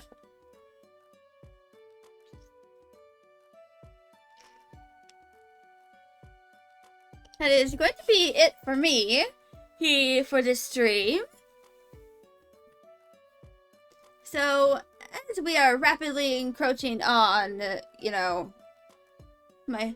Sorry you died, you just now undied. Oof. But, yeah. I kind of, like... use still time things amazingly. Yeah. I'm kind of, like, just talking about what I plan on doing before my hiatus begins in 2 weeks, in basically like 2 weeks from now.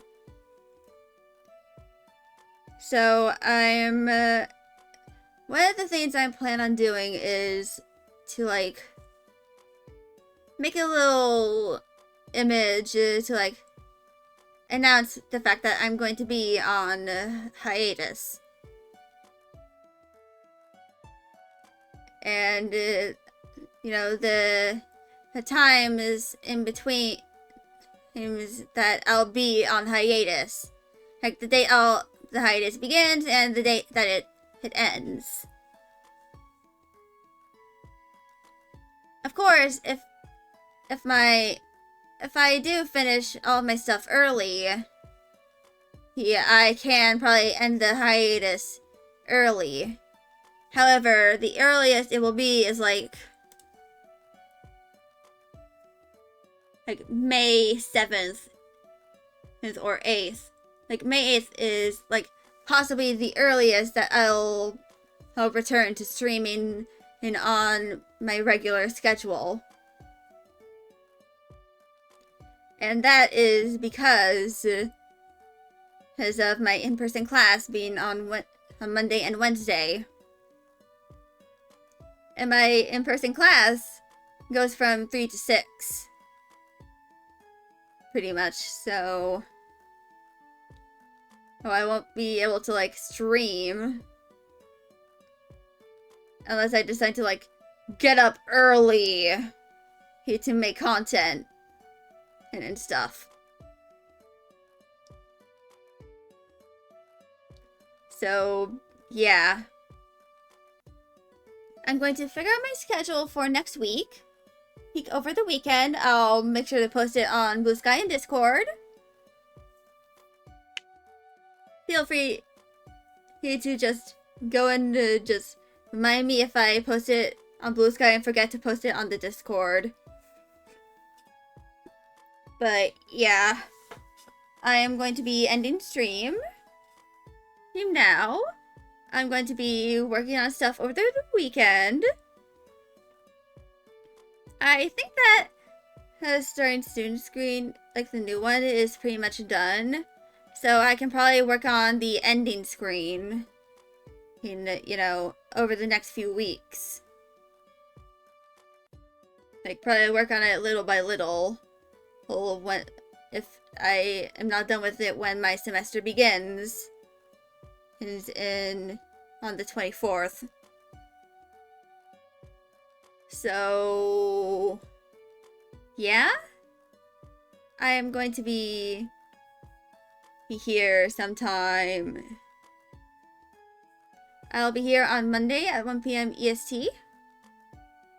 Of course, I'm pretty sure that daylight savings is gonna start or in the middle of my semester.